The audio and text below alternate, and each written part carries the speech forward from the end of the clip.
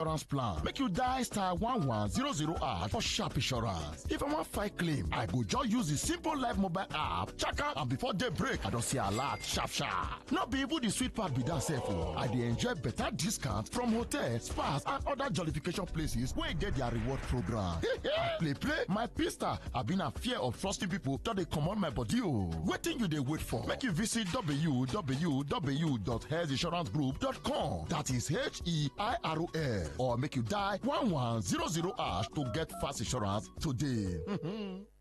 Today 95.1 FM, where news meets insight, sports meets passion, and entertainment meets excellence. Expert analysis from seasoned professionals and our top analysts, informing, educating, and entertaining you. Your voice, your station. We are the voice of the people. All right, thank you all for staying with us. Let's look at what the papers have for us. But before we jump into that, channels to reach out and say something on Facebook, on X, Facebook, Today951FM, Today951FM, whereas on X, we're Today FM 951, Today FM 951. On X, you'll find posts for opinion poll. Facebook, you find opinion poll and the general post. General post has the links to the stories. So if you're so interested, you want to read, you can read there. All right. And then WhatsApp, where we still entertain voice notes as well as text and traditional SMS. You can reach out 0701 9339 962 0701 9339 962. So that is your plug to send those messages through. Please limit seconds, limit your voice notes to 50 seconds, okay? And then you can call this number 0810 9510 951, 0810 9510 951. So when the phone lines are open, that is the number to call to make a contribution live on the radio. And for those that join us via streaming channel, YouTube, our official channel has been down for a few days, so there's an alternative we're streaming through at the moment. It is Today FM 9512, Today FM 9512. So use this alternative channel to follow conversations right here on Today 95.1. So all of those preambles out of the way, let's get into what the papers are saying for this morning. Daily Post is where we begin from. FAN bans cash payment, mulls traffic tariff hike in Nigerian airports. That's the first story from Daily Post. The Federal Airports Authority of Nigeria has announced a ban on cash transactions and plans to hike tariff nationwide. The Director of Commercial and Business Development, FAN, Adebola, disclosed this on Monday while speaking during an event in Lagos. FAN noted that 92% of its current revenue comes from aeronautical sources, while only 8% is derived from non-aeronautical activities, a stark contrast to global standards where non-aeronautical revenue accounts for over 40% in many developed countries. According to the government agency, the move marks a critical step in modernizing its operations and rebalancing its revenue structure. We have to find the means to review our tariff in such a way that it's not too much on you, but it's also helping us to pay our bills. She stressed that FAN would notify service providers early enough before implementing the tariff increase. We have done it already. We will be putting out notices on it, but please rest assured that we will not be getting a revenue on a tariff that probably has been done too recently. But we are reviewing our tariff, and we will also ensure that we notify you early enough so that you as business can plan towards it. On her part, FAN's Managing Director and CEO Olubunmi Kuku lamented the numbers of calls and inquiries from service providers on payment renewals and applications. I'll execute infrastructural projects in all zones, Abuja. This is Tinubu speaking. Yesterday, the president attended two functions. And in fact, according to the president, he had just finished from one and then he moved to the second. So he had finished from the inauguration of the mechanized agric inputs, that's the machineries. He has just finished from there, and then he proceeded to this event. President Bola Tinubu has vowed to execute infrastructural developments in all zones of Nigeria. President Tinubu said he would continue to execute projects that would make Nigerians feel the touch of good governance under his administration. He spoke at the inauguration of the new constructed rural road from A2 Junction, Abuja-Lokoja Expressway to Pai Community in Kwale Area Council of the Federal Capital Territory, FCT, to mark his second year in office. The president vowed to continue embarking on projects like that of the A2 to Pai Road across Nigeria because it is symbolic. He says, "We will not stop." Tinubu assured that such projects would uplift Nigerians. Will continue until every Nigerian can feel the touch of meaningful governance. Indeed, this project will continue to elevate our lives if this administration continues to prioritize infrastructure development in all zones. All right, so that is the story. Let's roll this over. Still from Daily Post this morning. Tinubu 2027, not business as usual. Atiku is speaking this time. Former Vice President Atiku Abubakar has warned that 2027 presidential election in Nigeria will not be business as usual. It's even as he said that the proposed coalition to unseat President Bola Tinubu is not a joke. The former Vice President maintained that the coalition is a deliberate effort to recover and rebuild Nigeria in line with the yearnings and aspirations of the people. He disclosed this in a post on X on Monday, saying it was part of his message to a delegation of Kannywood and key Northwest opinion leaders. Let me take parts of the quote. I was inspired by the revelation of the Northwest stakeholders in the new media industry that they are building a coalition ahead of 2027 to back the coalition of opposition political leaders. Dr. Aslam Aliyu, a top Zamfara politician who leads the PAA 2027 New Media and Digital Communications Forum, a coalition of digital media stakeholders led by the delegation. The forum is comprised of members of Kannywood, Zamfara Top 10, and other groups. The forum informed me that their commitment is predicated on a review of the outcome of the 2023 polls and the voter awareness and information gaps identified. Some members of the forum who played roles in the election of President Tinubu-led APC government expressed deep regrets about foisting an incompetent and clueless leadership on Nigeria and expressed a commitment to back the ongoing coalition efforts of opposition leaders. I assured the forum that 2027 will not be business as usual, and I charged the forum to take this commitment serious and enlighten the people on the need to embrace the ongoing efforts to recover and rebuild Nigeria for the good of the majority of its people. I am aware of the pervasive level of insecurity and other challenges citizens are facing on a daily basis. Suffice to say that we in the coalition have the individual and collective capacity to tackle them headlong. Atiku Abubakar. Tribune. FG says Abuja is safe, dismisses U.S. Embassy's security advisory. The federal government of Nigeria has dismissed the latest security advisory issued by the Embassy of the United States restricting its staff and their families from non-official travel to military sites or other government facilities in the Federal Capital Territory, FCT, Abuja. The Minister of Information and National Orientation, Mohammed Idris, on Monday, said that while the federal government recognizes and respects the rights of foreign missions, including the U.S. Embassy, to issue travel advisories to their citizens, it is important to state categorically that Abuja remains safe for citizens, residents, and visitors alike. Nigeria security agencies are working round the clock to ensure the continued safety and protection of all residents of the FCT and across the country. The current security architecture in Abuja has not only been proactive, but has also recorded significant successes in detecting, preventing, and neutralizing threats. We understand that the U.S. advisory is based on general global development and does not reflect any eminent or specific threat within the FCT. However, we reiterate to all diplomatic missions, investors, development partners, and the general public that there is no cause for alarm. The statement reads in part. There are other things they said. The link you can find on our Facebook page. So we're moving on. NNPCL increases petrol price in Abuja, Lagos, Ibadan. While in Port Harcourt, I see stations now, they've adjusted their pump price to 935. Some stations are already around 935 naira per litre.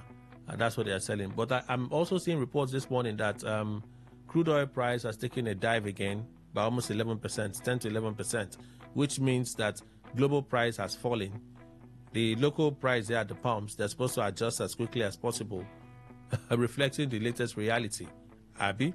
Anyway, retail outlets operated by the Nigerian National Petroleum Company Limited, NNPCL, on Monday raised pump price of premium motor spirit, aka petrol, to 945 naira per litre.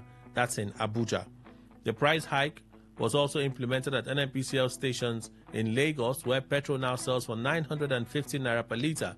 The adjustment marks a fresh increase of 45 naira in Lagos and 35 naira in Abuja, compared to the previous rates of 870 and 910 naira respectively. When we have an update, I've seen from stations, I saw one of the NNPC retail outlets on NTA Road adjusted yesterday to 935. Now, see how we're calling it 935 naira per litre of petrol. So that's what this story is pretty much about. Even coming this morning at an independent station, they adjusted their price on 935 as well. So yeah, prices have gone from, at some point we got to 895. I think we got to 895, and then now it's taking a jump to 935. Hopefully it drops soon. Because globally, I heard the price is taking a dive now by between 10 to 11%. The cable revealed, this is our conversation for opinion poll. Leaked memo shows SSS alerted DHQ to Bedway attacks a month before incident. The State Security Services wrote to Moses Garre, commander of Operation Wellstroke, OPWS, about planned attacks on communities in Benue and Nasarawa states in May, according to a leaked memo. The Defense Headquarters DHQ launched Operation Wellstroke in Benue in 2018. The operation comprises the military, police, and the SSS. On June 13, gunmen attacked Yewata and Dautu communities in Goma LGA of Benue State, killing over 200 persons, including internally displaced persons and farmers. In a leaked memo dated May 13, seen by the cable, the secret police says, intelligence revealed that suspected Fulani militias were planning to attack settlements in Awe LGA, Nasarawa State, and other communities anytime soon. In the memo, SSS said its checks revealed that the planned attack was to avenge an alleged seizure of some cows by the state government. Communication identified the communities marked for attack as Mararaba and the rest of them. There are about 7 of them here. 1, 2, 3, 4, 5, 6, 7, 8, 9, 10. Well, we're looking at close to 20 of those communities. The memo also revealed that there were also plans to attack Tiv settlements and border communities between Nasarawa and Benue states by suspected armed Fulani mercenaries. Yewata, which later fell under the attack, had several lives lost as one of the communities identified in the memo. Reports indicate that they have been holding this is a quote now from the memo. Reports indicate that they have been holding series of meetings in some communities and settlements in Doma LGA and have stationed their men at designated forests for a coordinated offensive against the Tiv communities.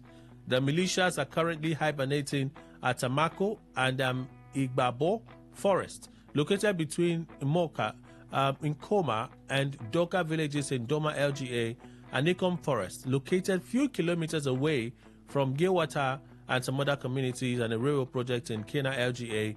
They are planning to attack Agatu, Gwe West, Gwe East, part of Makodi LGA, as well as Goma and local communities, all in Benue State. Well, in May, Moses Garre, commander of the OPWS, held a high-level meeting with leaders of the Mayete Ala Cattle Breeders Association of Nigeria, MACBAN, in Makodi, Benue capital, over the constant attacks in the state. Lawal of Sabo, Acting Assistant Director of Army Public Relations 401 Special Forces Brigade Sector 1 OPWS, in a statement issued on May 28th, said the engagement brought together critical stakeholders, including security agencies and local government authorities.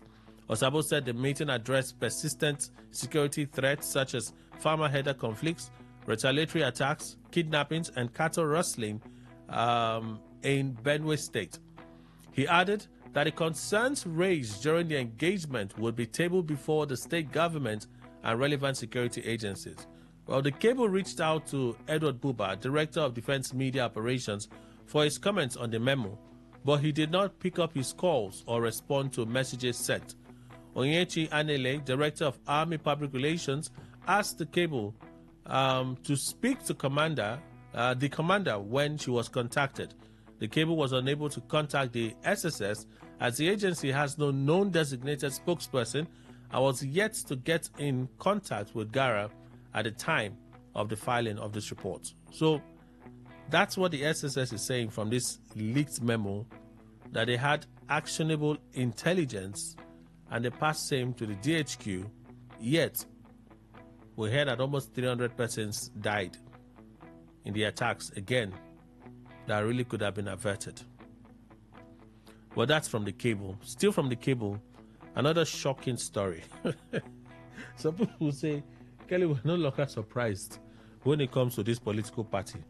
Damagum.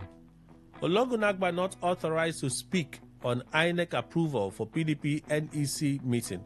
Yesterday, as part of our content, we had you listen to that press conference called by the spokesperson of the PDP, Debo Ologunagba, where he said INEC should remove their hand from their business. You recall? Where he said all the things that he said. Well, the acting national chairman of the party has come out to say Ologunagba was not authorized to speak on INEC approval for PDP NEC meeting. Umar Damagum, acting national chairman of the People's Democratic Party PDP, has distanced the National Working Committee NWC from a comment by Debo Ologunagba, the party's spokesperson. In his letter issued on Monday, Damagum says Ologunagba was not authorized to speak on the matter. He said the party's spokesperson made the statement without the authority or approval of the NWC. The comment was made premature and without due consultation, specifically or especially in light of the fact that the meeting has already been scheduled for Tuesday, the 24th of June, 2025, between party leaders, stakeholders, and the acting national chairman of the PDP and the chairman of INEC to address the concerns raised in the letter sent to our party. It is shocking and unfortunate that such a sensitive matter was addressed publicly without recourse to establish internal processes or the leadership of the party. In my capacity as the acting national chairman, I wish to make it categorically clear that the views expressed by Honorable Ologunagba in that press interaction were entirely his personal opinions and do not represent the official position of the PDP. Damagum said Ologunagba had previously acted unilaterally, disregarding the collective decision-making structures of the party. He also said while the party remains committed to defending its internal autonomy and resisting undue interference from external forces, it must do so in a responsible and unified manner. Damagum added that the PDP's strength lies in its unity, discipline, and adherence to due process. El-Rufai, INEC under Yakubu, unlikely to register new party for opposition coalition. We listened to El-Rufai this morning, so let me just roll this over. The political banter continues. That's the fact of the matter. It continues. Yeah, so I've rolled the story over. Tinubu flags off mechanization program, says farming will be sexy for youth. That's the first clip you listened to this morning. President carrying out that activity yesterday. And then Vanguard newspaper, drama as PDP staff shut offices, reject Ayamu's return. In a dramatic fashion, management and staff of the People's Democratic Party PDP National Secretariat yesterday shut their offices and staged a mass walkout in protest against Senator Samuel Ayamu's attempt to forcibly reclaim his position as National Secretary. The protest came after the party's National Working Committee, NWC, appointed Setonji as acting national secretary, an appointment the staff had earlier pledged to support. According to multiple sources who spoke to Vanguard in Abuja, Anyanwu arrived at the party headquarters with suspected thugs and tried to take control of the national secretary's office. But staff members, determined not to recognize or work with him, quickly mobilized and vacated the premises, leaving Anyanwu stranded and visibly embarrassed. One of the protesting staff members puts it this way: Anyanwu and his people entered the building. It was just an attempt. They actually went straight into the national... Okay, it wasn't just an attempt. They actually went straight to the national secretary's office with some of his aides. As the standoff continued, the PDP secretariat remained deserted, and staff insisted that they would not return until Anyanwu vacated the office. The protest was a show of loyalty to the NWC. Back in May, the staff had publicly pledged to support the committee's decision, insisting that Setonji appointment followed the party's internal procedures. Another source revealed that Anyanwu was later advised by his aides to leave quietly to avoid further humiliation. We had all left our offices and walked out in protest. That firm action led to his exit. Explaining further, the staff added, when he realized the atmosphere was hostile and there was no one left to work with, apart from the few he came with, his aides advised him to leave rather than remain in such an awkward situation. And then Premium Times, EFCC arrests ex-NNPC top official and others over alleged $7.2 billion refineries maintenance fraud. According to sources, Mr. Issa was detained. Mr. Issa was detained by the agency along with the former managing director of the Warri refinery, Jimo Olasunkomi. A photo, okay, that's the cover photo for this story, okay, has Mr. Issa, has him as their cover story.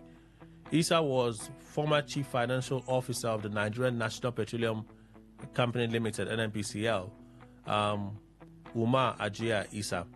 The Economic and Financial Crimes Commission, EFCC, arrested the former CFO of the company. Premium Times on Monday learned from the commission's officials briefed on the development that Mr. Issa was arrested in connection with alleged $7.2 billion fraud associated with the rehabilitation of the Kaduna, Warri, and Port Harcourt refineries. The three refineries have underperformed and recorded zero production over the years, despite annual allocation of turnaround maintenance to them. According to sources, Mr. Issa was detained by the agency along with a former managing director of the Warri refinery, Jimo Olasunkomi. Mr. Issa, as CFO, was in charge of release of funds for the turnaround maintenance of the three refineries.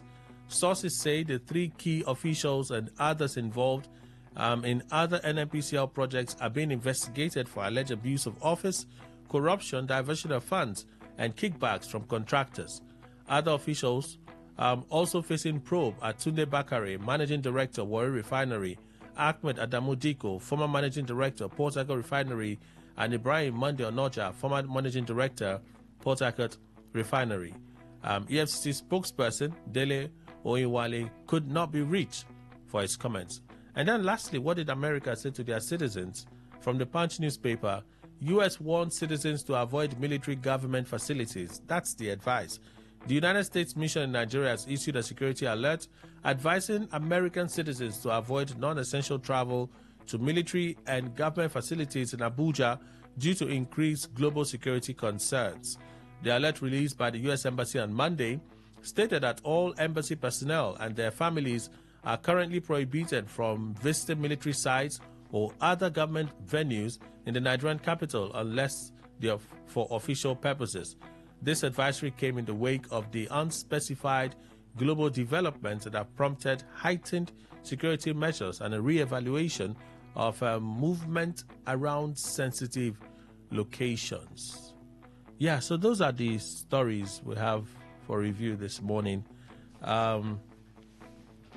There's a response from Tunde Anini's son to what was written by Bayo Nanuga, because Tunde Anini was mentioned in that piece as they all rushed to the defense of President Tinubu and his contribution to June 12 and democracy. The letter is addressed to Bayo Onanuga, so I'll read parts of it. It's a long one, so let's see how much we can read. He came out in defense of his father. Tony Anini is late, we know now. Your account of my father's involvement in June 12 is, to put it politely, untrue.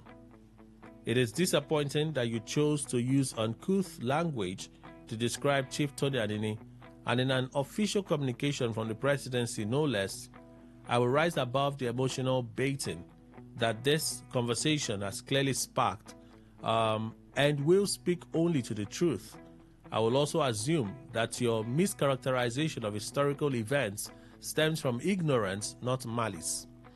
To the facts, Chief Abiola initially fled the country after the annulment of the June 12 presidential elections by General Babangida. You mentioned that MKO eventually returned. When he did, one of his first visits was to my father, then national chairman of the SDP in Benin City. True to form, my father confronted Abiola. He accused him to his face of abandoning the party and its supporters in the immediate aftermath of the annulment, while they risked their lives and limb defending his mandate. Abiola's public response: a bird does not tell his friends that a stone is coming. My father also told me of another conversation, one in which he warned Abiola that his increasingly close dealings with General Abacha would ultimately destroy his chances of reclaiming his mandate. At that time, both parties, SDP and NRC, had negotiated for an interim national government with the understanding that it would eventually hand over power to Abiola. MKO walked in step lock with his arrangement. In fact, strategically ring-fencing a few sensitive ministerial portfolios for himself. But Abiola perhaps grew impatient of waiting and decided to pursue a different path. According to Anene, when he warned Abiola of the folly in trusting the military, Abiola told him, whether you go by plane or by car, what matters is that you get to Kano. The ING to Abiola was a road trip. Abacha's military coup, which Abiola publicly encouraged, he regarded as a private jet. Indeed, Abiola was one of the first to visit and congratulate Abacha after he overthrew the interim national government and seized power. Now, I'm not aware of any animosity that ever existed between my father and President Tinubu. In fact, my father acknowledged that Tinubu had initially spoken out against the delay in announcing the results of the June 12 election. It was the only time he mentioned Tinubu in his 260-page book. I have no personal knowledge of what role your principal played after that, though I find it curious that you consider his early visit to Abacha immediately after a coup to remove the ING he, MKO, helped birth, a mark of honor. Like Lamido said, many of the key players in that chapter of our history, like IBB, Abdusalami Abubakar, Ikimi, Mark Ayu, David Mark, Iyocha Ayu, Dele Momodu, and others, including Kola MKO's son, are still alive.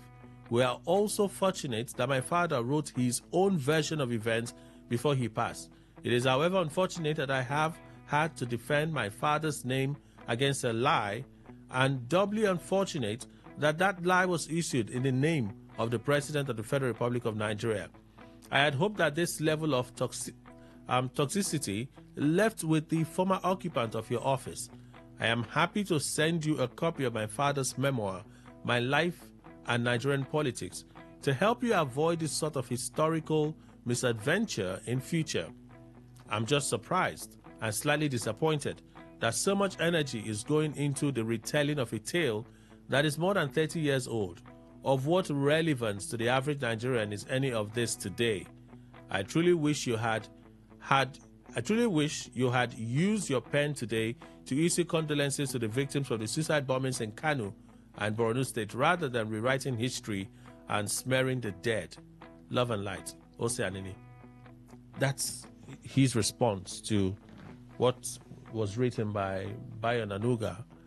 But what Bayo Onanuga said is very similar to some of the commentaries or remarks by Dele Alake on TV on Sunday as well on this same issue. So let me introduce panelists. Maybe we'll just begin from here. It appears to be very important to them. Dr. Fineface, Jumnamene Fineface, Executive Director, Youth and Environmental Advocacy Center, IC Nigeria. Good morning, sir. Welcome. Thank you, Kelly. Good morning to you, and good morning, everyone. Mr. Nduke, good morning. Good morning. And Mr. Emmanuel Ndukwe is also here, our in-house analyst. Welcome, sir. Thank you very much, Kelly. Good morning, Nigeria. So it started with Sule Lamido, and the presidency, they didn't waste time to respond in trying to fact-check Lamido. In fact, the interview of Dele Alake, he was livid. He was angry. Said it was lying, and said so many things. But that Lamido was lying. Yes. That his accounts of June 12 and Tinubu's participations are all lies, and so on and so forth. Well, I really kind of wonder. I do think that, although perhaps it's becoming clearer, that whatever reputation these men built over time, it is important to them. So if someone comes out with an account, maybe true, maybe false, but as long as it doesn't paint them as correct, they are quick to respond. Would that be strange, Mr. Ndukwe? Well, I think it won't be strange. You know, Kelly, for me, you see, this particular tirade is not important now. At all, it's not important. It's not what Nigerians should be talking about. However, I want to believe that all of them, including those in the presidency, are interested, and they know at least bits and pieces of all this information. It might be very difficult to get exactly who owns all the facts as it happened at that time now. Because, except otherwise, somebody like Anene's son, whose father would have told certain facts, and Anene also happened to write perhaps a book or a memoir, whatever. So as he was talking with authority, because a father is not expected to lie to the son in terms of giving him facts of history. Then, Onanuga, I want to believe, would have been recording these things if he did as a passerby, as it were, as a bystander. And so coming now to give authoritative accounts, there might be lapses here and there in his own version. I cannot accept Onanuga's own and then throw away Anene's son's own. No, I can't. I would believe, because if I am telling my son what is happening right now, I will tell him the real truth, how it happened. And Kelly, even if all that I tell the boy is not the real truth, the boy certainly will have it in mind that is the real truth, and that's what he will repeat. So, to tell you frankly, Lamido's son, I don't know where it also came from. Because right from the time it happened, I believe Tinubu was not all that in support of annulment of June 12th.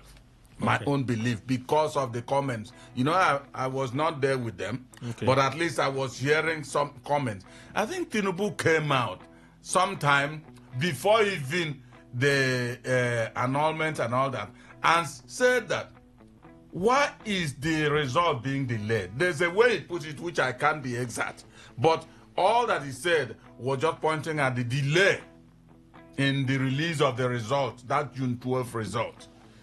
I'm not sure he will be happy that the result is, that he will just kick against the result delay and then come to support the annulment. Those are contradictions in themselves. So for me, all these things, where is it taking us to? What benefit, single benefit, are we deriving from the whole thing? The one from Onanuga in defense of the president, the one from Lamido in maybe, of course, his own is not defense of Tinubu. It will be maybe to scar him, to tell Nigerians that this man is not as a Democrat as perhaps some of them think. And then the one I value in the value chain, I must tell you, is the one in defense of, because if anybody says anything that my own father who is no longer alive, did some time ago, I will stoutly come out in his defense. So, Anini's own son, if I'm to listen to any of all those pieces, I'll listen to Anini's son's own. Fine face. Thank you. I think this issue of June 12 all started from, or even before the June 12 itself, 2025, before it was celebrated. A lot of people started talking, or I think the discussion even started from when IBB launched his book, in which he tried to say that denying involvement or being directly responsible for the annulment. The argument has been on, and it will continue to be on. Lamido has given his own part of the story, and the presidency lashed out at him and even giving him some names, what psychologists we call poppy syndrome, maybe suffering from that by the way he is speaking and then distorting fact and all of that. But all of this remains that some of the people that are directly involved here can no longer speak for themselves. Anini is gone, the son is now speaking. If he were to be alive, the response he will give will be more than what the son have just said. In as much as we believe that the father would have spoken to the son, we know that there are some facts that Anini left with haven't passed on, because as the owner of the matter, there are things to discuss I don't even share with people. Lamido too is in the shoes of people like Anini at the time, because they were all younger people running around June 12 and pushing for things to happen. So what he is saying is directly what we should hear, just like what Babangida said is what to an extent we should also hear, but all the blames falls on him. But Ananuga that is speaking here, I must say that he didn't even consult or reach out to Tinubu to ask him to respond to that before he started writing. He's writing from the figment of his own imagination and speaking for Mr. President, and that becomes Mr. President's position. But all of this, we know that a lot of them don't even resort to Mr. President before speaking. So I will believe and ask people to take what Ananuga said with a pinch of salt, while trying to an extent to listen to what Lamido said, because Lamido was directly involved. But if we should take what Onanuga have said on behalf of Tinubu seriously, then let Tinubu himself speak on this matter to Nigerians. He used the opportunity of the flag off of the tractors and all of that to tell people about his certificates, for which he was sued to say he never went to school in Chicago, by saying that the young man that was there was his roommate in the other room, this and that, and he threw up another argument that we are currently having. So let Mr. President use another opportunity that he has to talk about this matter. Let's hear from him directly, other than his aides that are just speaking and they are younger, they never really knew what happened and all of that. Okay, I didn't bring the clip of Dele Alake, but Dele Alake said he was, I think, one of the editors for one of those prints Then at the time, and he was the one that even wrote one of MKO's statements. Okay. He said he wrote one of MKO's statements, so he's not an outsider. He was an active player in the whole thing, where there were the few persons that were always around MKO. He spoke quite a lot on Arise. That's, I think, Sunday night interview. So he said quite a lot about it. So why have I mentioned him? His words seem to corroborate to a large extent what Bayo said in his reply. I'm not surprised. To Lamido. To Lamido, right? I'm only mentioning him not because I hold that theirs have more validity than what Lamido said. I'm only mentioning him because he said he was a key player when the whole saga started. And according to him, while they were doing the thing, Lamido was even somewhere else. Blah, blah, blah. But this is the part that I want us to talk about, perhaps in closing. We see again that the absence of actual records of history today is haunting us as a people. Because if we had some of these things penned down, what would have to do? We'll just fall back to what was written. What was written? who will pen them down? Is it not maybe in a book or journalists and all of that? That's the thing. They are there. The last time we had a conversation about Biafra, we talked about a living archive, a building where you could walk in and you can find books. You can find books about our history as a people. That one exists. That one exists. Yes, the books. A lot of books have been written on that war. Okay. They exist. A lot of academic papers to point at Are they this. collected? Are they collected in such a way that we can pass them on generations after generation, shared in schools universities, so that our people become knowledgeable. And we know that some of these things would also, there will be a bit of bias. That's true. There will be a bit of bias from who wrote it, the perspective of the author, and all of those things. But when you can compare notes, yes, in that process, you will find some clarity. Okay, this actually happened. We can ascertain that this happened. These were the key men that brought about this happening. So, do it also? My question now is: should the government be thinking of? They are all rushing to defend their reputation. of course, no. Should they not also think about how do we enthrone historical knowledges in this country so that it lives beyond them and is passed on to generations? Let me just introduce Dr. Obidima. He's a journalist, international affairs analyst, lecturer in international diplomacy, Rivers State University. Doctor, good morning. Welcome. Thank you, Kelly. Good morning, Emma. And Dr. Fanface. Yes, good morning. I think you have served us talking after your graduation. Yeah. It's all right. Okay. I was not there that day, so you give me my own today. Very important. So, Kelly, good morning. Thank you. It's my delight to be here. welcome, Doctor. Thanks. So let me take their views, and then we'll take the views of Dr. Obidima. This absence of history in our schools.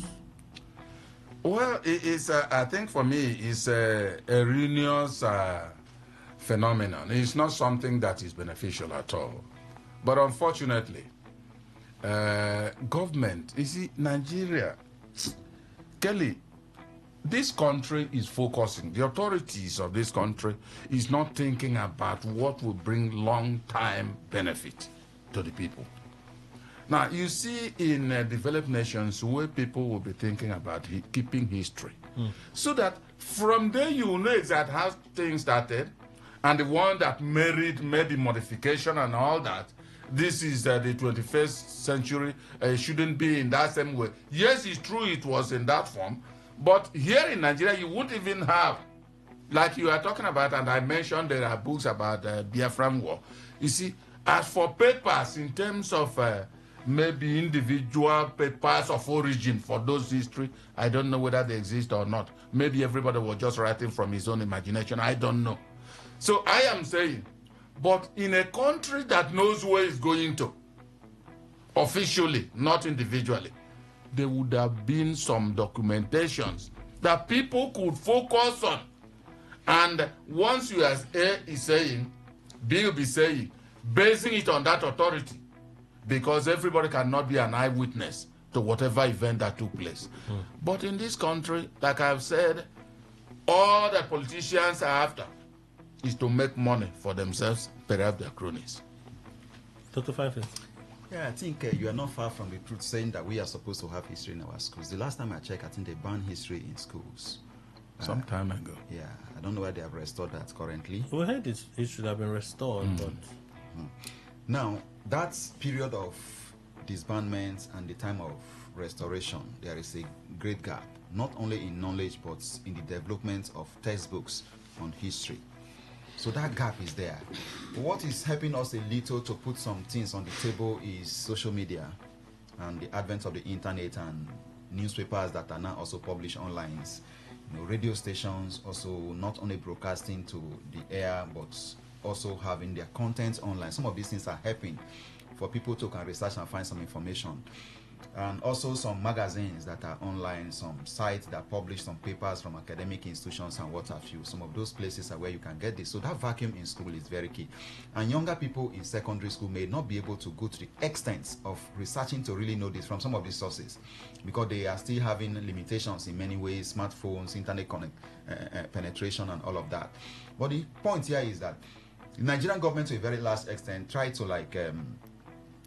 hide their dirty past, from the people by banning history from schools for people not to tell the stories. I heard at the time that one of the things they were targeting, trying to ban history, was for the Biafra, knowledge of Biafra not to penetrate to the people, and people shouldn't really get to know the Nigerian Civil War and all of that. But the point here is that you cannot do without history, because in almost every subject at the secondary school level or courses at the university level, they have elements of history. Government has element of history, because as we speak, you must have to read about some history. I mean, government textbooks in secondary school that will tell you about the government between 1999 or even from 1960 to date and different constitution and all of that. Those things are there. So it's important for us to have this history. As you've said, it's been restored now. It's good we have it. Then people should get to know, because the younger generation, they need to know, because for you to really function effectively, you must have to know where you are coming from, where you are today, to be able to project where you are going to be tomorrow. It's just very important, because no matter how it is, you must know your history and where you are coming from. Dr. Bidima, though we have a commercial coming up shortly, anywhere you stop, when we come up from there, we continue. The point is not about historians. It's about all the discipline we're involved in. There is, in fact, universities in America, if you look at them, their Department of History, they specialize in so many areas of history: medical history, engineering history. You know, it's not just, they have all the different layers, and you go and they go to the archives, you easily. There's a friend of mine from Opobo. He marked his sister birthday, saying that was last year or year before. Like, he was born in UK. You know, but it was an issue of traveling and all those things. He was able to trace his birth certificate. He went to UK, and the place they gave birth to him were able to get his birth certificate. If can that happen in Nigeria? You know, so this is a society that know what governance is, how to organize society, and they keep records. And that records they are keeping will be useful in future. Here, states don't even keep have archive, state archive. Let me play with you. We have to go for that break now. Right. When we come back, we'll allow you to conclude, and then we'll look at some other issues this morning. Please stay with us. We're back in a moment.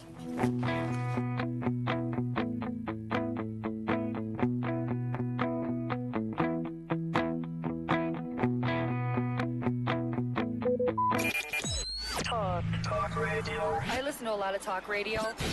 95.1 FM. What's a successful business without sales? And what is sales without an audience? Well, do you know that you can reach 8 million listeners across 6 states in 2 geopolitical zones all at once? How? With Today 95.1 FM, you can get millions of people to know about your business. And what does that mean to you? More sales. Call 081 389 2850 now for more information.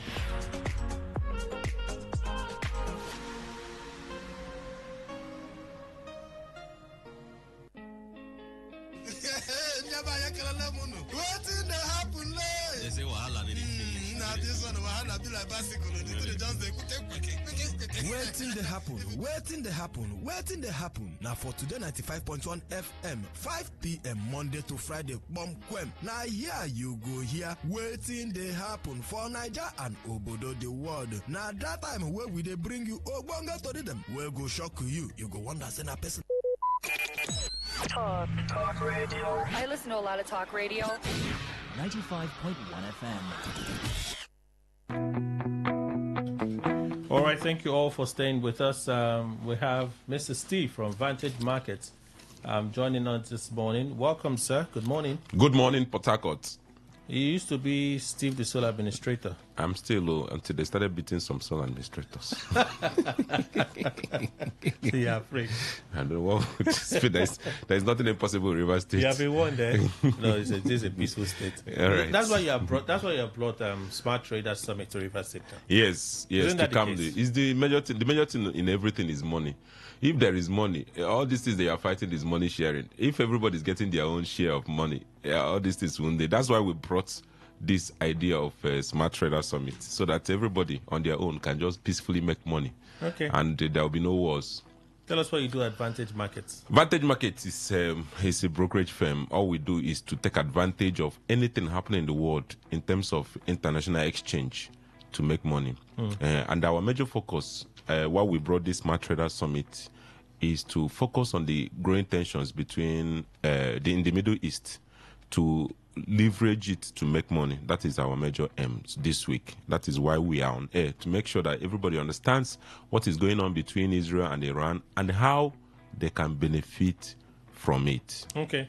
So we already talked about Smart Trader Summit, AI automation in trading. Yes. So let's explain. Okay, this is actually, we have brought the latest technology to the world. AI automation, the most improved form of AI. Technology keeps increasing every day. Okay. So this AI can, at the comfort of your home or office, on the road, or anywhere you're going, be picking up small dollars for you, at least $5 to $10 every single day. You don't need to do much or think too much. We have brought out this software. And then this period too is also a time that the AI has also calculated and noticed that, the prices of oil will be going up, considering the tensions in the Middle East, because Iran has the water route, whereby all these ships that carry oil and all that, pass. So they can actually stop it, and it will affect the oil movement. So these things are already happening. Our filling stations have already adjusted their prices and everything. So we are leveraging on this thing to make money. So we've already set our softwares to be able to maximize profit this period. So this Smart Trader Summit is coming up on this Thursday, 26th, 2 days time, at D-Line by opposite Ekanka or by Kali Cathedral, number 21 Bekwerenwosu Street, D-Line. So the time is 10 a.m. All you need to do is to be there. And if you want to be part of it, simple thing you have to do is just to send PH to this number, 090 60 59 3552. Send PH to 090 60 59 3552. What is special about AI automation in trading? The truth about it is that most people now don't have time to start thinking and disturbing themselves on analyzing the market, what is going up, what is coming down. And especially those who have traded in the last 10, 15 years, 5 years, they know how difficult it is to have access to bots, robots, softwares that can actually help you do these things. But now we've come up with the latest AI solutions. We all are seeing what AIs are doing in technology, in graphics, in videos. So that AI is the machine that will help you comfortably reducing all risk and making sure that at least every day you are profitable. We don't promise you that you become Dangote, but we promise you that at least your daily bread, your daily expenses will be covered. So whether you are smart or not, all you need is just to come and enroll. The softwares are there for you for free. So who can attend, and are there requirements? Anybody that likes to earn in dollars can attend. If you have a thing for dollar, if you like making dollars, if you know that if somebody gives you $1, $2, $5, you appreciate it, you're qualified to go. Whether you're 70 years, 80 years, 15 years, it doesn't matter. You will come and learn how to do it. So we're also going to have classes after this period, because we're going to teach you how the AI works, how to monitor it and all that. You don't need to do much, because the AIs already have received all the instructions on how to open trades and close it. So all you need is just to understand the tool you're using.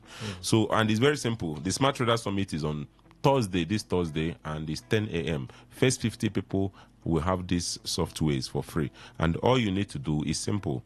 Send PH to this number, 090 60 59 3552. Send PH to 090 60 59 3552. This is half of the year. And if you've not met your financial goals, this is an opportunity for you. The year is almost half and gone. So this is time to start if you have not started already. Okay.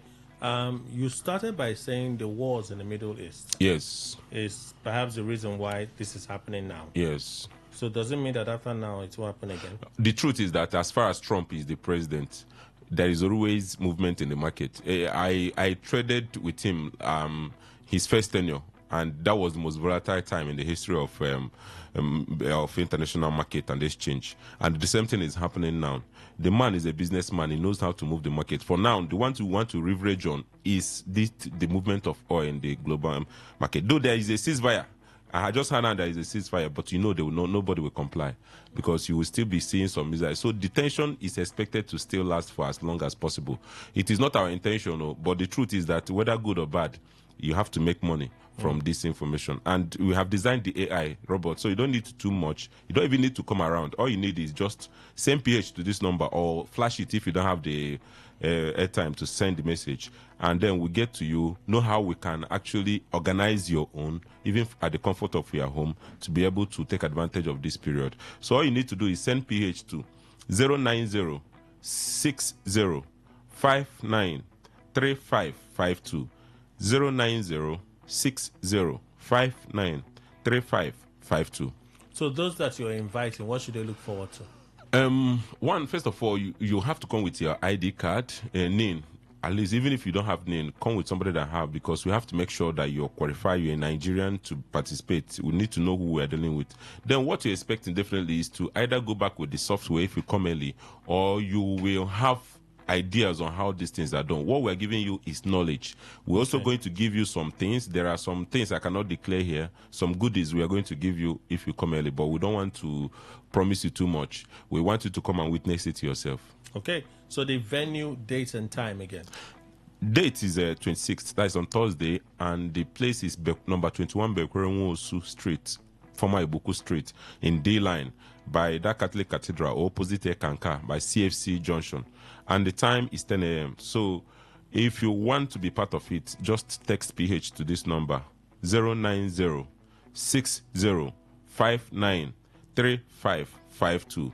Send PH to 090 60 59 3552. Okay. Before we go, final words. People will be saying, what will be special about Vantage? Can we trust Vantage? What would you say to them? Vantage is more than 15 years old, and we are in over 17 countries of the world, including UK. Our head office is in London. So if you come, if you want to go and verify, you have persons in London, you can also check.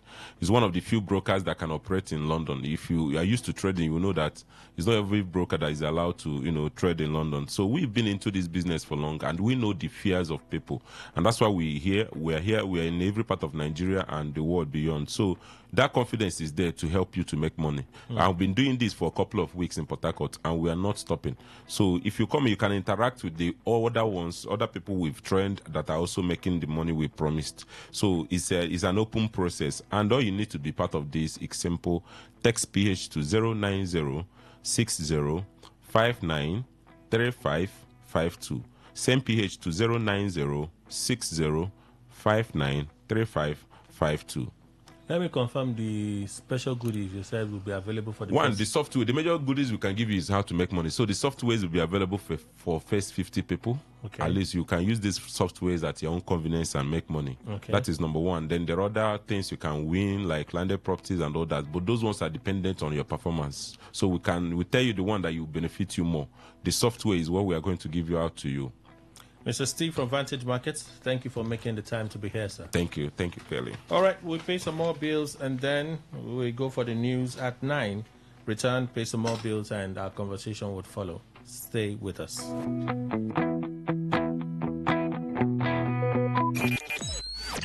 Talk radio. I listen to a lot of talk radio.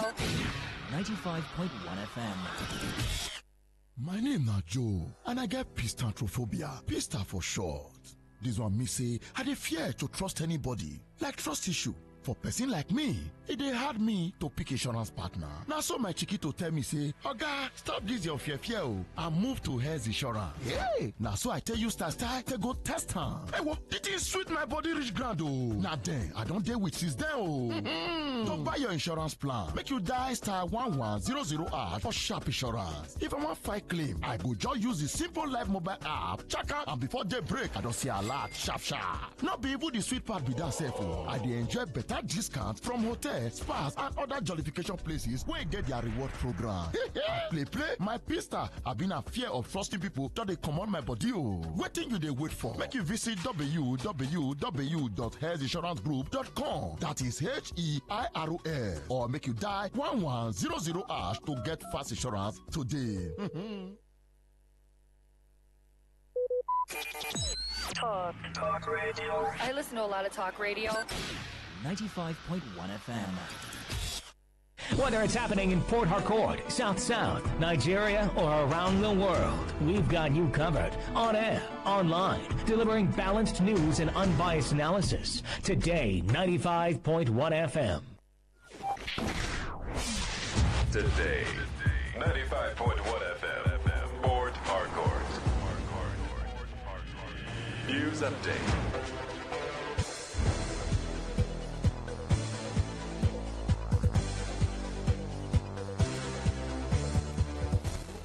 A very good morning to you. Here's the news update on Today 95.1 FM.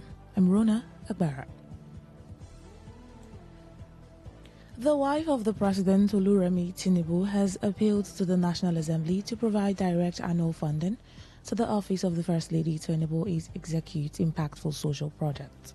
The First Lady, who made the appeal during the second quarterly meeting of the Renewed Hope Initiative at the presidential villa in Abuja, said there was no budgetary provision from the central government to run her office. She lamented the limited resources available to her office and emphasized the need for structured government support. Speaking to newsmen at the opening session of the meeting, Tinubu appealed to the Senate to give legislative backing and financial allocation to the office of the First Lady for structured project implementation. She explained that her motivation and those of the wives of the state governors stem from a desire to help her husband succeed, while also advocating for the voiceless and less privileged in the society. The Independent Corrupt Practices Commission, ICPC, says the commission recovered more than 20 billion naira and other properties from corrupt individuals in 2024. The chairman of the ICPC, Musa Aliyu, who noted that corruption was not only at federal levels but also at the sub-nationals, said the prevention was more strategic, less costly, and would help retain the country's assets and resources. Aliyu, who said this on the sidelines of a conference of state attorney generals in the north central zones in Ilorin, said the commission was ensuring that assets taken outside the shores of Africa and recovered were not looted again. Aliyu further assured the commission will not relent in its fight against corruption in the country. The National Security Advisor, Nuhu Ribadu, has identified hunger and poverty as major drivers of insecurity across Nigeria, stressing that tackling them is essential to achieving lasting peace and development. Ribadu, who spoke at the National Security Seminar in Abuja, said hunger and poverty were not merely social concerns, but catalysts for insecurity, crime, violence, and social disintegration. Represented by the Director of Defense Affairs at the Office of the NSA, Major General Peter Mala, Ribadu noted that President Bola Tinubu's administration had prioritized agricultural reforms, social investment programs, and security sector interventions aimed at breaking the circle. He warns that the disruption of farming activities, illegal occupation of farmland, and rural-urban migration were fueling food inflation, mass displacement, and national instability. And on the foreign scene, Mali's junta leader, General Assimi Goïta, has told Russian President Vladimir Putin that he wants to reinforce ties with the Kremlin, a key supporter of the West African country's battle against jihadism. Under the general who came to power after coup in 2020 and 2021, Mali has steered away from its former colonial master, France, mainly in favor of closer ties with Moscow. Goïta's days-long visit comes as Mali struggles to contain the country's long-running jihadist threat. Russia has for years sought to expand its influence in Africa, in particular through the rise of mercenaries sponsored by the Kremlin. Goïta's visit comes shortly after Russia's Wagner Group, whose mercenaries had been involved in the Malian army anti-jihadist campaign since 2021, announced it would leave the country to be replaced by its successor, Africa Corps. Mali, alongside Nigeria Republic and Burkina Faso, exited West African bloc ECOWAS early this year. And that was the news update on Today 95.1 FM. Many thanks for listening. I'm Rona Agbara. Good morning.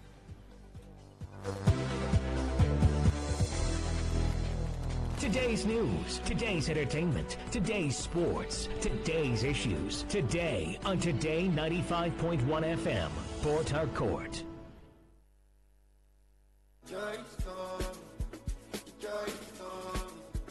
Are you ready to level up your future? The LockTech 2025 scholarship is here, and this is your chance to break into tech. Get trained and certified in cybersecurity, ethical hacking, full-stack web development, data science, UI, UX, digital marketing, and more with up to 100% scholarship. No experience? No worries. We train you from scratch. Your journey starts with a simple scholarship exam, testing basic logical reasoning. No tech knowledge required. Just bring a pen and the drive to succeed. The exam is on June 28, 2025. Seats are limited. Register now at www.locktechng.com/scholarship or text scholarship to 0703-888-5466. That is 0703-888-5466. Your tech future is one decision away. Don't miss it. LockTech. Get trained. Get certified. Get ahead. Attention Port Harcourt, big news as it hot as we drop am. Introducing your new waste management and recycling company, and it's launching where in Port Harcourt on the 29th of June 2025 at Osborne de la Palm Hotel, GRA. Red carpet starts at 2 p.m. The event starts at 4 p.m. Make una dey listen Port Harcourt, make una join us as we get amazing offer for you. We get gold, we get silver, and we also get bronze. As your money reach, now so we dey deliver. And our app go also launch that very day on Play Store, where you go just there for your house. As you press pim we go come deliver. We also get machine where they clean, they perform over 76 different functions. Make I tell her if una no know. Waste management, money down. Trash is now the future of waste management and recycling company, and it starts for where? For Port Harcourt. Save the name Trash It. You don't get anywhere where we need it reach. Waiting be the name Trash It Integrated Waste Management Services. Radio has never been this good. Today, 95.1 FM, Port Harcourt.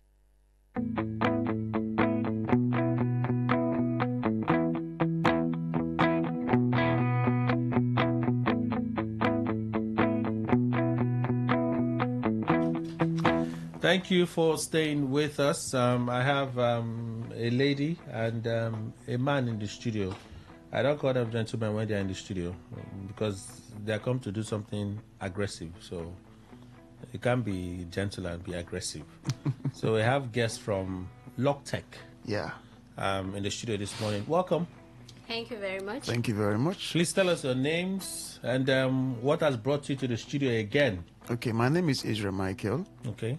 And I am Edose Hope. All right, welcome. Who is LockTech? What is the company about? Okay, LockTech is one of the top-rated tech training institutes in Port Harcourt. If you Google us for tech schools in Port Harcourt, you will see us as number one. So we specialize in delivering practical, hands-on tech training in high-demand fields. So we are not just about theory. We prepare people to work in, grow in the tech space. So whether you are starting your career or you're upskilling for the future, LockTech is the bridge between talent and opportunity. Tell us about some of your programs. All right, at LockTech, we offer ranges of programs tailored to meet tech industry demands. We have courses like data science, we have artificial intelligence, DevOps, web design and development. We have UI UX, we have data analysis, we have digital marketing, we have cybersecurity and ethical hacking, we have video editing, we have programming languages, Microsoft, AutoCAD, and lots more. We also provide specialized workshops, boot camps, and a corporate training. We actually have a lot we do. Is there the one that you don't have? No one actually. We have a lot we do. What about benefits of learning at LockTech? Okay, if you come to learn at LockTech, you would have access to practical project-based learning, and our instructors are experienced with real-world knowledge, and you have access to internships and job placement opportunities, and also we offer you a supportive community and peer collaboration. Even our learning schedules are flexible, so you can come to learn weekdays or weekends depending on how your work allows you to come. And also we offer certifications upon completion, and we also offer free seminars, mentorship, and networking opportunities. Okay. How about your modes of training? Okay, at LogTech, we are very, very flexible. When it comes to flexibility, that's our name. We have an on-site training, which is a physical training. You can come to our facility for your training. And then if you're not within Port Harcourt, we have virtual for you, which is online. You can learn via live sections. And then we have hybrid, where we can come to your area and then you can come to an on-site. It seems like a lot. Something must have brought you to the studio today. Yeah. What exactly has brought LogTech to our studios today? Interesting. So, as part of our corporate social responsibilities, we are here to share something really exciting with everyone, and it is called the LogTech Scholarship Program. Now, this program is designed to support aspiring tech talents by providing access to quality training at little or no cost. So it's aimed at empowering youth, students, job seekers, career changers with the opportunity to gain tech skills regardless of their financial background. So the scholarship is absolutely free. Wait, they're not required to pay for anything. Actually, completely free, 100% free. If you merit the cutoff mark, you have to write the exam, and if you score up to 80%, you have the privilege to get any course, one course of your choice for free, 100% free. But if you score below 80%, you will get a whooping discount based on your performance. For example, let's say you scored 70%, you'll Like be a given 90% discount. you can get 70% discounts. Not 90% discount. No, based on your score. Okay. No, Yeah. go on, you were explaining. Okay, so if you had 70% in your score, you'll be given 70% discount on any 2 free course of your choice. Okay. So for anything below 80%, you'll be given 2 free courses. To choose one. To choose, yes. To choose 2. To choose two. So Yeah, you will like get for those 70% discount on 2 courses. Okay. Yes, if So you you score have to below pay, 80. you have to pay the 30% Exactly, yes. on those 2 courses. On those That's 2 correct. courses. What if you want just one? It's up to you, but you have the opportunity to explore more than one. Are those courses easy to study that one could choose to do 2 of them? Very, very easy. LogTech is we are called flexibility. Flexibility. Yes. Okay. So for the person that gets the full scholarship, do they get full scholarship on 2 courses? No. You get full scholarship on 1 course if you scored from 80% and above. Okay. Okay. Right. So anything below 80%, you get 2 courses that you can choose with a discount. Yes. Okay. Who are eligible for the scholarship? Okay, the scholarship is open to secondary school graduates, NYC core members, university students and polytechnic students, career switchers and unemployed youths, anyone passionate about learning a tech skill. Then applicants just have to show commitment and readiness to learn. That's all. So we'll come to the meat of it. How can people register and apply? Okay. To register is absolutely free. You can just call our phone number 0703 888 5466. Again, the phone number is 0703 888 5466. Or you can WhatsApp scholarship to the same phone number 0703 888 5466. Or you can also check our website on www.logtechng.com to register. Okay. So either ways you can. So the exam, is it general? What should be the expectation? Those listening now will reach out. They have to do a test. Exactly. Right? Yeah. What kind of tests should they have in mind? Okay, our applicants are expected to take just a simple assessment on basic logical reasoning. There is no computer questions, like it's just basic logic reasoning. Logic reasoning hard pass computer. Like you don't need computer knowledge, like no computer experience. Do like aptitude tests. Yes. Just to test your IQ. I'm encouraging my fellow people out there. Exactly. None of us are not tech savvy. No. When she just said logic, but if my head just No, just to test your IQ. That's all. Basically. Yes. So, what's the time frame? Is there a time frame that people should be aware of? Okay, yeah. The scholarship is holding on the 28th of this month, being the month of June. That means this Saturday, this weekend. Where the test is on Saturday. Yes, the exam. This very Saturday. This Saturday, yeah. Why now? Yes, now. The ad has been up and running for a long time. Our jingles has been there. We're just hearing now. I'm like people like me. We're just hearing. So what if I wanted to reach out to Locktech? I don't want to reach out to Locktech as a guy who speaks with you in the studio. I want to come. People now tell me that the test is on Saturday. You can make it, and that. I'm already afraid that there's a test and I might fail the test. No, you won't fail. I won't fail the test. You are a brilliant man. You won't fail. Okay, you're telling us. Yeah. Because there are many people like me that were brilliant. Yes. We will not fail the test. No, you won't. You wouldn't. So we should not be unfazed by the proximity of time. No. Not even that very Saturday, you can just walk in and register and write your exam. Yeah. I don't feel. So what's the means of application and registration again? I know you mentioned it. How can they do that? Okay, so to register, like we said before, registration is completely free. All you need to do is to call us on 070-3888-5466. I'll take it again, 070-3888-5466. Or you can WhatsApp scholarship to the same number, or you can visit our website www.locktechng.com, or you can just walk in that very day. We'll register you and you get started.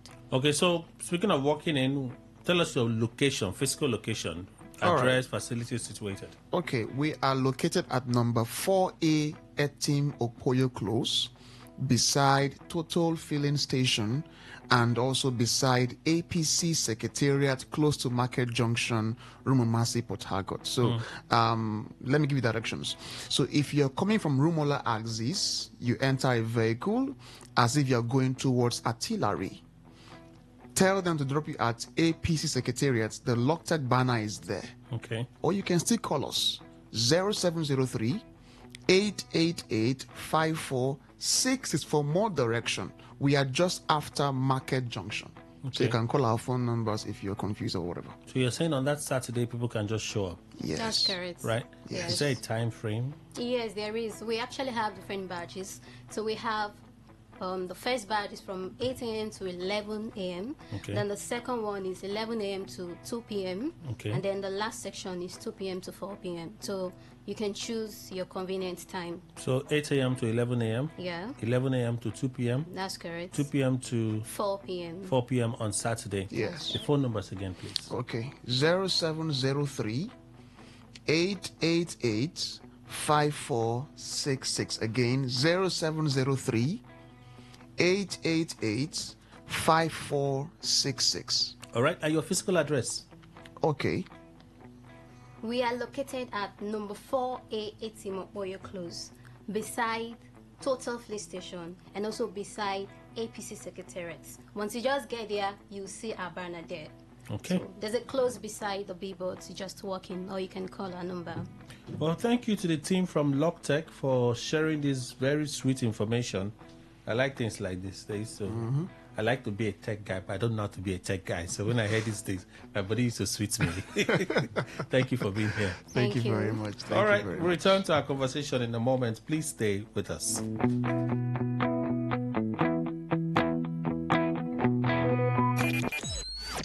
Talk radio. I listen to a lot of talk radio. 95.1 FM.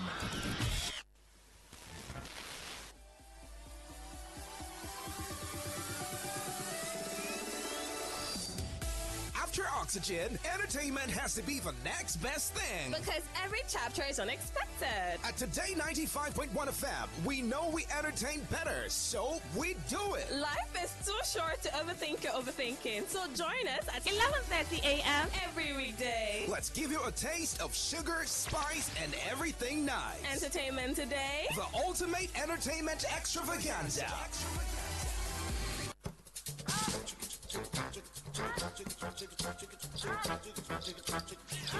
Hello, my people. Are you ready for an electrifying experience that would send shivers down your spine?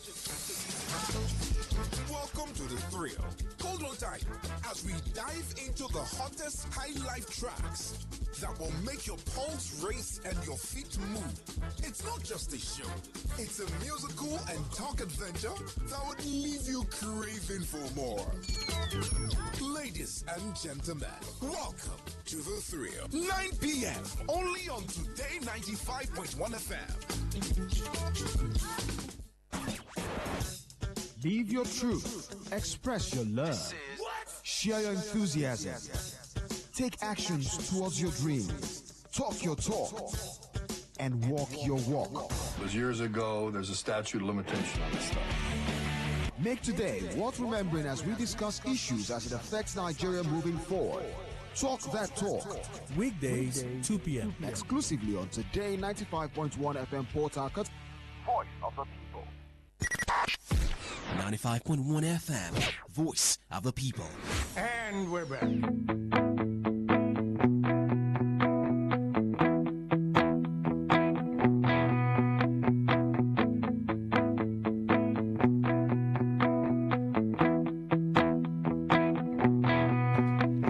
We thank you for staying with us. Before we continue our conversation, let's read some of your contributions this morning. I'm beginning to mark certain persons on social media.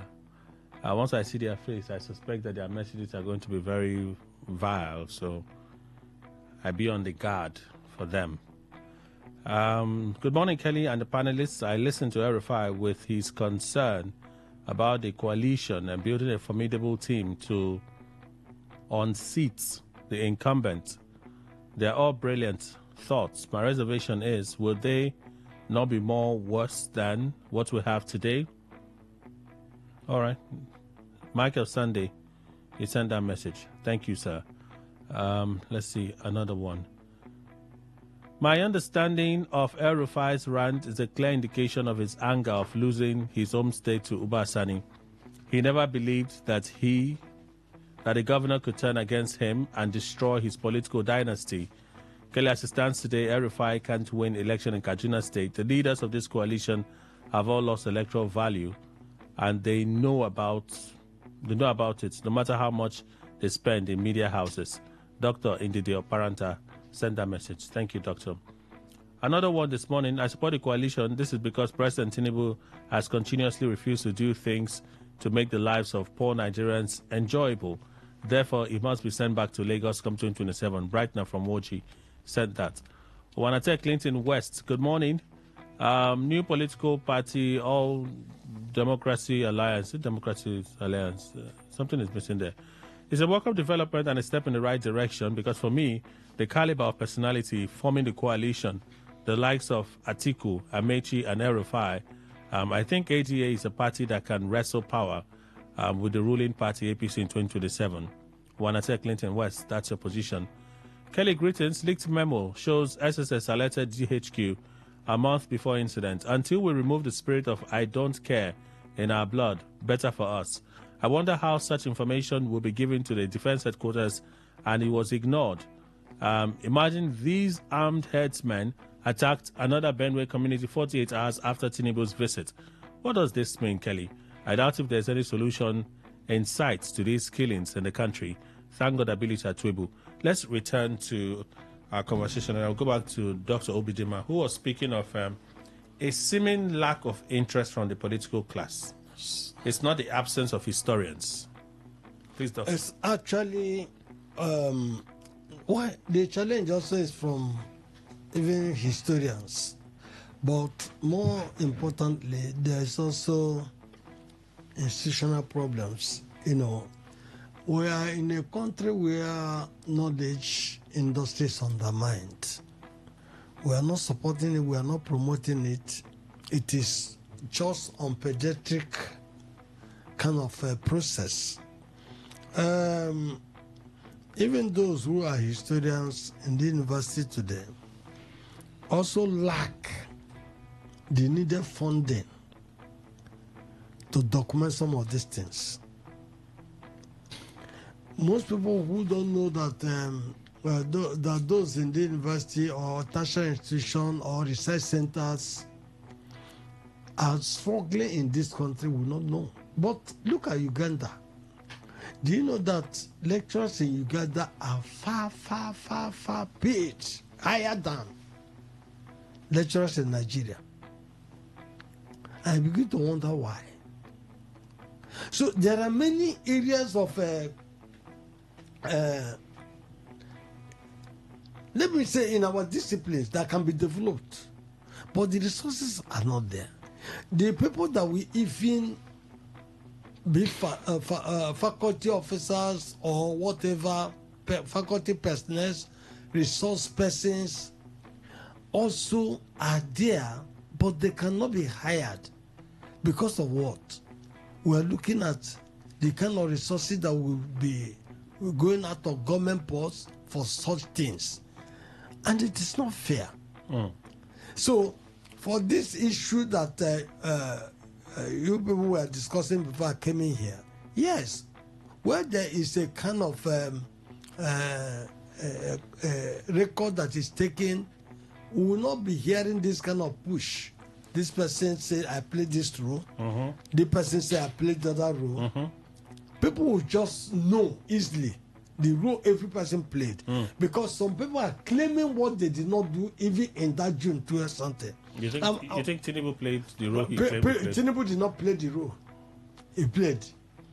Tinubu did not play. But what I say is that when this Nedeko thing came up, Tinubu was about one of those who are running around this Adebanjo them, Ayo, you know, and not the rest. It's not that I played any role. So you're saying Lamido may be correct? I am believing Lamido because I've heard from a Lagosian. Okay. A Lagosian adult. I mean physically. In fact, he has relocated back to Lagos. He used to be a tenant of Dr. C.A.J. Chinwo. You know, he told us real story about, in fact, the people that even the age wanted to be the governor of Lagos State were Fonshaw Williams. But Tinubu manipulated the process and emerged. Okay. But for some of these things, you need multiple accounts. No. Somewhat to ascertain veracity. But since you believe him, it's good. And it's good you cited that you spoke with someone. Yes. We know it's one-on-one. Yeah, if you believe him, that's fine. And that is how you also generate data in history by oral interviews. Yes, I agree. So let's move on. We heard that the EFCC has arrested more top officials of the NNPCL. I mentioned yesterday that the spokesperson of the NNPCL resigned his position. I think that was on Saturday. When we heard that Femi Sone has resigned his position. I'm thinking, it's like when this guy came on board, what's his name? Olayemi Kadoso, started hearing rumors that some persons were getting fired, they have voluntary retirement for people and so on and so forth. It seemed like a similar thing happening with the NNPCL now. Perhaps in-house cleaning. Do we have confidence that if it's in-house cleaning, the NNPCL will be shaped or positioned to be a better organization that Nigerians can be proud of? Dr. Bidima. I don't think. Even with all these arrests, this routine, you hear arrests, what will be the outcome of it? EFCC, they're arresting people. Which is it today they started arresting people? NNPC people. Yes. But there are ministers who are around there that are corrupt. There are those in National Assembly but that are corrupt. At least they are touching NNPC. No. NNPC used to be untouchable. I know. But the point there is that, is it not to just force them out of the place and replace them with the people they want? That's all. It's just the strategy we know. But you know they can remove them without probing them. They can remove them without probing them. Kelly, well, you are doing your duty. I don't understand. You are doing your duty. And my duty is also, from experience, also as a senior citizen who is educated, have followed the political, issues in this country, how we behave, how we do things in government, it will not go to anywhere.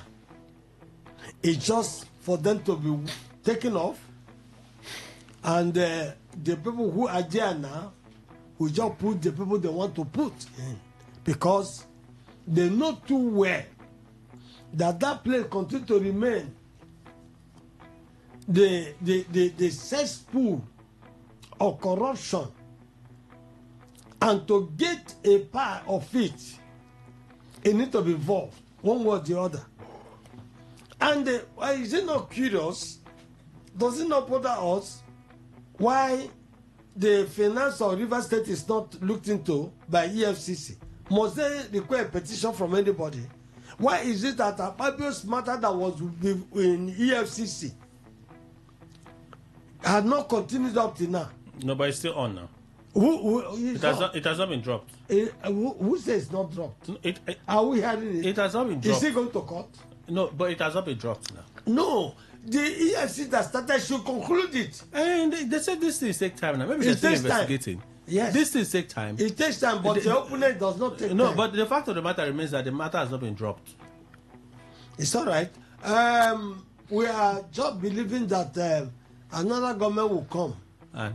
And if another government comes, the EFCC will be alive to its responsibility in these areas. We are saying that it's not been dropped. Okay. So, if you go to what the EFCC is doing, local governments, who they don't have immunity, why are you not also looking at their records? The mess is just huge. So it's not just NNPC. It's not just NNPC. It's not just Central Bank. Even if they start with NNPC, it is also them, all of them, that at the end of the day will be figured, and they will just allow the matter to die a natural death without anybody doing anything. Kelly, I think the world itself, not only Nigeria, it will be practically difficult to efface something like iniquities in all its forms. And so NNPC in Nigeria will continue in what it's been doing and what it's known to be doing. Even if you change the overall head, you go after some individuals. The tentedness is already etched in them, the high-level officials there. They can never stop. I say that NNPC is an establishment, an institution that is allowed by federal authorities to continue where themselves have reached in terms of doing bad and evil to the people. NNPC officials continue. In fact, once there's a slack on our side, make up the lacuna or the loophole. See, is it that what's his name? The people that are hounding them, EFCC. Hounding them. Yes, of course. Now they are the one hounding those they feel. They feel. Yes. No. Ima is correct. If for instance, I come up now and say, Kelly, you will not allow this one now. Okay, you don't like it. If you accuse me of having done something bad and I should be arrested, I should be looked into my activities there, EFCC may come after me. And once they come, even if they invite me to their headquarters or wherever, I go finish everything. I come back, you didn't hear anything again. Has it stopped that thing I was thought to have done or committed? The answer is no. So, it is only those the authorities are allowed to scale through the ringer of investigation that are investigated, made public, whatever happens. How many cases have they lost in court? I mean, EFCC. No, but at least to hear that the FCC, they are investigating certain officials of the NNPCL, over $7.2 billion. Yes. Refineries Rehabilitation Fund.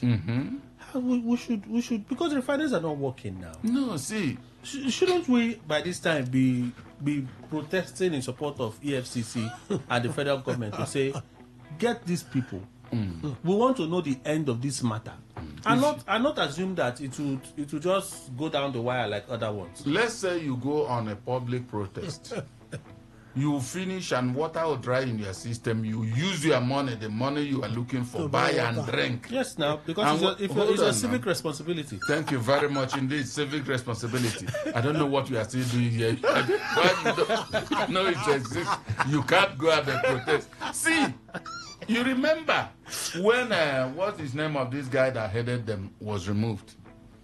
Magu? No. NNPC. Kyari. I thought they would have he's in London now. Yes, I thought there would have been the searchlight on him to find out his activities, whether he was doing rightly, and people were just merely condemning him. This could just be the benchmark, the base investigation. Okay. By the time they begin to go up, he's in London. Yes, he's in London now. He's in London. Well, if he doesn't come back here, what happens? They don't have issue getting Mele Kyari now. No, do they have issue in getting Desiane? How long have that war been on? There are many cases with Desiane. I'm not sure it's going to be that complicated with Mele Kyari. Kelly. If Mele Kyari is clearly fingered in this matter. Before the authorities, if you are sently, and nobody, the probe will only be, yes. So, whether finally you were found guilty or otherwise, nobody will ever know. So if NNPC will continue in its routine, it's a routine, no? The corruption. So you don't see anything coming out of this whole thing? No, you see, maybe those that are not in the good books of the authorities, they will hand them, okay, these ones are discharged and all that, and nobody will even tell you.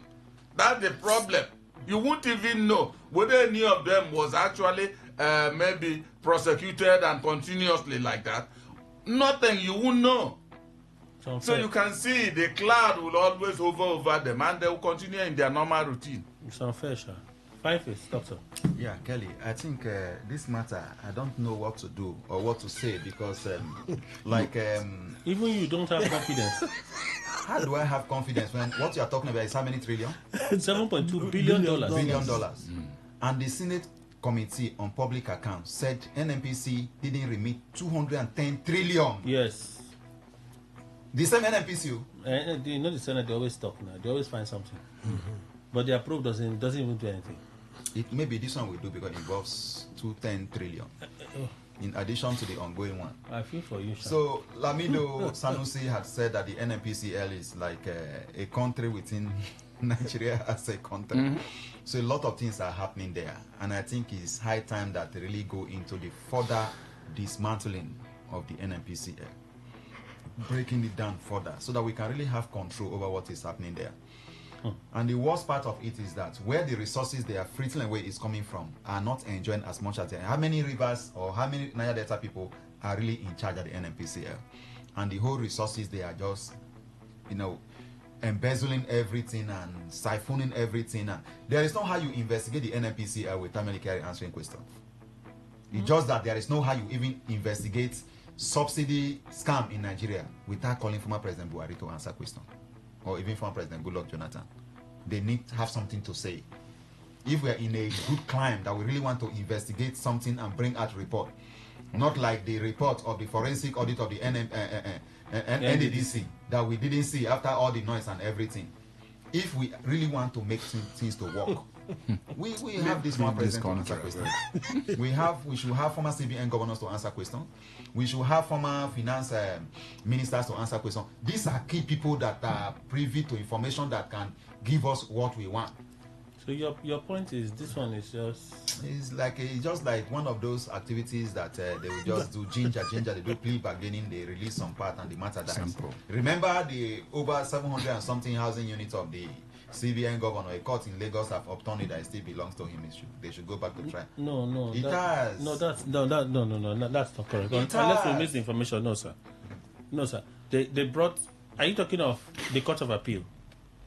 Yes, of course. The Court of Appeal, the reverse of the Court of Appeal did. That 755 is not inclusive. The houses that the federal government is already putting out for sale. The 753 duplexes is still in the Court of Appeal. A decision has not been made on it. You can check. A decision has not been made on it yet. Is it not the one the federal government already put out for sale? There are other properties of Emefiele that were forfeited he took an appeal to the Court of Appeal. Alleged properties. Okay, alleged properties. Okay, he took an appeal to the Court of Appeal, and the Court of Appeal said the first court of instance did not follow procedure, so they should go back to that first court of instance. Okay. Cool. So that 753 has not been addressed yet. No, sir. Okay, maybe we'll revisit that. But the point here remains that a lot of people need to answer questions if we really want to do, investigation into what has happened in this country. The recent book released by the former EFCC chairman, talking about subsidy scam and all of that. Which of them? Ajabawa. No, I think that was Bawa, right? Ajabawa. Ajabawa. Okay, yeah. that's Bawa is the name that is very common to me. That's Buhari's. Yeah, Buhari's one of Buhari's sons. Yeah. So if we really want to investigate some of this scam, there are people that will answer questions from every corner. Minus Ajabawa. Why not? He should also answer. Because he too may have questions to answer. They have information that will lead us to where we are going to. So, no, how about information alleging that they were also involved in collecting certain things? Of course, they should also be roped in, and not let go. Like, how can Melikere be in the UK relaxing and you are talking about investigating NNPC fraud here without... But he said he has earned a well-deserved rest, that while he was GCO of the NNPC for years, even as GMD, he didn't have time for vacation. Now he's earned a vacation and he's resting. They have time to collect money. And that money is no place in Nigeria. It's good for him to rest. Yes. I think UK is quiet, serene. The place with France and all that. So that's why he likes our money from here. Working visits. Go there to spend it. Why you say pack our money from here? The man worked for how many years? GMD, GCO. At least he was earning salaries. No, he was earning allowances. He was earning official allowances. In quote. But it's true now. Why is it that? Why is it everybody that comes out of public service is a criminal in this country? We are not saying they are criminals. How is that so? Look, but you cannot talk about... Was he not earning salaries? Was Melikere not earning salaries? If the NNPCL under him is not being investigated, then he has some questions to answer. If you put it this way, I can agree. But when you say that he stole our money and went to UK to go and enjoy himself, until we have all investigated and got into the source of every one kobo in his pocket, then we'll know whether or not it's not allegedly involved. They will not do anything, even if you bring all those people that headed the NPC before him to come and give account. But all the presidents will be some of them are be indicted. Some of them are dead. Now at least you bring the ones that are alive. Ones that are alive. Look, all the presidents, including the president one, will be indicted. So they will just leave this into all of them, even the ones that are dead. You said the ones that are alive. Where is he going to get the ones that are I thought he keeps insisting that we bring all of them back now. We can resurrect them. You see? So I wasn't wrong after all. No. No, it's not what I said, but because he insisted, I said we can resurrect them. Let's go to PDP. Ologunagba had a press conference where he was lashing out at INEC should stop interfering in their party matter. INEC were only invited as a courtesy. He said a lot of things about INEC. Damagum has come out this morning to say he had no authority to speak. The spokesman of the party is speaking for the party, defending the party. The acting national chairman of the party comes out to say, nobody gave you authority to hold the press conference you held. Please, what do we say is happening to the PDP? Because when I read, I'm like, is this what... Damagum literally said, the comment was made prematurely and without due consultation, especially in light of the fact that a meeting has already been scheduled for Tuesday today between party leaders and INEC to address the concerns raised in the letter sent to our party. It is shocking and unfortunate that such a sensitive matter was addressed publicly without recourse to establish internal processes or the leadership of the party. What does this tell us of the PDP, really? Dr. Bidima? I was there last week, and I told you that Damago is a mole in PDP. It's an ally of Yes a Weekend. I said it clearly here. So what do you expect from him? He must work across purposes with any member of his NWC that holds a very valid opinion that will be detrimental to the interest of where his interest is. So, INEC, by the law establishing INEC, by the constitution, INEC has nothing to do with NEC of PDP or any party. Where INEC can be involved is in the issue of maybe primaries and the one other issue like that, but not in the internal management and affairs of the DC. They can only inform them. Their presence is not needed by law. It's just information. INEC do not go because this thing has been settled over and over again. These are the internal issues of the party that nobody, even court of law, had no right to interfere. So why is INEC also behaving and telling us that they are members of APC? That's what INEC is telling us. They are a branch of APC. If not, why should INEC allow Yes Owike to come and commission their property? No, they didn't allow him to come and commission their property. Who did not allow him? Who commissioned it? The president flagged off the construction of the annex. The facility is being built in the FCT. The minister of the FCT was present on ground. Yes. They also have the support from the FCTA for the construction of that annex headquarters, the annex to the headquarters. Yes. So it is an aberration because how is it an aberration? Listen now, ANEC has a very befitting office. These are those things that the political class do to compromise these institutions. They are doing it, building houses for judges. Well, let's stay with INEC, Dr. Bidu. Okay, we'll stay with INEC. Let's stay with INEC. So the INEC chairman complained. The INEC chairman complained that they were stretched, that they have become stretched at their facility. They needed an extension. The government graciously approved that extension. In fact, according to Yason Wike, it was actually it's a federal government project and not the FCT's project. Yason Wike said so. That is a federal government project and not the FCT's project because it was approved some years back. I can't remember what year again. So they are building an extension of the INEC headquarters. That's what they say they are building.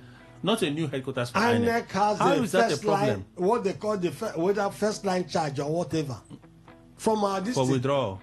You know, and both their capital and the recurrent expenditure is in that. No, we have to confirm. No, I don't think it is in that. No, but we have to confirm. INEC, you see, you don't go and the prompt INEC, can we build an office that agree with you and all the politics within that will not be shown to us. INEC is not supposed to call the executive. Who should they have called? Who should they have called? They have a money. Who approves the money? They have the money to do their capital project. After all, do they go to the? We need to confirm. Yes. That they have money to do capital projects. Exactly. On their first line charge. No, we need and that is what happens. We need to confirm that they have money to do capital projects because even when I heard INEC national chairman make defense of the budget at least 3 sessions, nothing like capital projects. He's talked about increasing the staff base of INEC. He has talked about the stretch. What is capital project? He has talked about. What is capital project? He also complained about the cost of rerun elections. He complained about the cost of rerun elections and all of those things. He didn't talk about. He didn't talk about the cost of erecting new buildings. Let me stay with the PDP issue. Let me stay with because you want to drag me into. Yeah, the one going. The one going there now. Yeah, I'm going there because I'm telling you based on facts. I'm telling you this is based on facts. What we know. Are you saying that INEC do not draw capital every year? They don't have capital expenditure. Dr. Bidiman, so I just try to respond. For public interest by saying that we need to confirm that their budget allows them capital expenses. That's okay, but from investigation, INEC does not even need extension. Okay. They don't need extension. Okay. Extension for what? Okay. Because all the INEC offices in the states are the extension What did they need extension? What are the activities that are going on in the headquarters other than to organize? You don't think they deserve the benefit of the doubt? No. Well, okay. So I don't think. On the PDP matter? On the PDP issue, INEC is going to, we are in a situation where everything about our laws and the constitutional provisions are violated, undermined by the political class. If not, INEC don't have any kind of obligation or responsibility or mandate to interfere into the NEC meeting. Anything about NEC, anything about what National Working Committee of a party is doing. Okay. I'm surprised that you're actively defending INEC. You're actively defending INEC when the party in question here, the prime of this issue, has come out to deny even his own. That was speaking the way you're speaking. I'm not defending INEC. No, you're attacking INEC. Yeah, as INEC don't have the power, the responsibility, the mandate to interfere, to tell the business, to tell. Look, it is up for their national Ologunagba is more correct than the NWC of the PDP. Yes, that's the position of the law. Okay, Dr. Obidima. But because of the fact that Mr. Ndukwe, let's take the views of Mr. Ndukwe. I was just waiting for a change of name. Okay.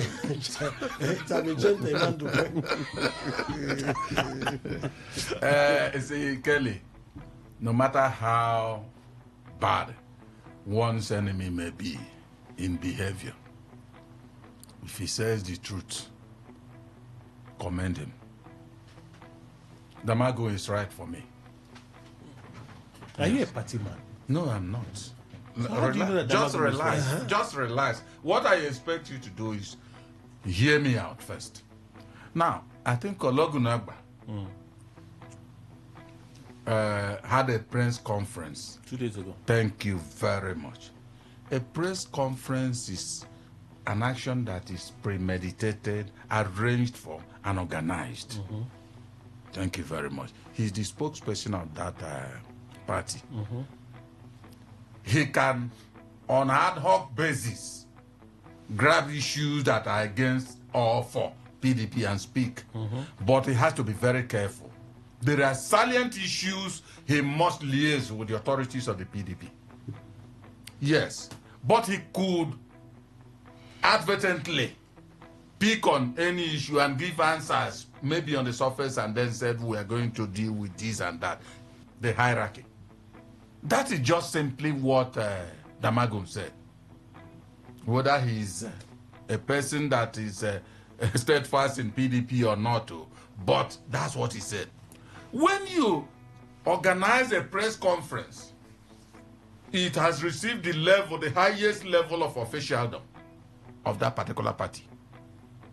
And then, if you watch, anytime what's his name, Ologunagba, comes out and says something, it will be maybe loggerhead with Damago.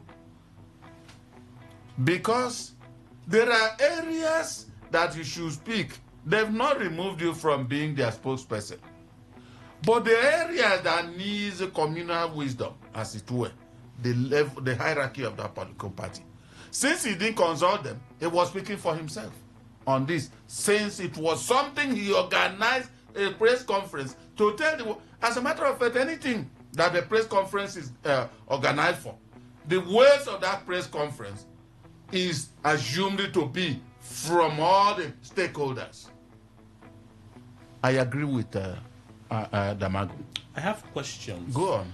Go on, please. But for once in a long time, I don't know how to articulate the question. Okay, maybe when you remember, ask. No, it's not that I've forgotten. I don't know how to articulate it. Okay. That's my challenge right well, now. The way okay, let me even try. Let me even try. The NWC draws their powers from the NEC. That's true. Yes. Right? To function. Yes. So they are function on the authority. They are function on behalf of the NEC. Right? Yeah. Every member of the NWC has its responsibilities. Yes. The spokesperson of the party has the responsibility to speak for the party. Thank you very much. I agree that on some issues you have to go back, collectively reason before you come out and make a statement. And that statement is supposed to reflect the wishes and intentions of the collective.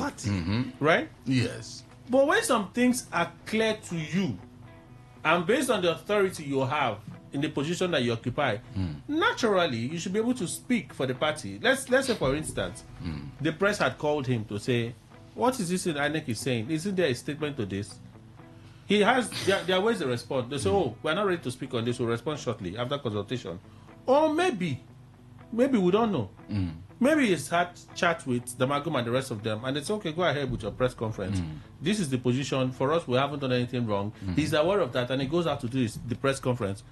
How then you come out to fault him the way? In fact, if you're even doing in-house... I've understood your question. In-house management, rather than scold him like this, why not call it in-house and address it in-house? Yes. And have him come out to make some kind of dressing of his statement, perhaps so that they can look good before going into that meeting with INEC. I mentioned while I was analyzing the first part that several times the Magus, what's his name, Ologunagba, will issue statements and all that, and the Magun will come and say no, he was speaking for himself. So long as there are guidelines, you cannot make yourself NWC, even though you're a spokesperson, or the chairman, or whoever. The guidelines stipulates what each individual should do in his position. Now, if there's anything, as a spokesperson, you can grab it and talk, but to a level.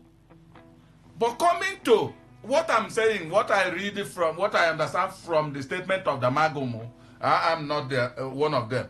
I am saying, he's talking like, since he said he's talking for himself, means he did not consult them. And he has no right to go alone. But at this point, issues, he should consult them. At this point, is it not the Magum's words against Ologunagba's words? Thank you very much. It could also be, but I'm assuming that because he is the chairman. Because we do not know what may have gone on behind the scenes. I do not know. I don't claim to know, but I'm saying, as the chairman, I assume he's talking about, because in all the NEC and all the rest of them, there's no one of them that the Magum is still not the chairman. Okay. You see? Acting chairman. Point is clear. Whether acting or whatever, but he holds the authority.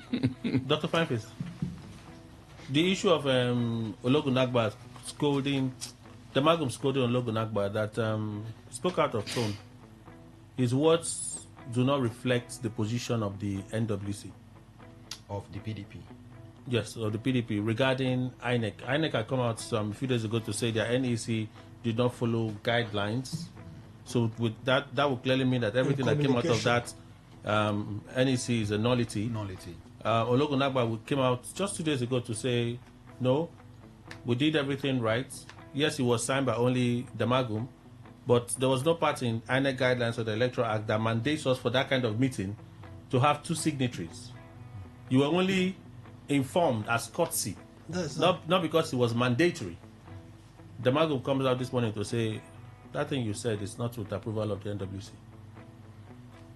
Well, I believe that some of these are part of the crisis in the PDP that the former Senate President, I think the Kwaraman, Saraki have said, and acknowledging Mr. President saying that the PDP is in crisis and he wouldn't fix their house for them. So these are part of those things that are still lingering in the PDP. I also learned that some workers walked out over the weekend or thereabout.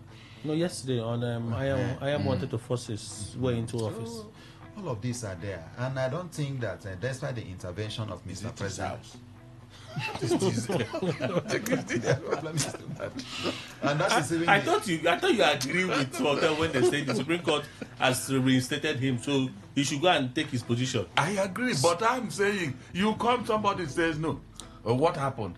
So people, you know that is referring to your party. You go home, you have a house. But the Supreme Court make it clear that he should be reinstated. That's not. The Supreme Court did not. He said that it's an eternal. And the party can decide on their affairs. This whole thing are lingering too much, and I don't know. And where all of these are happening is a place that the FCT minister has revoked, Have we taken over Mr. President? No, it's open now. It's open. They were also confirmed, yes, in that press interview that they are making payments. Okay. That the PDP, they started making payments. He just can't confirm the amount, but he's reliably informed that payments are being made. So unless they are flogged, they won't make payment. But what was the role of the FCT minister who said that he brought PDP to life when PDP died? Is it that he was not paying the rent of PDP? He was only paying salaries and giving people money. But you shouldn't expect him to do everything. But that's the suggestion he gives us now. He suggests to us that he's been the lifeline of the party for years. At that time, not now. Exactly. Oh, that time, not now. When is the debt accumulated? Now. Well, maybe started maybe a little after that time. Because he may not even know if they have not told him, because there are people seated there. Leave that issue. It's not that we know. Look at this issue. Let me beg you. Let me beg you. Let's come back. It's Dr. Obidimadak. But we have to go for the news. When we come up for the news, you continue. Please stay with us, everyone.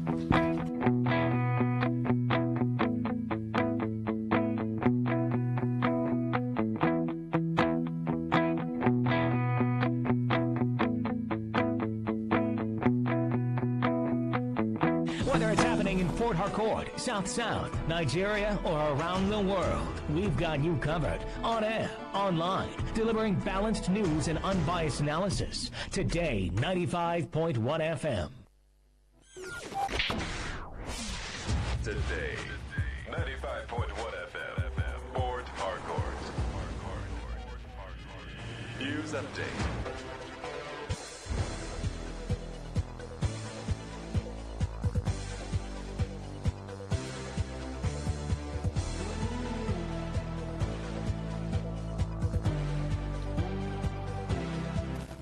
A very good morning to you. Here's a news update on Today 95.1 FM. I'm Rona Agbara.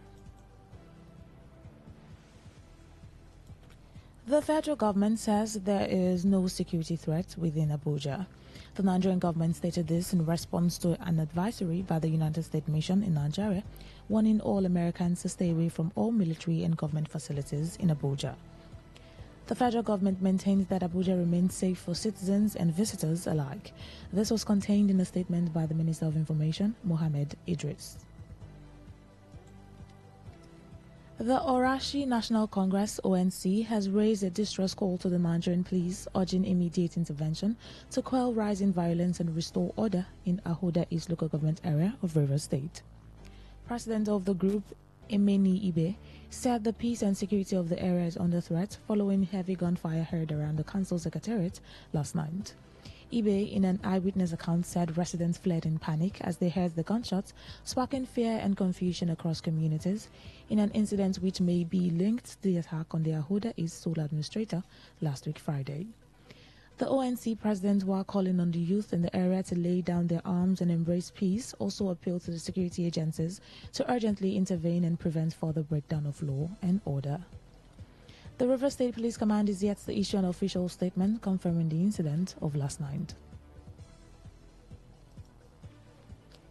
Brazilian Vice President Geraldo Alckmin arrived in Abuja today for second session of the Nigerian-Brazil Strategic Dialogue Mechanism, SDM, aimed at strengthening bilateral relations between both nations. Accompanied by his wife, Maria Alckmin, the vice president touched down at the presidential wing of the Nnamdi Azikiwe International Airport, where top Nigerian officials received him. The high-level diplomatic visit marks the beginning of a three-day summit expected to culminate in the signing of over 30 memorandum of understanding across key sectors including defense cooperation, agricultural technology transfer, energy collaboration, health, education, and cultural exchange. Vice President Kashim Shettima will host Alckmin throughout his visit, which will feature several joint events including the opening ceremony of the Strategic Dialogue today morning at the State House Conference Center, Abuja. According to the Office of the Vice President, the SDM provides a framework for both countries to deepen cooperation on strategic priorities. And on the foreign scene, oil prices tumbled by nearly 5% today after Israel agreed to a ceasefire with Iran after nearly 2 weeks of conflict. Brent crude, the international benchmark for oil prices, fell to $68 a barrel, which is below the level it was at when Israel launched missiles against Iran's nuclear sites on June 13. Prices had spiked in recent days as concerns grew that Iran could disrupt global supplies by blockading the Strait of Hormuz, a key shipping route for oil and gas. Stock markets in the UK, Europe and Asia rose as US President Donald Trump declared the ceasefire is now in effect, after which Israel confirmed that it had agreed to the move. Oil prices have soared to as much as $81 a barrel since the missile strikes began, stoking fears that the cost of living could increase as petrol, diesel and businesses' expenses grew. And that was the news update on Today 95.1 FM. Many thanks for listening. I'm Rona Agbara. Good morning. Today's news, today's entertainment, today's sports, today's issues. Today on Today 95.1 FM, Port Harcourt. Please listen to this paid infomercial. We're live in the studio, and today we have a special guest from Vantage Markets with a proven track record of helping people achieve sustainable financial success. In the past year alone, she has organized over 300 events and successfully trained over 2,000 clients on wealth creation through automated, flexible business opportunities. Please, let's welcome Omatason, the Client Success Director at Vantage Markets. Thank you so much for having me, Godwin. I'm excited to be here in Port Harcourt, even if it's just in the studio. The pleasure is all ours. You know, we're just discussing the importance of creating sustainable income streams. Something I know is on the minds of many of our listeners. Can you share your insights, especially considering the role of technology in finance? Absolutely. Port Harcourt is a city of innovation, and we need to apply that spirit to our finances. Let's be real. The Nigerian economy is challenging. For everyone listening, whether you're in the oil sector, a trader at Creek Road Market, or working in education, finding ways to boost your income is essential, as we can see the effects of inflation on a daily basis. Exactly, Tosan. You know, the cost of living is a major concern. So what are some viable ways to earn extra income in today's tech-driven world? I'll be very clear with you, Godwin. The answer lies in leveraging technology, particularly automation and AI. We live in a digital age where these tools are transforming industries, and finance is no exception. That is why I'm here, to introduce the concept of building a steady income through automated trading in the global financial market. Automated trading, did you say? With AI? Many people have heard those terms before, but what do they really mean for the average person? Tell us. It means opportunity, Godwin. Automation in trading uses computer programs to execute trades based on preset rules. Think of it like setting up a system to work for you even while you are busy with other things. AI algorithms can analyze vast amounts of market data to identify patterns and predict potential price movements with greater accuracy, something most people find difficult to do. This can significantly enhance the effectiveness of your results while trading. Imagine this. Instead of spending hours glued to your charts, you can use these technologies to potentially earn from the global financial market from anywhere. You could be minding your business and your automated system is working for you. So it's like having a digital assistant for wealth creation? Precisely. The global financial market, as I mentioned earlier, is where you can trade currencies, commodities like the oil we're so familiar with here, and stocks online. AI helps you navigate this complex market by identifying the trends and opportunities that a human being like you and me might miss. This levels the playing field. That sounds powerfully, really. Now, can you give us a practical example of how AI could be used in trading? Certainly I can do that. Let's say there's an unrest in a country, right? Like what's happening with Trump and the tariffs. I'm sure everybody has heard about that. AI algorithms can quickly analyze the potential impact on oil prices by processing news, social media sentiment, and historical data. The automated system can then execute trades to benefit you from anticipated price swings, all in a fraction of a second. Incredible. It actually sounds like it could really free up people's time. Absolutely, it can. That's the beauty of it. You can maintain your current income while simultaneously earning from the financial market with minimal direct involvement. It's about creating a flexible income stream that works just for you. Vantage Market provides the platform and the education to access these tools. We offer both options. You can trade for yourself, learning to use these AI-powered tools, or you can utilize the automated systems. And this is why you need to be at the Smart Traders Summit happening this Thursday at number 21, Bekwe Wosu Street, formerly known as Igboku Street, D-Line, Port Harcourt, which starts at 10 a.m. sharp.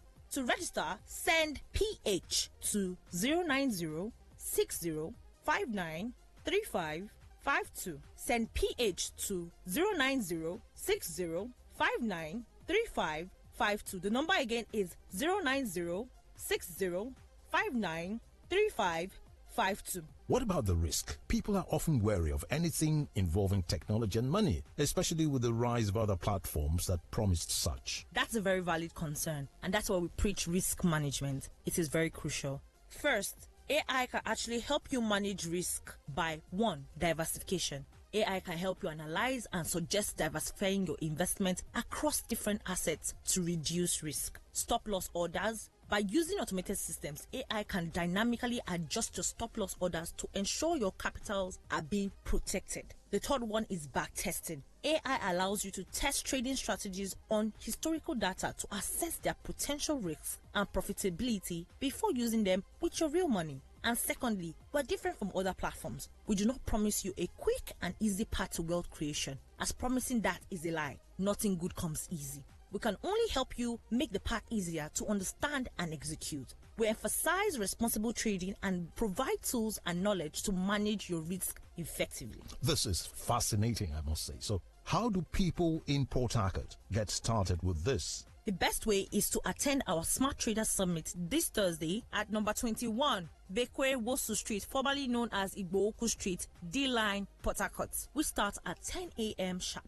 At the summit, we'll cover 1. How to leverage AI and automation in trading. 2. Your strategies for earning in foreign currency. And number 3. Essential risk management techniques to protect your investment. To register, send PH to 090 60 59 35 52. Send PH to 090 60 59 35 52. Let me repeat that and send PH to 090 60 59 35 52. There you heard it. Now, why should people choose Vantage Markets for this? Vantage Markets is a global leader with 16 years of experience. Your official partners of Ferrari, you can Google that. And that goes to show the extent of our global brand partnership. We are not a small brand. We provide a reliable and regulated platform, essential in the world of online trading. Our technology is cutting edge, giving you access to fast execution and competitive pricing.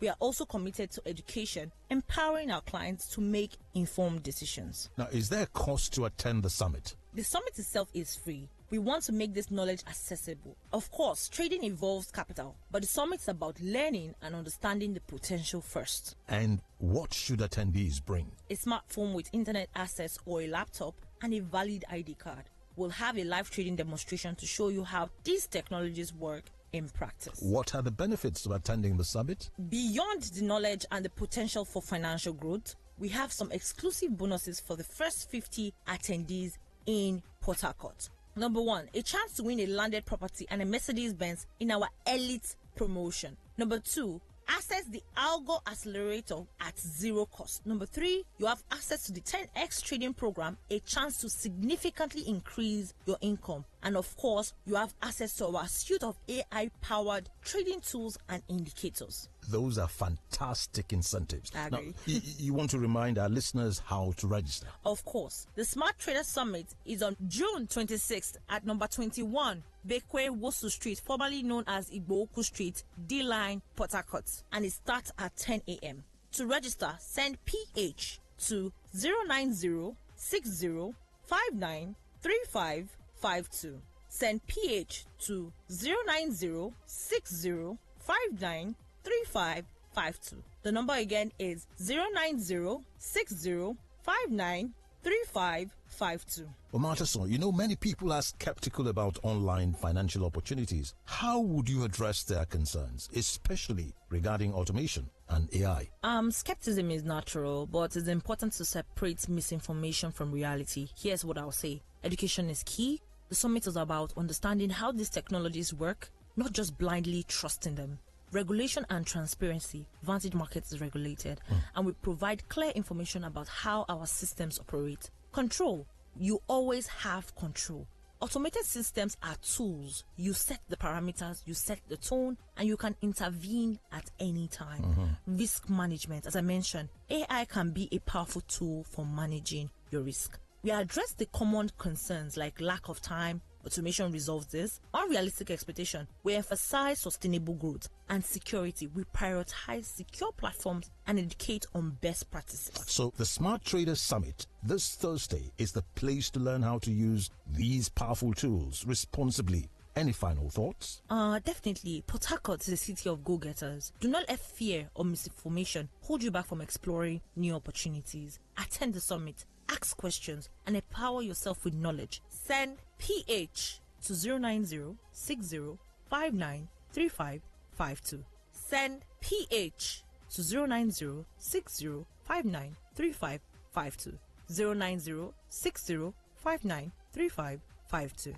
09060593552 to register and take control of your financial future.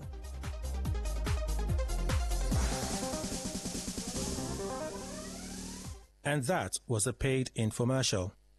Today 95.1 FM, where news meets insight, sports meets passion, and entertainment meets excellence. Expert analysis from seasoned professionals and our top analysts, informing, educating, and entertaining you. Your voice, your station. We are the voice of the people.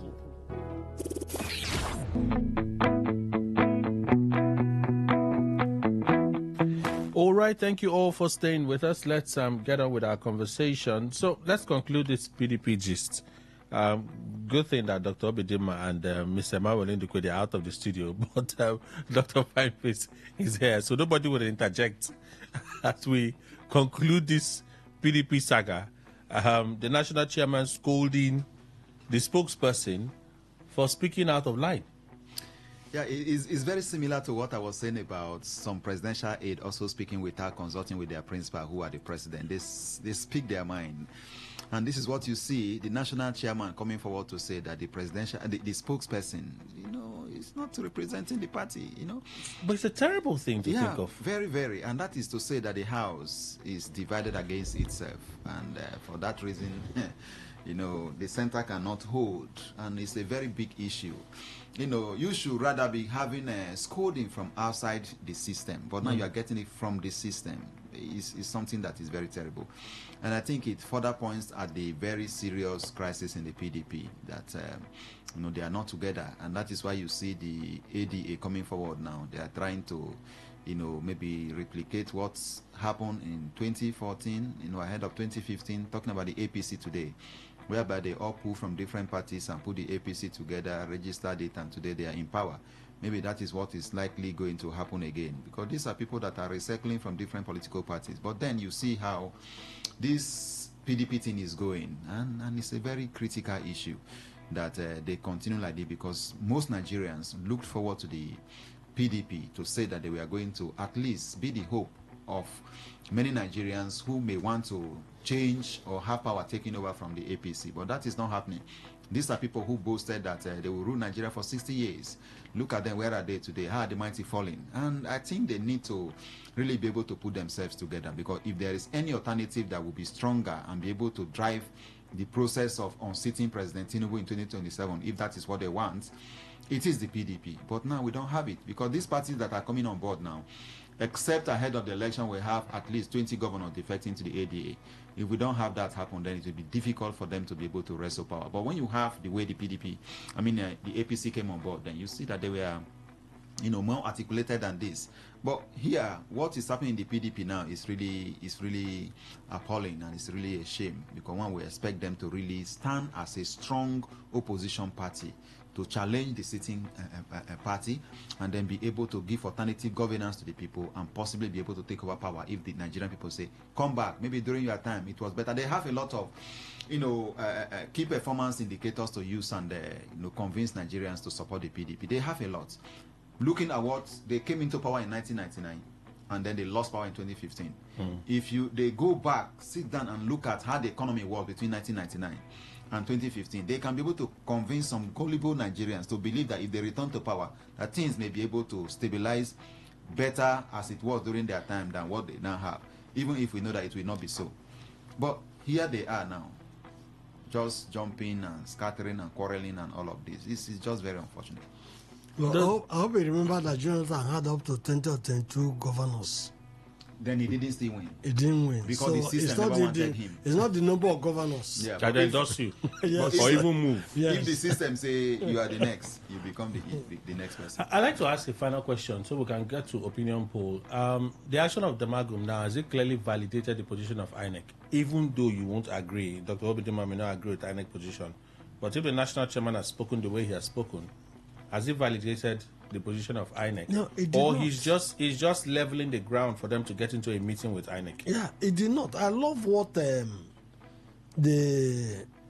publicity secretary, I think that is Yes. Dayo. Debo. Yes, did.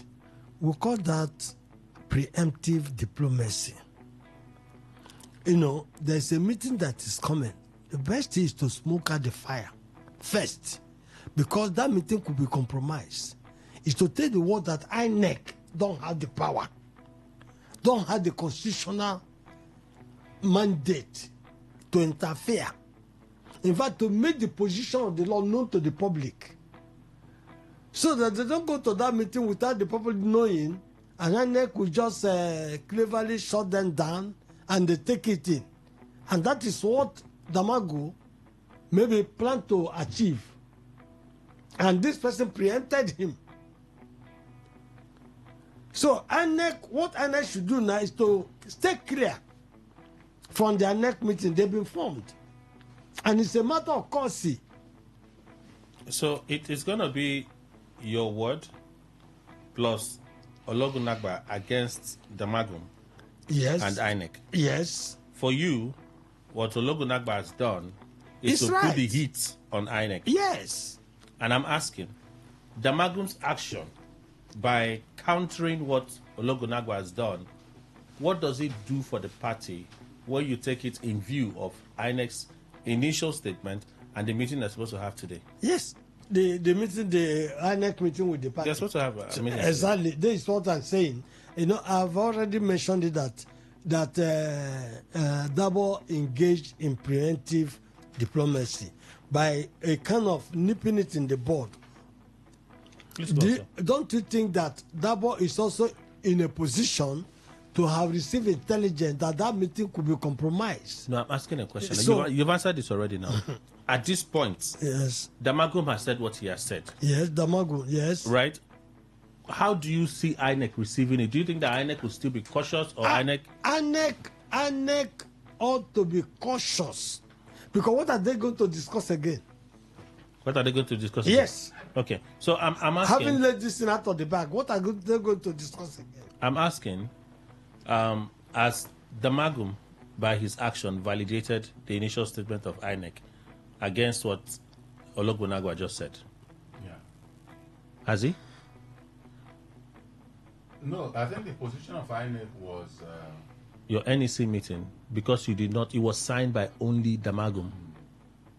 You did not follow due process. Yes. Meaning everything that comes out from it for us doesn't exist. And the Ologunagba is saying that there's no even... No law. No stipulation. Exactly. And now, if that be the case, Ologunagba's own is stronger than INEC's position. No, but Damagum has come out to counter Ologunagba that you didn't speak on the authority of the party, of the NWC. Yes, It does not deflect I think, it. I think Damagum's own is coming in terms of lack of compliance with internal regulations. That would also water down to an extent whatever Ologunagba has said. Isn't that correct? You know, my first answer is that yes, Damagum is right.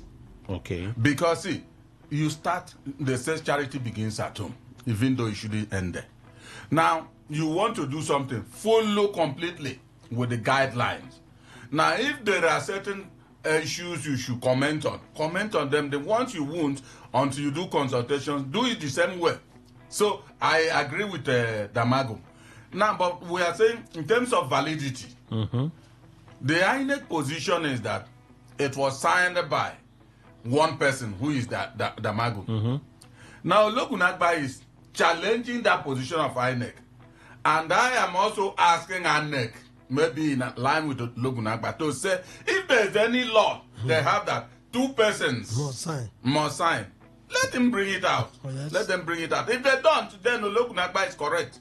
But Ologunagba being countered by Damagum right now, his position is almost whittled down. Isn't that correct? No, that does not deflect it. You see, I said, no, the relevance of his message, is it lost going into the meeting today? If you ask for the relevance, yes, it is lost. It is if lost. you ask for the relevance, it's lost. But due to internal lack of compliance to guidelines, not because of legality. No. And legality always holds sway. No, when we talk of legality and guidelines, for sake of guidelines, some persons have lost elections. It's true. It's true. Courts have sacked some people because they did not follow guidelines. Yes. Right? So if a party is coming out to counter its spokesperson publicly over a statement he because made it was wrong as far as what you have read. I don't know who is right or wrong. But if he says no problem. The party has come out to counter. Ologunagba wasn't speaking as the man Ologunagba. It's true. Ologunagba was speaking as the PDP. Good. The PDP leadership has come out to disown when him. He has left 1 and 2, because if you don't count one, no, I'm I'm not jumping into that. I'm just saying the PDP has come out to disown him at this point, no, right? The chairman, not the PDP leadership. The chairman, the leadership is the NWC. The NWC is chaired by the acting chairman. Yes. Right? Yes.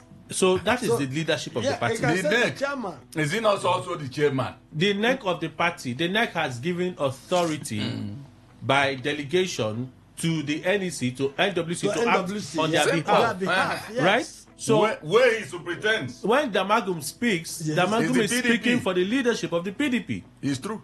Yeah, when it's true. When Damagum speaks, so when the publicity secretary is speaking, that's what I'm saying. There are levels to power now. One person has more power than the other. Isn't that correct?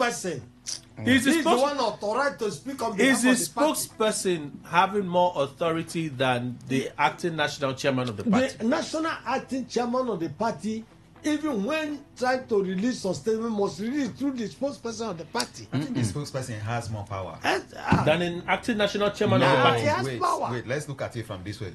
What is his position? Is the person that been appointed to speak for the party? Yes. Hey. Yes. It's just like the minister of information of the country. Yes. I know even when the minister is in office, the president can speak periodically on certain issues, just like the AS are speaking. But the person officially authorized by the constitution of the party to speak for the party is the spokesman. Does it mean that the minister arranged and agreed? Does it mean that the minister of information has more powers than the president? No. He doesn't have power than the president. But he is the person does it also mean that if the minister for information sorry sir these men were elected in hierarchy? Exactly. There is hierarchy. There is a national chairman on top. There is a spokesperson below. There is hierarchy. The point there is that they have also their areas of responsibility. Oh no, we're not taking away. No, still under the president or chairman. Is there an hierarchy? Yes, of course, there is an hierarchy. Why is there an hierarchy? Because in every leadership structure, you must have a span of control. You must have a span of control. Yes, of course. Meaning that, yes, we are all leaders, but there are certain things I cannot do because I do not have that authority. And there are certain things that someone else can do that would affect me because the person possesses that authority. Are you saying that if the legal officer of PDP goes to court and can versatily issue, the chairman of the party we counteract? Have we not seen it happen? He must converse in agreement with the party now. Have we not seen it happen? It is one of the reasons why they keep accusing Damagum of being a mole, of being a wicked guy, because the national legal advisor of the party will say one thing, Damagum comes out to say another thing, and the party ultimately has been going in the direction of Damagum. They tell you clearly who is the leader. He is the chairman. I don't understand. Are you talking the entire party going in the direction of the entire the NWC of PDP is divided. Dr. Bidima, this is a different conversation. This is a different conversation. What I'm saying is that the constitution of a party. No, are we saying that because they are all in NWC? Yes. Debo Logunagba and Debo and Damagum hold same position and authority in the PDP. Yes. That can be correct. No. What I'm telling you is this. If you go to constitution, if PDP brings its constitution now, you will see the responsibility of the publicity secretary clearly spelled out. Yes. Yes. It's not that in any other party. That the official spokesperson of the party is the publicity secretary, and who is also empowered to speak to the press, to also react to certain issues on behalf of the party. Dr. Obidima, let me ask you a question. So, if the chairman, let me tell you where the chairman went wrong. Okay. The chairman ought not to have come to the public if he doesn't have any ulterior motive to counter his publicity secretary. This is a different matter entirely now. What does it is a different matter? So let's assume Felix Moka is the publicity secretary of the APC, right? He has authority, according to you, to speak for the party. Yes. Right? Ganduje is having a press conference and he's speaking. Yes. You're saying that Felix Moka can tell Ganduje? No. That's a difference when. What's the difference? Let me tell you, the legal officer of a party can also hold press conference. Oh, okay. Let's move press conference. They are sitting in a meeting. They are in a meeting, right? They are having a conversation in a meeting. And then Ganduje has comments to make. You say, oh, no, it's not my responsibility to make comments. No. Let the publicity secretary come and speak. Because the publicity secretary has the authority to speak. That's a different thing. And what is different about people are confusing? The publicity secretary of the party is not appointed. It's not everything that he's elected. The chairman to that position. The chairman did not say Damagu, what is that? Damagu, that you don't have right to represent us. That's not what the chairman said. That's what he said. He said you didn't consult us. So there are range of authority. He has right to say so, that he didn't consult us. That was when I started my communication. I said, even presidential aides on media, they say certain things, they don't consult the press. That is why oftentimes, sometimes, once in a while, you also see another person coming to counter what it happens. But what we are saying is that position of the spokesman, in fact, he is the person speaking for the party. So, having said he was not consulted before he made the comment, it's something they will settle in-house. I have asked a question. The question I asked is, with Damagum coming out now to counter the statement from his own spokesperson, does it validate INEC's initial position? If what Damagum said is what INEC said, it validates the position of INEC. No, Damagum has not validated. He didn't say anything. He only said Debo did not have the backing of the NWC to speak on the subject matter he spoke on. And so what he said that's is what water, he said. I tell you.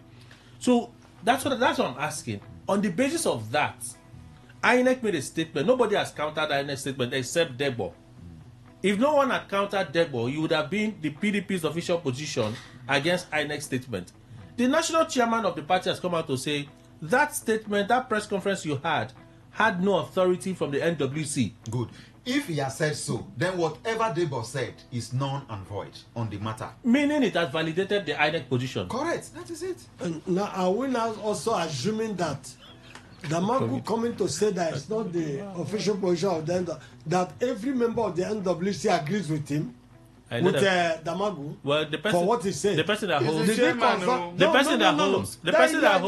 does not give you. Well, the person that holds the highest authority in the NWC is the national chairman. Whatever it is, that statement do not deflect whatever Dabo has said concerning INEC should creatively and cleverly, chicken out of the whole thing. Okay, your point is made.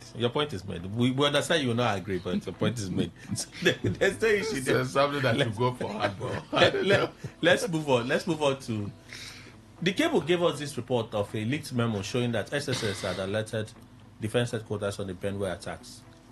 Yet the attacks still went on. They said they got information. There was a memo, SSS, reporting to defense headquarters channels that they have activities.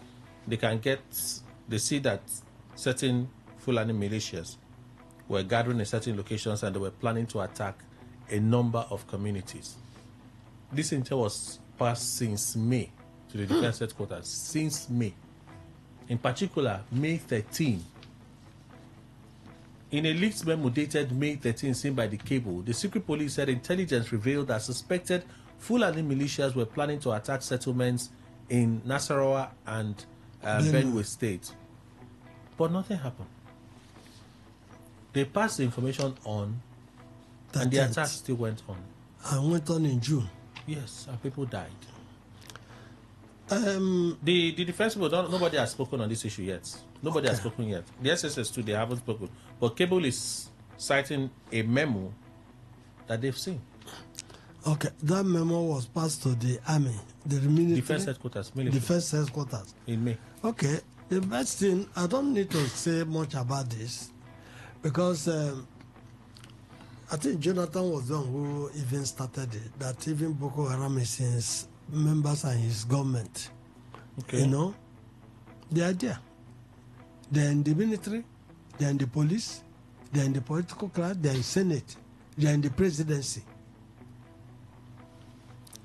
And what I continue to ask, why is it that nobody have been arrested, prosecuted, and jailed?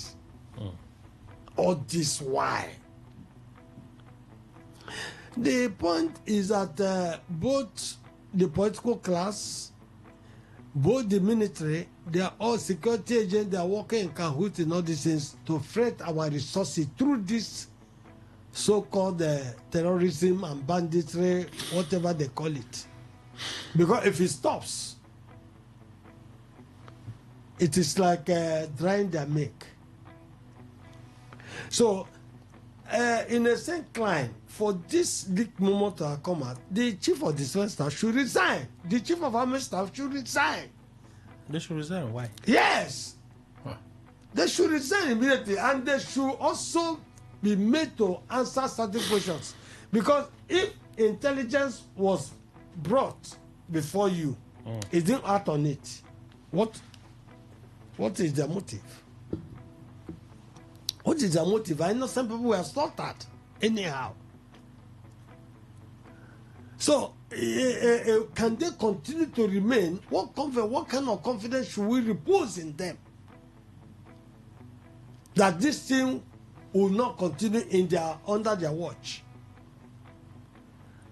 So I am saying that if really that this is true position or that DSS took to inform the military hierarchy of an impending attack on these communities and they eventually happen, lives were lost. What are they doing there? So they should resign, eh? Yes, definitely. They should be fired. They should be fired.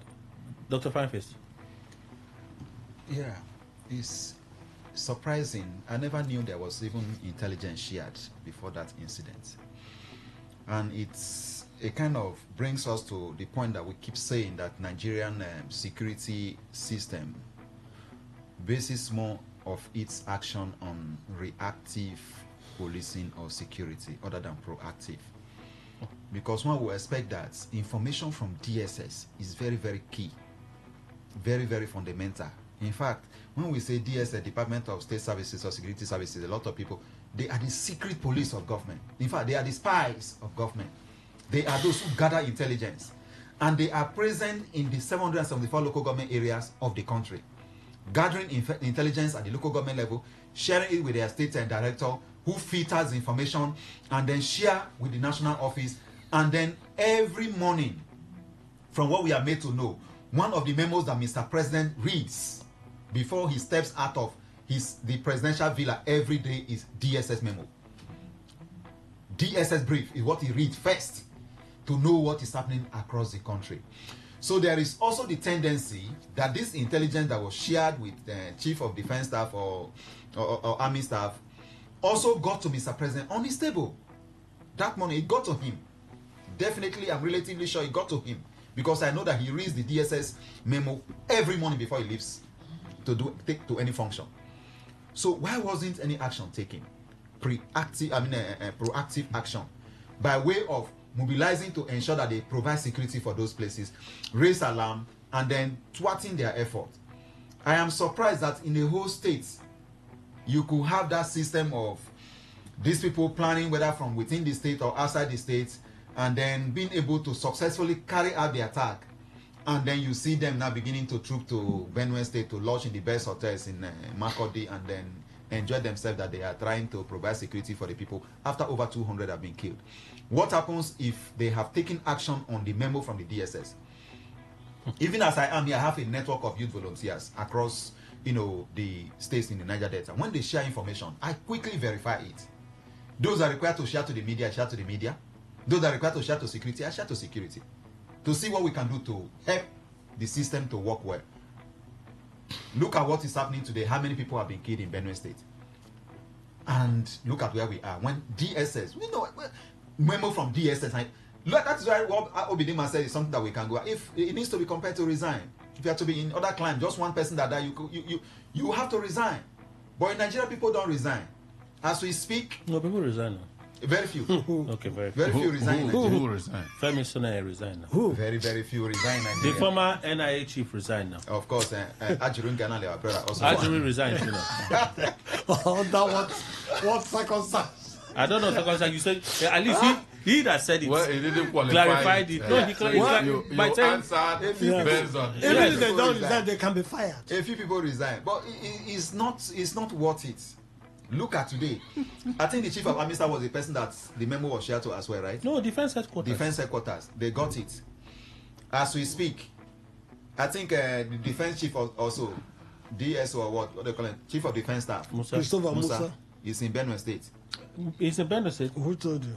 There was one of them, and Mr. President called of Benue State. They left the next morning. Okay. If not that same day. Because I know that by the next morning, IGP was inaugurating one special vehicle for the police. I said, this man, as the president entered jet, I said that to the full and they keep people the following day. By that same evening, that same evening, the CDS was having a press conference in Abuja. They are waiting for the next place that the killing will happen again. They will move in again and then they leave again. It's unfortunate. This is Nigeria, and the resources of the people is at their disposal to use and provide security for the people. It's terrible what is currently happening. I think all security operatives and of course the defense headquarters and the chief national security advisor also need to be questioned on this matter. DSS cannot release memo and you turn it down. It's unfortunate, I must say, and I condemn anything that is making them not to respect memo from the DSS. Is that anything? Kelly, if we are to subscribe to resignation, then all officials of government in the military and all that, perhaps those in the civil service alone should stay. At least until the radar comes their own way. Because Nuhu Ribadu first, when the DSS gave the military, didn't they make available that information to Nuhu Ribadu? Does he not have it? Did he authorize following his position or liaise with the defense headquarters and say, please, take action? But right now, that's the allegation of the DSS. No, that's the allegation as found from the SSS. They've not spoken on this. Oh, not SSS. Is a cable coming by this memo? Okay. Whatever is coming from the DSS, at least as we assume, whichever way cable got it. Now, it gave it a name that is from the DSS, and then we don't know what their reactions will be. But Kelly, it shouldn't worry us because it's becoming a norm. Could jailbreak? There was intel. SSS said they made intel available. There was intel. So what happened? Even one of the train that got attacked. So they said they got intel, and they shared that intel. I have told you what Nigeria is like. A luxury boat that is filled with people set out to move to anywhere at all, and coming, seeing a body of water and seeing a bridge, deciding, what will I do? It is either it plunges into that river or it follows the normal place, the bridge and cross. So it's in the hands of those, the driver. Those that are leading are not interested in the people. How can you hear that so people are coming for an attack? But only when attack has happened, a lot of people died as a result of that, which you should have stopped. You know, I've been saying, the number of police officers, according to what we read, that followed Natasha, if they were in Benue, these people wouldn't have killed all those people. But it's Natasha alone, no? So he's even so powerful. They followed him. I don't understand these people. So let it be. When it happened in Kuje, we cried. It happened in Benue. Maybe next time we are looking for another place. Because we can't stop. It's not in our own hands to stop it. Those that are in their own hands will not act if truly they are given intelligence. That is left for them. And Kelly, do you know that if they had even leaked this information out and it got to the media and many radio stations are saying it, that this is what they have had, this thing wouldn't have happened. The people would have said, oh, people are already aware, let us not do it. It wouldn't have happened.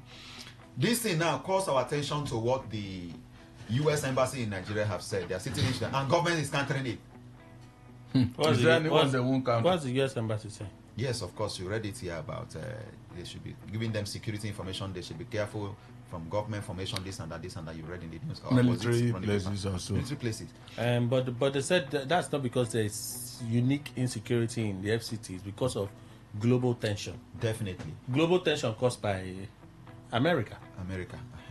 That one is there. But some Kelly, other when times, you have an injury on your leg, we are not talking about what caused the injury. So all we know is that there's an injury there. Some other time we do hear that. So the moment the information comes out and people get to know, it will deter the terrorists from attacking the people. So they didn't do well by not acting on what the DSS shared with them, the intelligence the DSS shared with them. They didn't do well. Let's wait and see. Maybe the defense headquarters will release a statement, or the SSS will come out to either confirm or deny that this memo indeed came from them.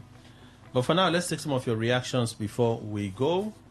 Phone lines to call, one line actually, 0810951091. Again, 0810951091. So those are the numbers for you to call in and contribute. You have 60 seconds to make a contribution. Hello, Today 95.1. Good morning. Good morning. Good morning. Good morning. Emeka, welcome. Please go on. You see, my face is all about the Nigeria history. You read a particular section of this one does not want Nigeria to understand the true history of this government. It's intentional by the Nigerian government. It's not a mistake. It's intentional. They don't want us to know our past. And any country that lives without knowing their past will contribute. Emeka? I don't know the part of Owerri that you're calling from. It keeps having issues. Please, let's check that connection, yeah? Today 95.1, good morning. Good morning, Kelly. Welcome, Frank. Yeah, I greet everybody this student. Good morning. Good morning. Yeah, let me have a comment made by RFI saying that the government of Tinubu is a disaster. I want to tell him this morning that he's calling this government disaster because they supported him. When the Senate denied him the opportunity of being a minister, that's the reason why he's calling this government a disaster government. People should not listen to RFI because all of them, they are the same thing. He ruled Kaduna State for good 8 years and people die in southern Kaduna. He didn't accept them. Now he's talking about disaster government because they want to form another government so that they will come back to chop this government. Where God will not allow them to come. Thank you and God bless you. All right, Frank, thank you so much for your contribution. More calls at this time, and then we'll read messages as they come as well. Today 95.1, good morning. Good morning, Kelly. Welcome, Robin Major, the farmer. God bless you and greeting to all the amiable guests in the studio. Particularly Good morning. You see, what Erufai said is correct by me. I've not heard any government position. I'm an oppressed Nigerian.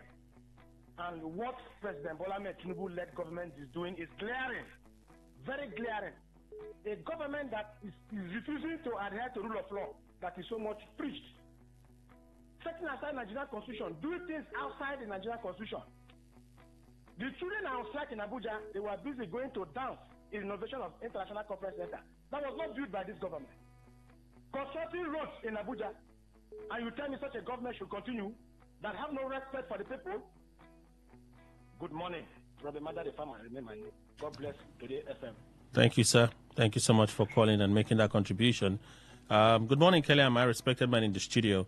I can't remember the last time our leaders telling us of what they have done to put food on the table of hungry Nigerians. Rather, what we keep hearing is politics and political parties every day. It is well. I rest my case. Austin George from Rumomoy sent that message. Today, 95.1, good morning. Good morning, Kelly. Morning, sir. Obed, welcome. Thank you, sir. Good morning to all our guests. Good morning to you. Thank you very much, sir. Kelly, Erufan is very correct, and it's glaring to everyone that indeed Syria is not having it good to the current administration. If you look at the variables, you point out to that fact. Clear to everyone. We are suffering. There is no rule of law in this country. If the president will wake up one morning after eating amala, now remove a democratically elected governor. Kelly, I've never seen it in my time. You understand? This is my first time since I grew up in this country. This is my first time where a government who was due elected by the people will be removed and replaced with illegal government. What we are hearing even in Ahoda, where money, rivers money have not developed wings. Okay. It's unfortunate. Thank you. All right, Obed, thank you so much for your contribution. We'll take some more of those calls as they come. Hi, Kelly. Dismissal of the U.S. advisory on Abuja, instead of appreciating the depicts of ineptitude and non-proactiveness of the SFG. Must political approach be given to even sensitive issues like security, and must the same response the presidency's attack dogs give to political opponents be same for security? Tinubu, Alex, and controversial Chicago again. Who took him back to that path again? Awa, you sent this message. Thank you. We lost our call. Please call us back if you can. Phone lines are still open. Hi, Kelly. Our leaders take great pleasure in doing things that will cause us pain. NNPCL and retailers are always quick to hike palm price whenever there is increase at global markets. But when there is a drop in price, we don't see quick drop in Nigeria. This country is just a natural habitat of bad leaders. Mr. Lucky. Today 95.1, good morning. Good morning, Kemenjima. Wellington, welcome. I greet all your guests in the studio. Good morning. Dr. Obidima. Good morning. I am in the studio. Kemenjima, let me tell you the truth. Arrow is on point. This government is a terrible government. People are dying. People are drinking tea. In banquets, hosting banquets. Telling us that did you make an arrest? How can you tell a commander, did you make an arrest? I want that place to be sanitized. Did you make an arrest? Then you go arrest the market women that is protesting. Did you make a look at the president giving an authority? Sometimes I look at them that they don't know what their office requires. You're telling somebody, your subordinate, who is supposed to bring results, did you make an arrest? And the moment you leave, they live with you again. And at the same night, they attack at the same state. A prominent man in his own village again. Nigeria is not safe for living. Thank you and God bless you. All right. Wellington, that is your position. I didn't hear the last thing you said, though. Good morning, Kelly and all our guests. I commend the PDP National Chairman for debunking Ologunagba's press release for the crisis in our other east. I'm pleading, let them embrace peace. God's time from Port Harcourt. Send that message. Today, 95.1. Good morning. Good morning, Kelly, and good morning to all the guests in the studio. Good morning. I admire the position of Dr. Bidima always. It's in fact one of the reasons why I do listen to the program. But quickly, because I have 60 seconds, I want to say that this NEC PDP thing that I was listening to, you see, Damago knows, and all of us also know, that the NEC meeting will fix, if not all, a lot of the issues surrounding PDP. So why kicking against the NEC meeting? any issue, allow the next meeting to move. One of the things that is affecting the policy now is that because they want to use politics to fix what the law can fix. The law should fix all the issues, including the River State issue. The position of the law should override the position of political solutions because it throws everybody into confusion. This is my humble submission. God bless you. Thank you. All right. Thank you so much for your contribution. Let's see if this call connects. Today 95.1. Can you hear me? Good morning. Yeah, morning. Yeah, can you hear me? Loud and clear. Please go on. Okay, good morning. Please, I want to comment on the PDP and the making of the issue. Confess in your query about your position, but try to understand that the issue isn't to have or not to look number for this sector. The issue is if he intended to speak on that subject matter. That was what the last came out to say. You know, in an executive, even though you have hierarchy and positions, there are issues that you will be mandated to speak. You don't just go out because issue emanated in the party, and you then just go out and speak without authorization.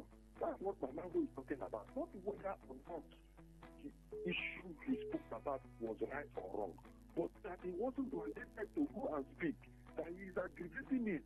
So INEC had an approach against people. The man who wanted it probably to be diplomatically resolved. And then Okay. is in the public. So he shouldn't have.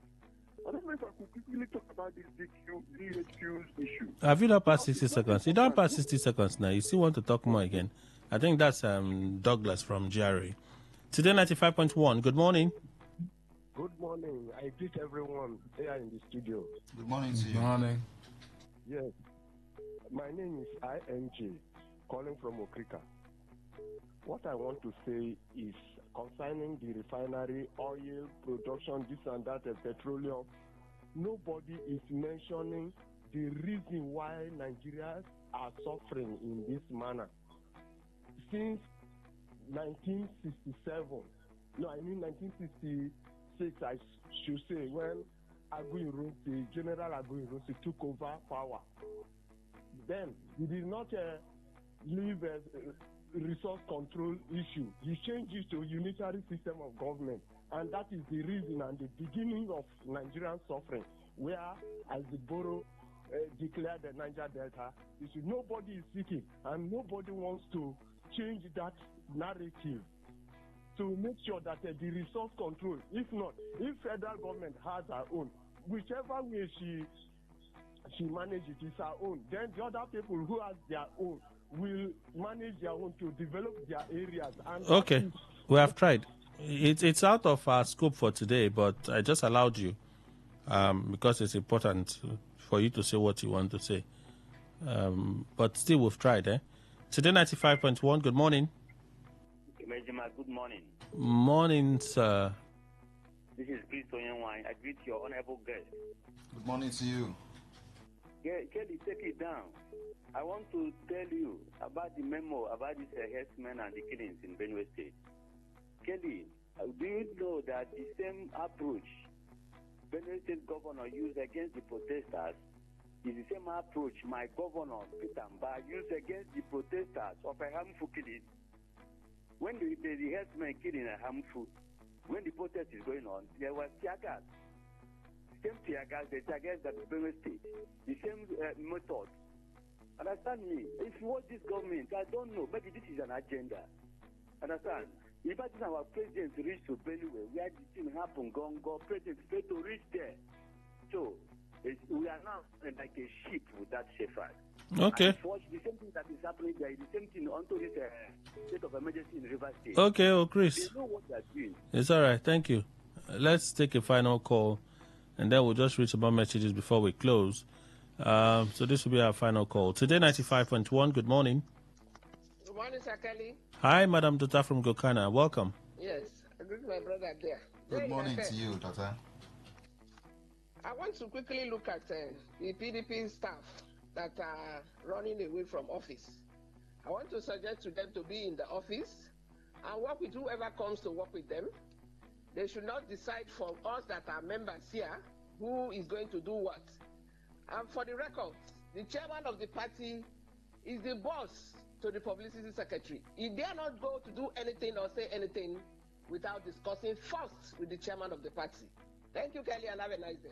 All right. Thank you so much, Madam Dr. Gokana, for calling and making your point as a PDP faithful. But this is a party, Shala. Why? No easy. You need to confirm. Is she of PDAPC or PDP? If I confirm what? You said she's PDP. I say, have you confirmed that very well? Should I call her direct? Maybe. Because since the party is shaking, don't know whether she has shaken too. Should I call her direct? No, you want me to call her? I'll put her on the phone now. No, I don't know. It's left no, for just you. tell me yes. Let's put her on the phone. Nah, that is now we're posing it on to hold it up by You know when you want trouble, you put fire inside the trouble. When you think God explode, why you run? Nah, Nigeria police with us. They're not that bad now. Let's read some of your messages here.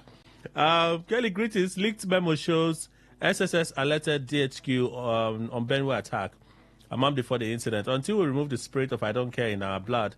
Okay, thank God I believe that. But I read this message earlier on the WhatsApp channel. I see that more messages have dropped here, so let me read a few. This one says, we're waiting for your leadership for the protest. Let us just know when and where. From Kano. Oh yeah, just the wait. Again, on June 12, Obedima, as an ancient journalist, is in position to tell the fact on Tinubu's role in NADECO to actualize June 12 mandate. Tinubu was a major sponsor of NADECO. We can't be deceived with people who focus on tribalism and partisanship to distort the truth. Jerry from Oyibo, you sent that message. Thank you. INEC registers and regulates political parties' conduct. And if PDP is held in contempt by a court, then it's the chairman of the party and not the publicity secretary that will answer for it. So, you're speaking to the authority of the chairman of the party. El-Rufai does not have ambition for president. Atiku should not have ambition also. If Amici truly loves Nigeria, he should have ambition for a single term and swear an affidavit to the registration of the ADA. Atiku, Amechi and others should have consulted me for suitable name that will be liked and supported by majority of Nigerians. I'm trying to get his name. Mr. Law. You see how this message had me to read. I wonder how difficult it would have been for them to read your suggestion. Good morning, Kelly and the guests. It's unfortunate PDP is not conducting itself up till now. Until they take the decision to remove all the moles like Wike and his likes in the PDP will never get itself. And for the SSS and the army, it's just a game of superiority since the information didn't come from them. Clever Gerald from Port Harcourt. I read the message from you earlier. You just sent this one now. Nigeria is overdue for community policing and even local government police. We can no longer continue to rely on this compromised security architecture in Nigeria. He didn't tell us a name, but we thank you. The president, Kano, I just read the message from you now. Okay. Good morning, Kelly and the guests in the studio. Okudiri from Port Harcourt. It's very unfortunate that some Nigerian politicians have become vampires trading in the blood of their citizens. What are you talking about? I rest my case. Oh, wow. Can't we just be civil in the things we want to say? Let me go back to WhatsApp. I read some comments earlier, so let me take a few more from here, and then we'll look at the other channels. Okay? All right. This is not for us, so I've left it. A voice note here. Let's listen. Good morning, Mr. Kelly. My name is Tony Chinonso from Port Harcourt. Still on INEC and PDP. I don't really trust Damagun. It looks like he's a mole in PDP. Let's assume that the publicity secretary made a mistake. Why won't he discuss that privately as an internal matter? If you watch APC and this government, they are firing from all cylinders. Any mistake, any comment contrary, opposing view, they attack it from both on television, both anywhere you can think of, pages of newspapers, even on the street, they attack it. So why won't you support your party, man? It's a pity. Good morning, presenter. For me, institutions like EFCC, Judiciary, and INEC, the Nigeria Police, etc., has completely destroyed the trust and confidence of Nigerians in those institutions. There's nothing there. There is nothing they will do now that can make me trust them. So for me, EFCC is just wasting time. It's going to go usual. Okay. Secondly, PDP is confused. They don't have leadership. They should scrap the party. Ben sent that message. Thank you. No matter how long Damagum continues to pretend about his damaging roles in the PDP through his disagreeing with the spokesperson's views, it is a testament to the spokesperson's vehement refusal to be bought over against the PDP like Damagum. Damagum can continue, but he should know he has just few months to go so he can continue with his last kicks. Also, send this message. Thank you. Congratulations, Alex is the new bride of Nigeria. PDP should be decisive in ensuring the party stays afloat at all costs. They refuse to dot the I's and cross the T's at the preliminary stages because they lack the will. Early detection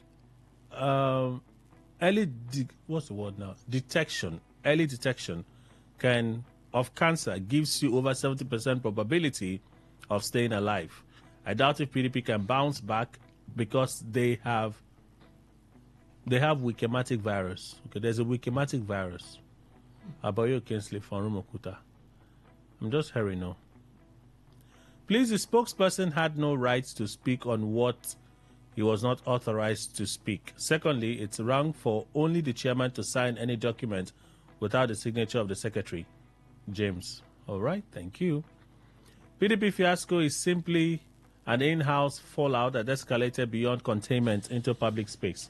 Notwithstanding, if the spokesperson is seeking to reaffirm the authority of the party to be devoid of external influence, and Damagum, being the acting chairman, comes out to undermine the spokesperson's position and going further to relinquish his authority and that of the PDP NEC to be subject to the INEC, then it's clearly a leadership failure on the part of the chairman.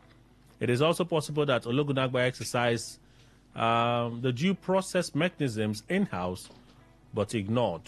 Okay, Prince Glory or Rumola sent that message. If they acted on the intelligence, how would they justify the billions they would have now budgeted to fight insecurity in those areas? Okay, Ernest from Woji. I get what you mean, but let's leave it there. Hello, Mr. Kelly. Good morning. My name is Enyebi Mbila. The reported leaked memo of the DSS to the Defense Headquarters has exposed a lot of ineptitude within the security agencies. It means that these killings that have been going on has hands of some certain people in it. So there are more revolutions that will come. I think at this point, if Mr. Tinubu is really sincere in his fight against these killings, there are some people that should be shown the way out. Secondly, on Damagun and PDP, I think his countering the statement of the publicity secretary is unnecessary and does not show any sincerity or purpose on his side. What is the essence of this reaction? I think PDP should check whether Damagun is not the Jonah in their ship and show him the way out. Thank you very much. All right, thank you so much for your contribution. I see another voice note here. Let's listen. Good morning, Chief Ndikwe and the analyst in the house. This is Chief Kote Stephen Dele for Normal Time. I want to say that the IG, the army commander, should resign because they are receiving security vote, and that security vote they embezzle it. They must share it to the workers. Think they'll do the work because sometimes if they send those boys to the era, they refuse to go because of they don't give them the votes. So I'll say them the design. Thank you. My mouth is open. I'm trying to understand. Is it reacting to the leaked memo? Is it the leaked memo is reacting to? Yes, is that they are not deploying the resources they are receiving. Okay, so they should resign. They should resign. Oh, okay. Good morning, Kelly and the guests. Despite RFI, or despite that RFI is not the kind of politician we listen to, but you can't take away what he's saying as a fact. The country is so bad that you can't even say anything good about it. Clever Gerald, this is like the third message I've read from you today. Really, really fortunate. What is happening in the state is unacceptable. Just look at the way they flog the solar administrator like a child. But the caller would called in the morning and mentioned Chibudon Woche. And now he nominated the solar administrator. But same people are denying the FCT minister's hand is in the appointments of Hindu. So it's just vexing for many things. Kelly, is Oga Imai a chief? No, he's not a chief.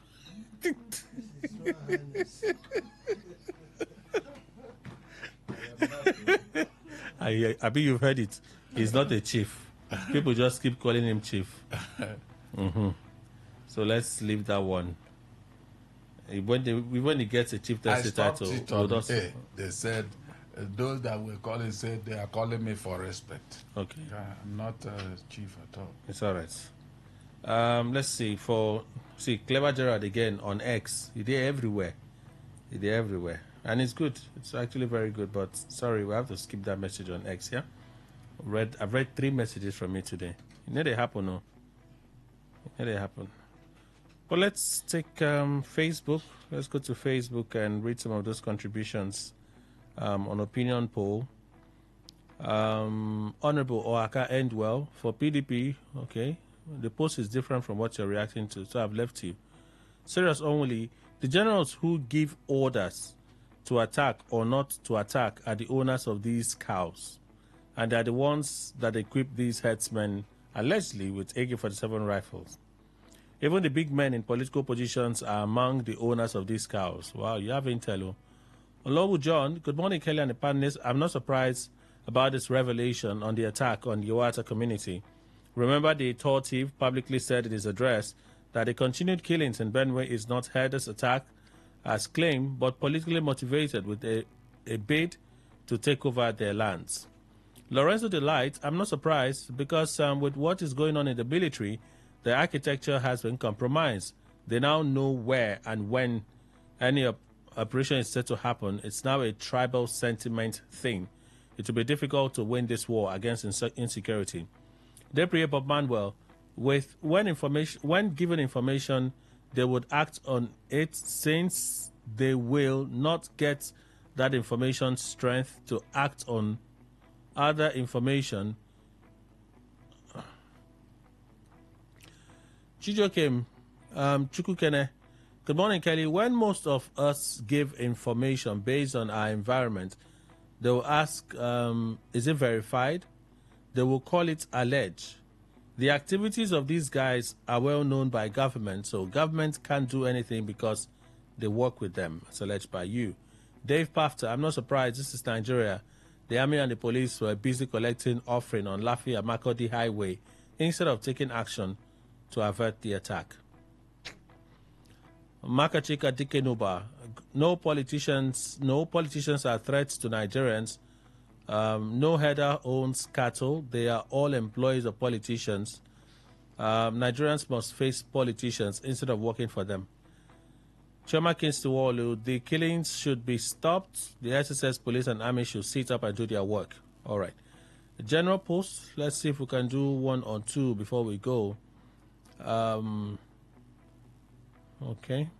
Mochiu, thank you. I see your message. Thank you so much. Kwate Magnus, the FCC shouldn't arrest NNPC officials, but make sure they are prosecuted according to the laws of our land, because we cannot continue to encourage corruption in this country. Super Ted revealed and the leaked memo. Good morning. They take each other for granted. To them, it's a case of nobody worry nobody. And then the last one we can read, Justice Ole Kama.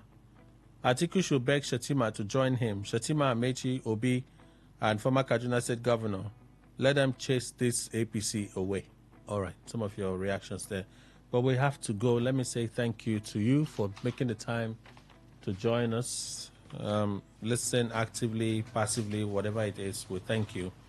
To our panelists in the studio, Dr. Fineface, Jumnamene Fineface, Executive Director, Youth and Environmental Advocacy Center. We say thank you, sir. Thank you for having me. Good morning once again.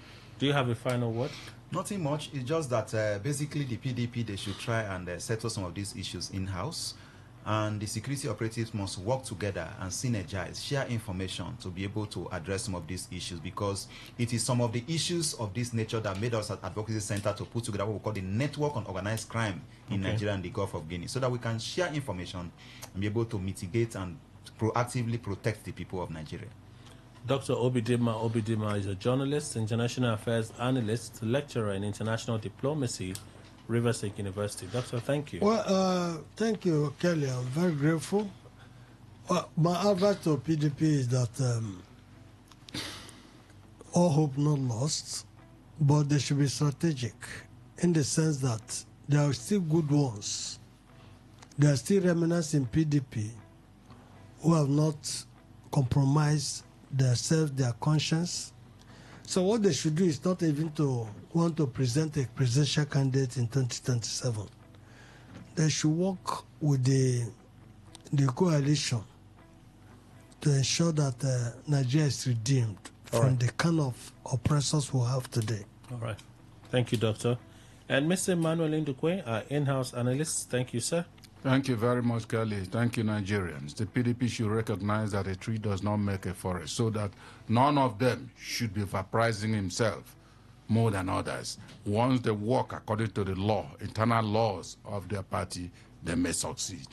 And that's our show, everyone. Kelly Kimenjma is my name. Good morning and enjoy a beautiful Tuesday.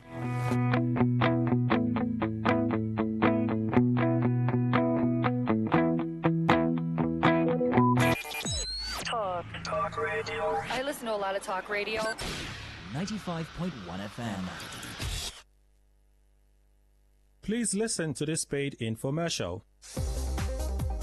We're live in the studio, and today we have a special guest from Vantage Markets with a proven track record of helping people achieve sustainable financial success. In the past year alone, she has organized over 300 events and successfully trained over 2,000 clients on wealth creation through automated, flexible business opportunities. Please, let's welcome Omatasan, the Client Success Director at Vantage Markets. Thank you so much for having me, Godwin. I'm excited to be here in Port Harcourt, even if it's just in the studio. The pleasure is all ours. You know, we're just discussing the importance of creating sustainable income streams. Something I know is on the minds of many of our listeners. Can you share your insights, especially considering the role of technology in finance? Absolutely. Port Harcourt is a city of innovation, and we need to apply that spirit to our finances. Let's be real. The Nigerian economy is challenging. For everyone listening, whether you're in the oil sector, a trader at Creek Road Market, or working in education, finding ways to boost your income is essential, as we can see the effects of inflation on a daily basis. Exactly, Tosan. You know, the cost of living is a major concern. So what are some viable ways to earn extra income in today's tech-driven world? I'll be very clear with you, Godwin. The answer lies in leveraging technology, particularly automation and AI. We live in a digital age where these tools are transforming industries, and finance is no exception. That is why I'm here, to introduce the concept of building a steady income through automated trading in the global financial market. Automated trading, did you say? With AI? Many people have heard those terms before, but what do they really mean for the average person? Tell us. It means opportunity, Godwin. Automation in trading uses computer programs to execute trades based on preset rules. Think of it like setting up a system to work for you even while you are busy with other things. AI algorithms can analyze vast amounts of market data to identify patterns and predict potential price movements with greater accuracy, something most people find difficult to do. This can significantly enhance the effectiveness of your results while trading, Imagine this. Instead of spending hours glued to your charts, you can use these technologies to potentially earn from the global financial market from anywhere. You could be minding your business and your automated system is working for you. So it's like having a digital assistant for wealth creation? Precisely. The global financial market, as I mentioned earlier, is where you can trade currencies, commodities like the oil we're so familiar with here, and stocks online. AI helps you navigate this complex market by identifying the trends and opportunities that a human being like you and me might miss. This levels the playing field. That sounds powerfully, really. Now, can you give us a practical example of how AI could be used in trading? Certainly I can do that. Let's say there's an unrest in a country, right? Like what's happening with Trump and the tariffs. I'm sure everybody has heard about that. AI algorithms can quickly analyze the potential impact on oil prices by processing news, social media sentiment, and historical data. The automated system can then execute trades to benefit you from anticipated price swings, all in a fraction of a second. Incredible. It actually sounds like it could really free up people's time. Absolutely, it can. That's the beauty of it. You can maintain your current income while simultaneously earning from the financial market with minimal direct involvement. It's about creating a flexible income stream that works just for you. Vantage Market provides the platform and the education to access these tools. We offer both options. You can trade for yourself, learning to use these AI-powered tools, or you can utilize the automated systems. And this is why you need to be at the Smart Traders Summit, happening this Thursday at number 21, Bekwe Wosu Street, formerly known as Igboku Street, D-Line, Port Harcourt, which starts at 10 a.m. sharp.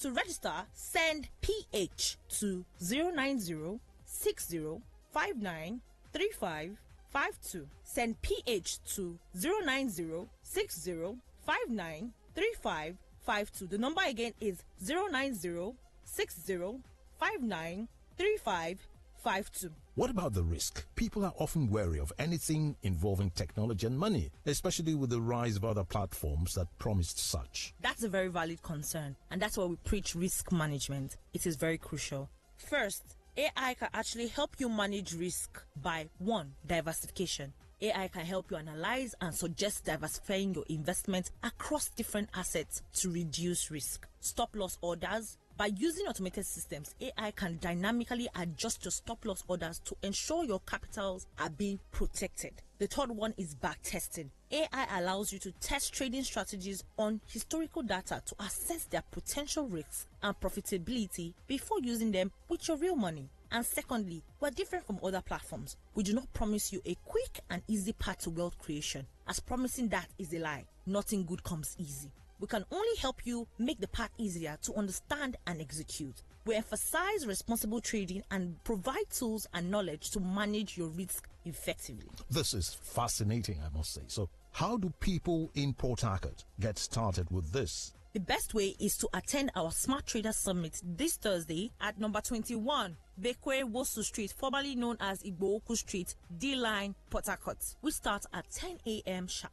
At the summit, we'll cover 1. How to leverage AI and automation in trading. 2. Your strategies for earning in foreign currency. And number 3. Essential risk management techniques to protect your investment. To register, send PH to 09060593552. Send PH to 09060593552. Let me repeat that and send PH to 09060593552. There you heard it. Now, why should people choose Vantage Markets for this? Vantage Markets is the global leader with 16 years of experience. Your official partners of Ferrari, you can Google that. And that goes to show the extent of our global brand partnership. We are not a small brand. We provide a reliable and regulated platform, essential in the world of online trading. Our technology is cutting edge, giving you access to fast execution and competitive pricing. We are also committed to education, empowering our clients to make informed decisions. Now, is there a cost to attend the summit? The summit itself is free. We want to make this knowledge accessible. Of course, trading involves capital, but the summit is about learning and understanding the potential first. And what should attendees bring? A smartphone with internet access or a laptop and a valid ID card. We'll have a live trading demonstration to show you how these technologies work in practice. What are the benefits of attending the summit? Beyond the knowledge and the potential for financial growth, we have some exclusive bonuses for the first 50 attendees in Port Harcourt. Number 1, a chance to win a landed property and a Mercedes-Benz in our elite promotion. Number 2, access the Algo Accelerator at zero cost. Number 3, you have access to the 10x trading program, a chance to significantly increase your income. And of course, you have access to our suite of AI-powered trading tools and indicators.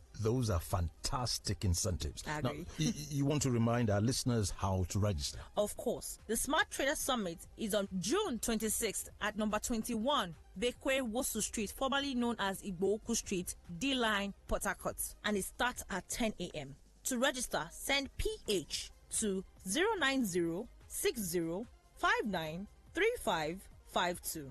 Send PH to 09060593552. The number again is 09060593552. Omatason, you know, many people are skeptical about online financial opportunities. How would you address their concerns, especially regarding automation and AI? Skepticism is natural, but it's important to separate misinformation from reality. Here's what I'll say. Education is key. The summit is about understanding how these technologies work, not just blindly trusting them. Regulation and transparency. Vantage Markets is regulated, and we provide clear information about how our systems operate. Control. You always have control. Automated systems are tools. You set the parameters, you set the tone, and you can intervene at any time. Risk management. As I mentioned, AI can be a powerful tool for managing your risk. We address the common concerns like lack of time. Automation resolves this. Unrealistic expectation. We emphasize sustainable growth and security. We prioritize secure platforms and educate on best practices. So the Smart Trader Summit this Thursday is the place to learn how to use these powerful tools responsibly. Any final thoughts? Definitely. Port Harcourt is a city of go-getters. Do not let fear or misinformation hold you back from exploring new opportunities. Attend the summit, ask questions, and empower yourself with knowledge. Send PH to 09060593552. Send PH to 09060593552. 09060593552. 09060593552 to register and take control of your financial future.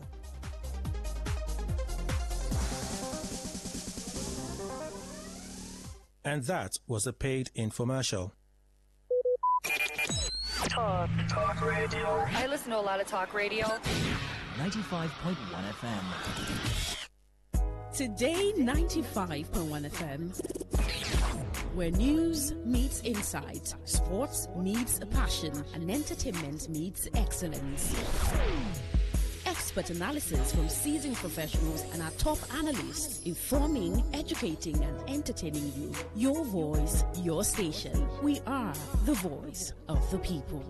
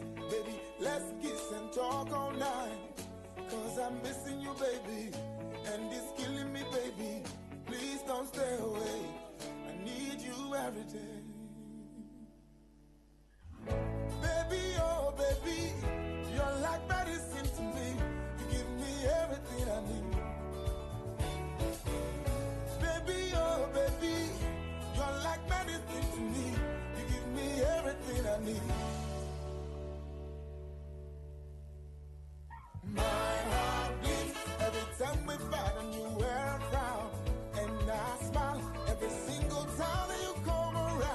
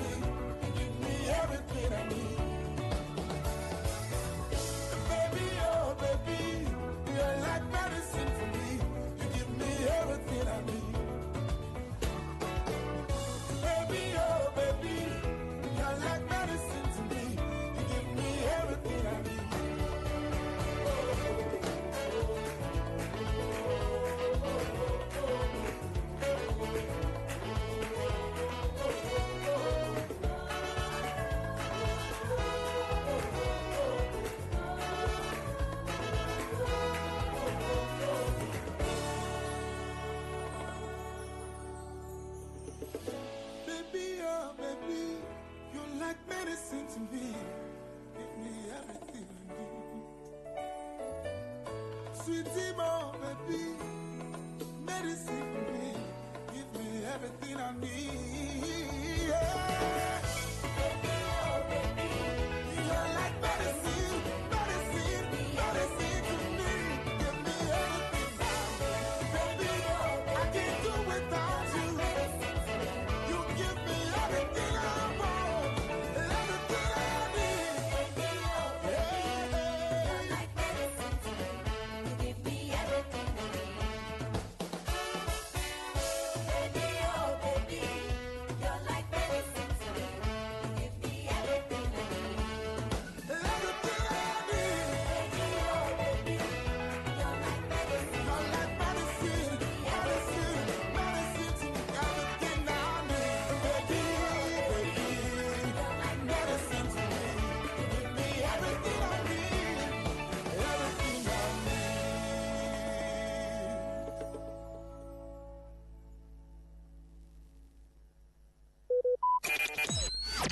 Talk radio. I listen to a lot of talk radio. 95.1 FM.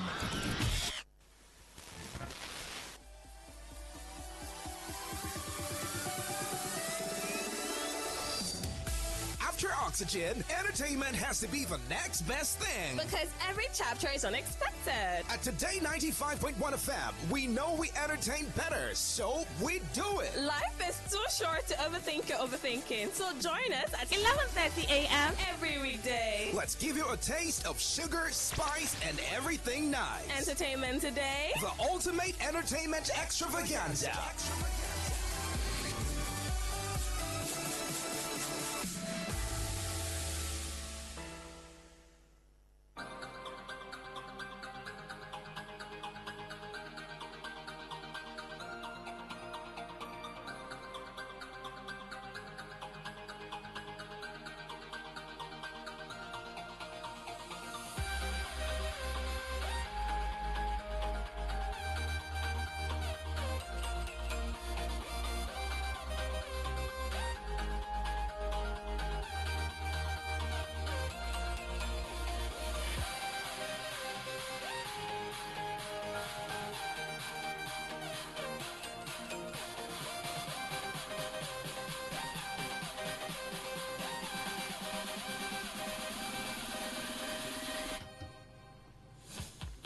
That is a beautiful Tuesday morning, June 24, 2025. Thank you so much for staying tuned to Today 95.1 FM, Voice of the People. It's entertainment today, and I am Queen Chima. How's your Tuesday morning coming? I'm sure you're having a great time. I mean, you should. Sometimes it can be challenging too if you have a number of things that you're thinking about that's bothering you.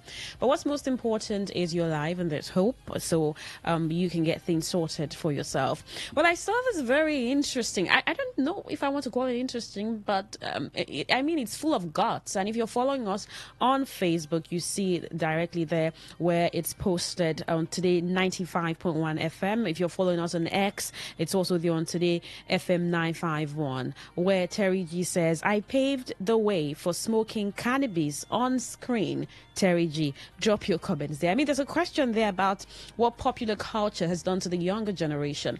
I mean, you see a number of things that's being promoted on videos, on screen. And it feels easy or it feels good and cool, and then maybe you have a lot more younger people indulging in them. Well, that's pick for the day on Entertainment Today. You can drop your response on it on Facebook, Today 95.1 FM. Do a quick follow there and also drop your thoughts on what you think on that conversation. We'll begin with the news on the foreign scene, where a singer Jessie J says she has undergone surgery for breast cancer and is now resting at home while awaiting her results. In a social media post, the 37-year-old star thanked her doctor, surgeon, and all the nurses who cared for her, sharing a series of photos and videos of her time in the hospital. She described the post as the honest lows and highs of the last 48 hours and promised to always show the good and hard bits of any journey she goes through. The ex-singer revealed her early breast cancer diagnosis at the beginning of June and received widespread support from fellow colleagues for sharing her experience. Well, she said at the time she would have been having the surgery after her performance at Capital's Summertime Ball, a mini festival at London's Wembley Stadium held on the 15th of June. operation. In her post on Monday night, Jessie J shared pictures of her partner, Shannon Safari Coleman, and their son visiting her in the hospital. One of the videos included was a clip of her singing in the hospital bed waiting to go into surgery. Another video showed her post-surgery holding up a bottle of blood drained from her breast, which she joked was a goji berry smoothie. The pop star said she was grateful for everyone who helped her during the treatment process and gave encouragement to others facing difficult circumstances. Fans and industry colleagues have already responded with well wishes and messages of support.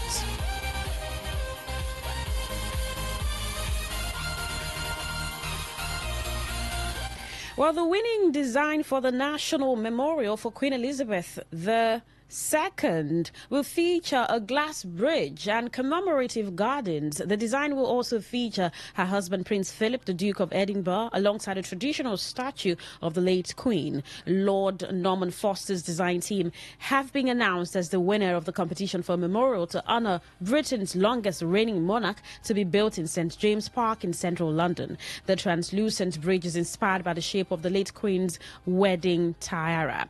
Gardens commemorating the Commonwealth will reflect how member nations grew from 7 to 56 during her reign, Lord Foster told the BBC.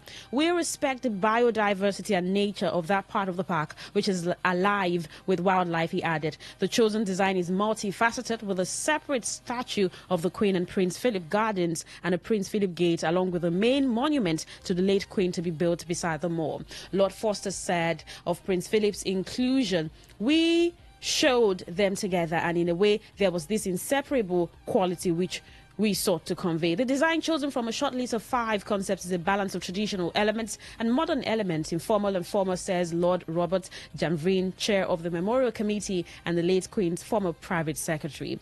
Lord Javrin wants the memorial to help people reflect on an extraordinary life, someone who for a very long reign was part of the way that this nation looked at itself, the way that we changed and evolved. He says the memorial should evoke a sense of her life of service. He told the BBC he thought she would have been pleased with the memorial being placed in St James Park, visible from Buckingham Palace. "I think the location is something which would have appealed to her. You can see the bridge from the room where she often sat for paintings," he said. Lord Javrin thought she would have approved of the proposed new bridge across the pond with a reinforced glass echoing the tiara worn on her wedding day in 1947. Elizabeth and Philip's marriage lasted 73 years until his death in 2021. The late Queen spoke of how much she missed her beloved husband, and this memorial design brings them together with figures of the couple and a Prince Philip Gate. He said that the memorial was a creative attempt to convey the values she represented to the many people who are passing through the park.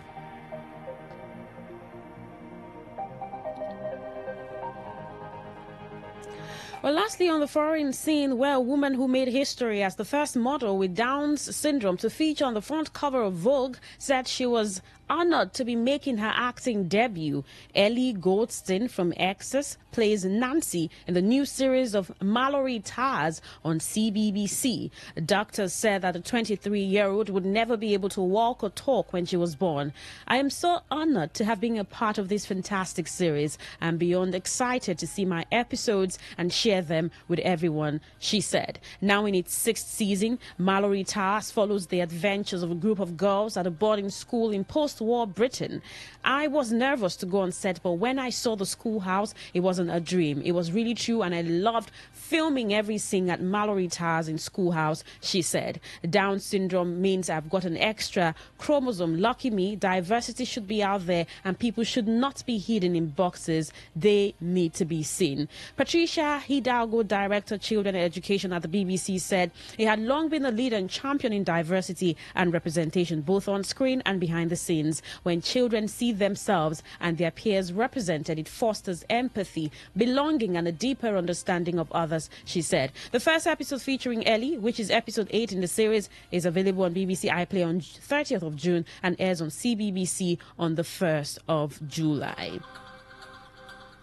And in Nigeria, where The veteran actor Yemi Ayebo, known as Yemi My Lover, has broken his silence regarding rumors that rapper Olamide used his name in a song and subsequently avoided his calls to sidestep compensation demands. Or Premium Times learned that Yemi My Lover, in a viral interview clip, alleged that Olamide ignored his calls after using his name in the song titled Yemi My Lover, which was released in 2013 as a track on his album Baddest Guy Ever Liveth. The clip went viral, with netizens claiming that the actor was trying to reach Olamide because he was broke and homeless. However, responding to the speculations, Mr. Ayebo denied the allegation in a video posted on his Instagram page urged Nigerians not to pit him against Olamide. He clarified that his calls were never about copyright infringement or any other dispute. Olamide is a blessed child, and I wish we would meet and have fun together, that's all. Even when Pasuma performed at the premiere, he used the same song to praise me. He further clarified that he never accused the singer of wrongdoing and bore no ill feelings towards him.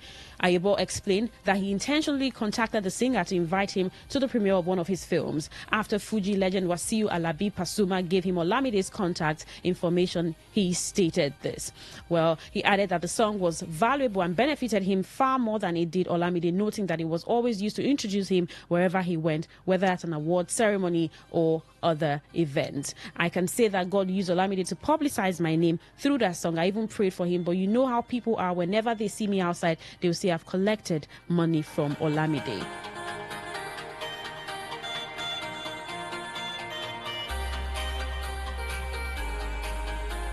Well, as Nigeria hosts key continental gatherings this week, including the Afreximbank Annual General Meeting and the AU MSME Summit, conversations around trade, tourism and regional collaboration are taking a cultural turn. To infuse these high-level engagements with deeper people-to-people connections, the Brazilian Embassy in Nigeria and NTT Global Destinations co-host a cultural diplomacy evening in Abuja. Themed around the world in a bottle, one sip at a time, the event aims to celebrate global cultures through shared heritage, storytelling and hospitality. Well, organizers in a statement said that the event would offer a chance to explore how cultural initiatives can bridge gaps in trade and diplomacy, especially between Africa and the rest of the world. The event will welcome delegates from across Africa and beyond, as the organizers noted that guests will be taking across the 6 continents. Well, according to them, the NGDCO Elizabeth Abola noted that the conversations will be crucial in defining Africa's economic trajectory. Well, lastly, on the news, where Zambian-American author Iris Nwanza launched her debut novel, The Lion's Den, in Lagos. The novel centers on prevailing corruption in the justice system of African countries. It addresses the struggle of Grace, a young female lawyer who was raised rurally in Zambia in the 1990s, seeking justice despite her naivety and discrimination in the legal and political environment. Well, you're still listening to Entertainment Today on Today 95.1 FM, Voice of the People. What do you think about Terry G saying that he paved the way for smoking cannabis on screen? Terry G, I paved the way. Why would some people have attributed so much guts to this statement? Nevertheless, a number of artists, especially music artists, are seen on screen holding some sorts of, from alcohol to, smokables. Terry G says smoking cannabis on screen. While some people think it's prop, most times it's not really props. It's as real as it is. And people are beginning to question how this has exactly influenced, how popular culture has influenced younger people who now do drugs. And it's as a result of what's seen on screen, and then just a form of emulation, because that's what is seen and promoted in that space, the media space. What are your thoughts about this? People think that pop culture is responsible for the rate of drug abuse among young people. Do keep the conversation coming on X, Today FM 951. On Facebook, you can drop a comment there, Today 95.1 FM. You can also call 0810-951-0951, 0810-951-0951, and get your thoughts. Send a text or WhatsApp message to 0701-9339-962. You're still listening to Entertainment Today on Today 95.1 FM. Do stay with us. No.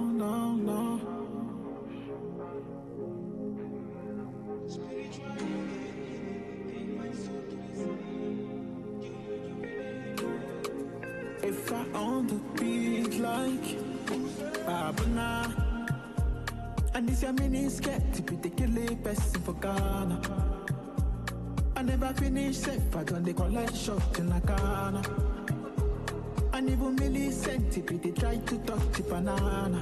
We the Panami, Alabama, Chinachara, oh, banana. You know you really set and you go need a certified free. And it's your body set that you go make it sensible. Me. You be like 3 Benzi with the ride satisfied. Me, satisfied. Me.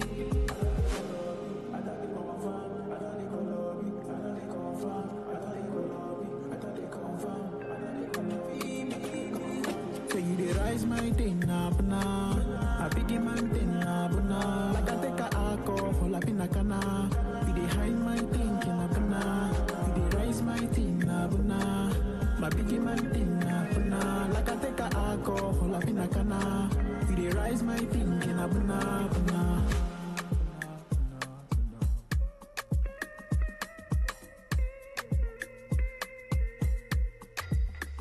Spiritual healing, take my soul to the ceiling. You like you will it, baby. You know, say only you can be save me, well. Calm down, she tell me calm down. She know say I be king and I be a donor. She love it when I sing and she call me round down. She put on for my jeans, she say now my turn now. I been out all day one. She literally damn she won. She knows that me a watch since the 90s. Sober, she feeling sober. The honey make her see, say I be a god now. I know what fit to live, cause you really own her. I really wanna see, cause her act is so down. Rise my thing up now. I big man thing up now. Like I take a alcohol up in a cana. You dey hide my thinking up now. You dey rise my thing up now. My big man thing up now. Like I take a alcohol up in a cana. You dey rise my thinking up now. Talk radio. I listen to a lot of talk radio. 95.1 FM.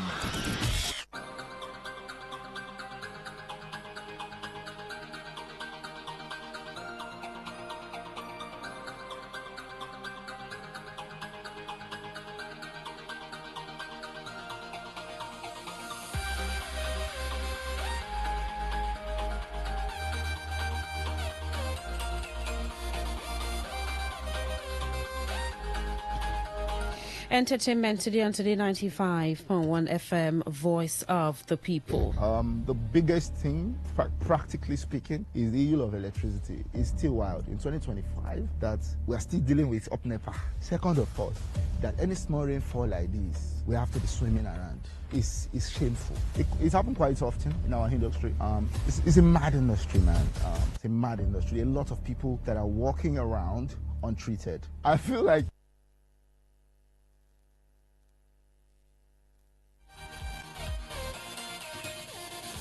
well, that's Faz the Bad Guy on an interview talking about, electricity, the power situation in the country, and the roads, and a number of things. And I mean, he's not the only celebrity who talks about this.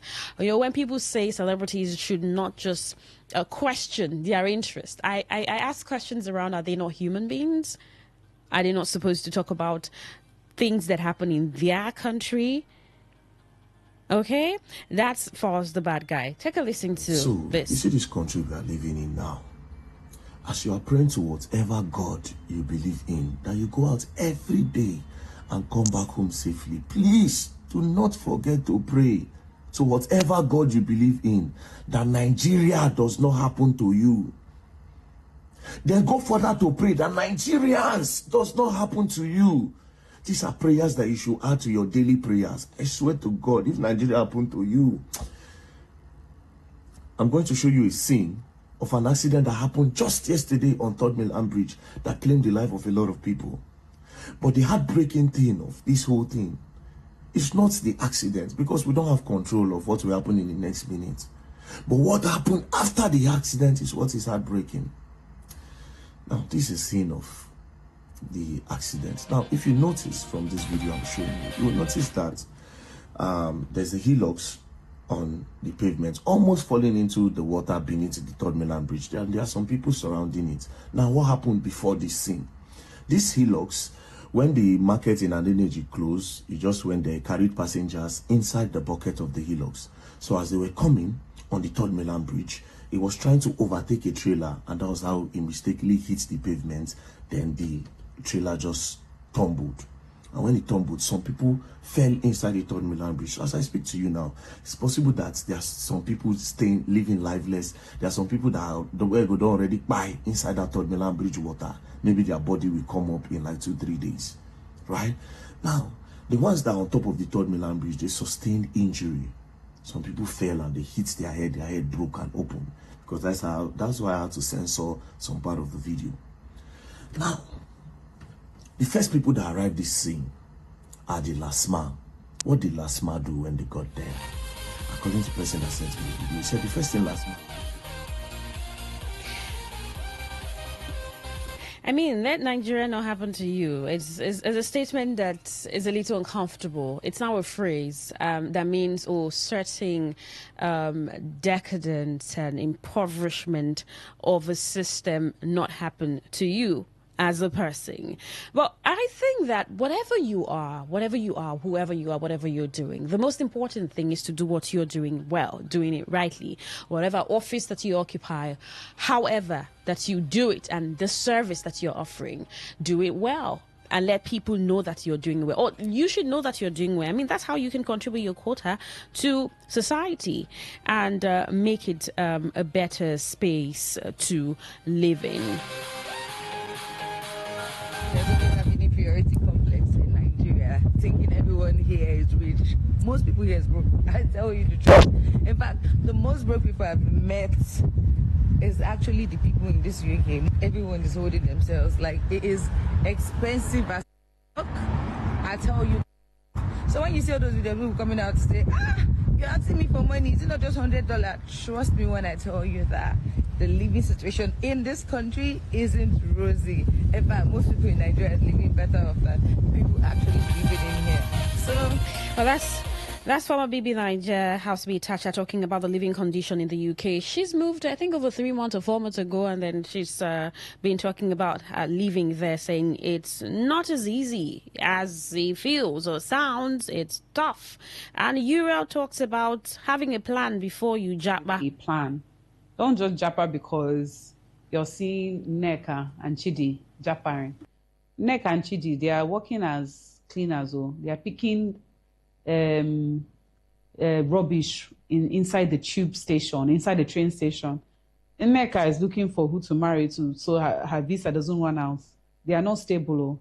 They are working in hotels. Look, like they are not even. Some of them are not even making ends meet. Do you understand? So before you jump, have a plan. Have a plan, because I know people that are living in conditions where, man, they wish to come back to Nigeria, but number one, shame, and number two, how are they going to start all over again? So I know some people that are not really doing well. I have people I have uncles that have been living in the UK for years and years, and they have not achieved anything. They have not achieved anything. So, I mean, even the NIDCOM boss talks about how important it is for you to have a plan before you leave the country. But I hope some people listen. I mean, how can you make life easier for us here? And maybe that's what we're most interested in. And then you can tell us not to leave. Well, I see your comment on Facebook, Justice Jubike. It says, thank you for promoting drugs. In your mind, you did a good thing. You should be here talking about your service to humanity. Well, that's a response to the question on Facebook. Terry G says he paved the way for smoking cannabis on screen. Some people think pop culture is responsible for the rate of drug abuse among young people. Do you agree? I see your comment. Thank you. Now you can drop your comment and let the conversation keep up going on our social media platforms. Do well to also follow us. I mean, drop a like, drop a comment, and follow that page, Today95.1fm. That's Facebook. On X, It is Today FM 951 on X. Drop your comments on most of these posts. And then for the Entertainment Today post, you can also drop your comment, share, like, and also follow the page.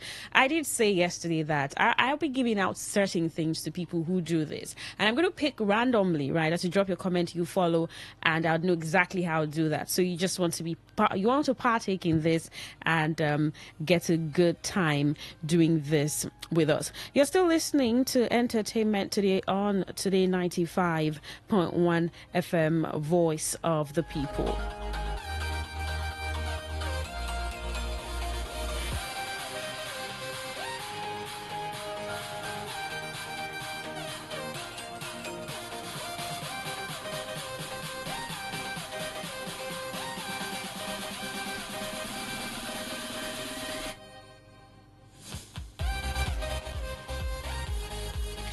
Well, lastly, after watching her movie on YouTube, Nkechi Blessing says that Funke Akindele remains a force in Nollywood. Now, a lot of other celebrities do appreciate Funke Akindele's artistry, her creativity. I mean, when it comes to directing, filmmaking, and everything that she does as a person. And while she's highlighted how difficult it was and the challenges she faced in the industry, I mean, people did tell her how ugly she looked and she was never going to make it in the industry. But she was the first filmmaker whose film grossed $1 billion in the box office in Nigeria, and then several other successes. Now, actress Nkechi Blessing has expressed admiration for her senior colleague Funke Akindele, describing her as a force unstoppable and undefeated in the film industry. Nkechi praised Funke for her filmmaking prowess, particularly for her latest movie, Ayetoro Town. She also thanked Funke for believing in her and credited her as a star maker. Nkechi appreciated Funke's support, stating that she doesn't take her love and encouragement for granted. Well, the actress Funke Akindele had hinted on an interview with Today how she battled the loss of her mother, taking a divorce and taking care of her children, while still pushing her career as an actor and a director. She also talked about losing out as a politician. She was the vice gubernatorial candidate, deputy gubernatorial candidate for the PDP in the last election in Lagos State. And then all of these wins and then trying to also have a successful career must be a lot, she says. And then she just tries to keep her head straight and take one thing after the other as she continues to win in her career. Well, that's it on Entertainment Today. But before we go, this is a special happy birthday shout out. I mean, this is big. Happy 50th birthday to Honorable Mrs. Barbecue Solomon Tamuno Imiete, PhD. Wishing you a fantastic 50th birthday filled with joy, laughter, and unforgettable moments. May this milestone year be the start of even greater adventures and happiness. Happy birthday, Honorable Mrs. Barbecue Solomon Tamuno Imiete, PhD. Happy birthday from all of us on Today 95.1 FM, and please do enjoy your day. If it's your birthday, happy birthday. If this month, you're born in this month of June, happy birthday, and enjoy the month, right? Enjoy yourself and celebrate life, health, and a lot of other things will come as you want them to. That's Entertainment Today on Today 95.1 FM, Voice of the People. I am Queen Chima. Good morning.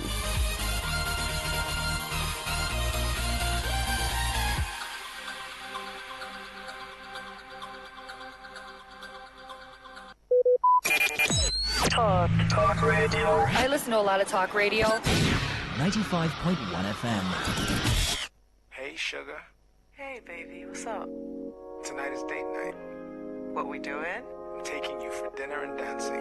Where we going? It's a surprise. See you there.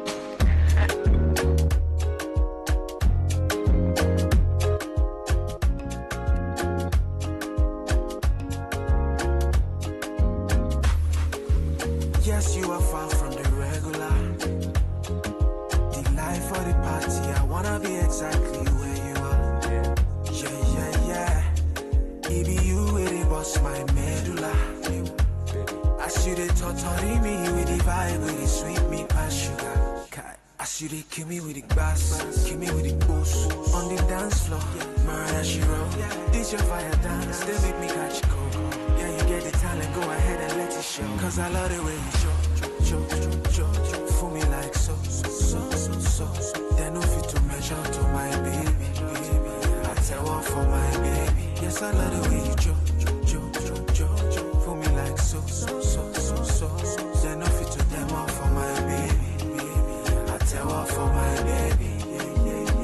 My baby, baby bad, oh yeah. You see the way she move, it's mad, oh yeah, enter the groove, it's a jam. I did the move, make me do. Me tell her who's your zaddy. I'm feeling good cause my boo's a body. I'm feeling nice cause my wife's a hottie. Any other kind of me photocopy. Oh my lordy, I me no send nobody. No, you look take away and I go carry. Go, I hear me tell me by me. Oh, I don't hit the lotto. You say go with the bass, kill me with the boost. On the dance floor, Mariah she roll. Say no to the ordinary. Embrace the extraordinary, because we are the voice of the people. Voice of the people. Today, 95.1 FM. Today, 95.1 FM. Whether it's happening in Port Harcourt, South, Nigeria, or around the world, we've got you covered. On air, online, delivering balanced news and unbiased analysis. Today, 95.1 FM. This is Today. 95.1 FM, Port Harcourt. News.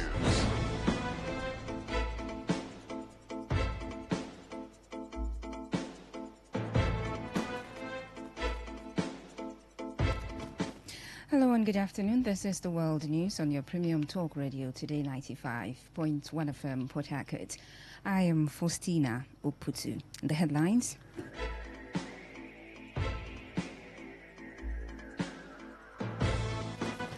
Tension rises in Nahoda East as police clash with cultists. Federal government says no security threat within Abuja. EFCC arrests former NNPCL officials for billion-dollar fraud. On the foreign scene, Iran accuses Israel of continued strikes despite ceasefire announcement. Details in a moment.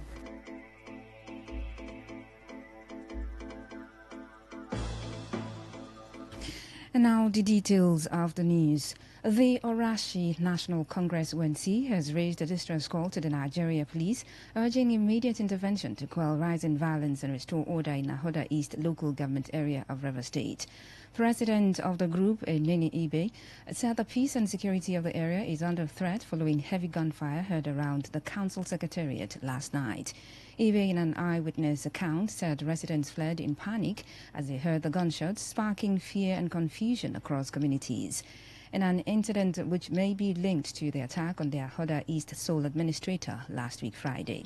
The ONC president, while calling on the youth in the area to lay down their arms and embrace peace, also appealed to security agencies to urgently intervene and prevent further breakdown of law and order. Public interest and public peace. The peace and security of the area is being threatened. This night, our people in Nahoda are running together. There is serious gunshots within the council secretariat. We recall that the sole administrator was assaulted and the CP visited the area. We thought the situation would have now returned to calm. However, what we saw this night, as I speak to you, all these people are indoors, looking up to God and security agencies. So we don't know. We believe that we don't know what would have caused this or would have resulted into this. But however, may not be far-fetched from the recent happenings at the council. The River State Police Command is yet to issue an official statement confirming the incident of last night. Meanwhile, the federal government says that there is no security threat within Abuja. The Nigerian government stated this in response to an advisory by the United States Mission in Nigeria, warning all Americans to stay away from all military and government facilities in Abuja. The federal government maintained that Abuja remains safe for citizens and visitors alike. This was contained in a statement by the Minister of Information, Mohammed Idris. Former Kaduna State Governor Nasser El-Rufai has declared that President Bola Tinubu is gone. El-Rufai said Tinubu has a 91% disapproval rating in the north and southeast. Speaking during a television program, El-Rufai pointed out that in the last 2 years, Tinubu has performed miserably in the areas of security, economy, and trade. Moving on, operatives of the Economic and Financial Crimes Commission (EFCC) have arrested a former Chief Financial Officer (CFO) of the Nigerian National Petroleum Company Limited (NNPCL), Omar Issa, over an alleged $7.2 billion fraud linked with the rehabilitation of the Kaduna, Warri, and Port Harcourt refineries. Also in the custody of the EFCC is Jimo Olashokomi, a former managing director of Warri Refinery. Issa, as CFO, was in charge of the release of funds for the turnaround maintenance of the 3 refineries. Issa and all the key officials involved in the maintenance of the refineries and other NNPCL key projects are being investigated over alleged abuse of office, corruption, diversion of funds, and kickbacks from contractors. Other officials involved are the Managing Director of the Warri Refinery, Tunde Bakari, a former Managing Director of the Port Harcourt Refinery, Ahmed Diko, and a former Managing Director of the Port Harcourt Refinery, Ibrahim Onoja.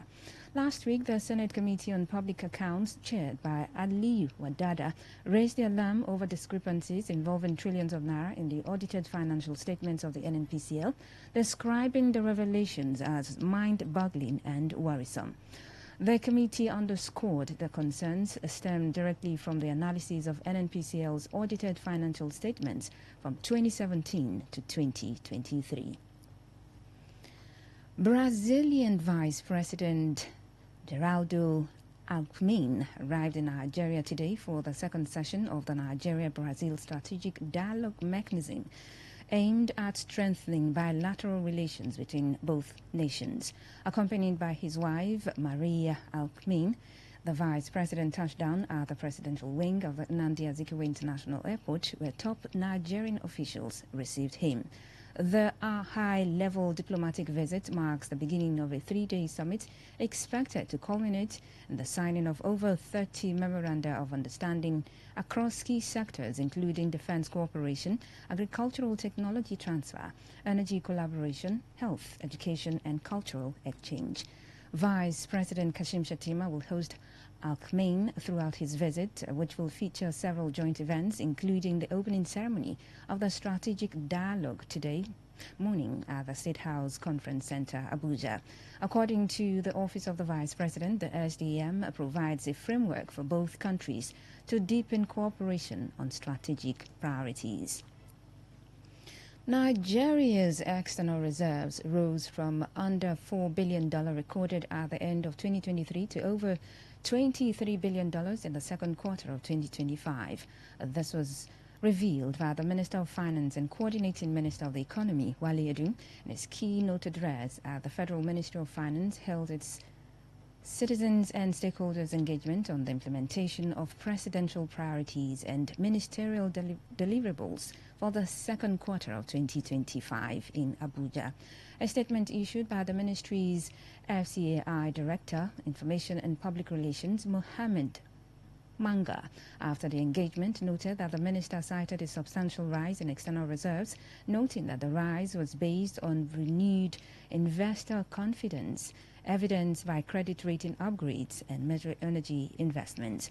Edun said that the federal government was committed to economic reform and development.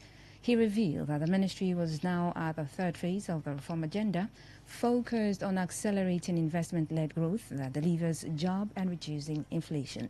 He added that the reform is also targeted at lifting millions out of poverty. You're listening to the World News on Today95.1 FM, Voice of the People. After the break, more news, foreign and sports stories. Stay tuned. Every day, every hour, when the big stories break, depend on our 24-hour news team to bring you the latest. Today, 95.1 FM.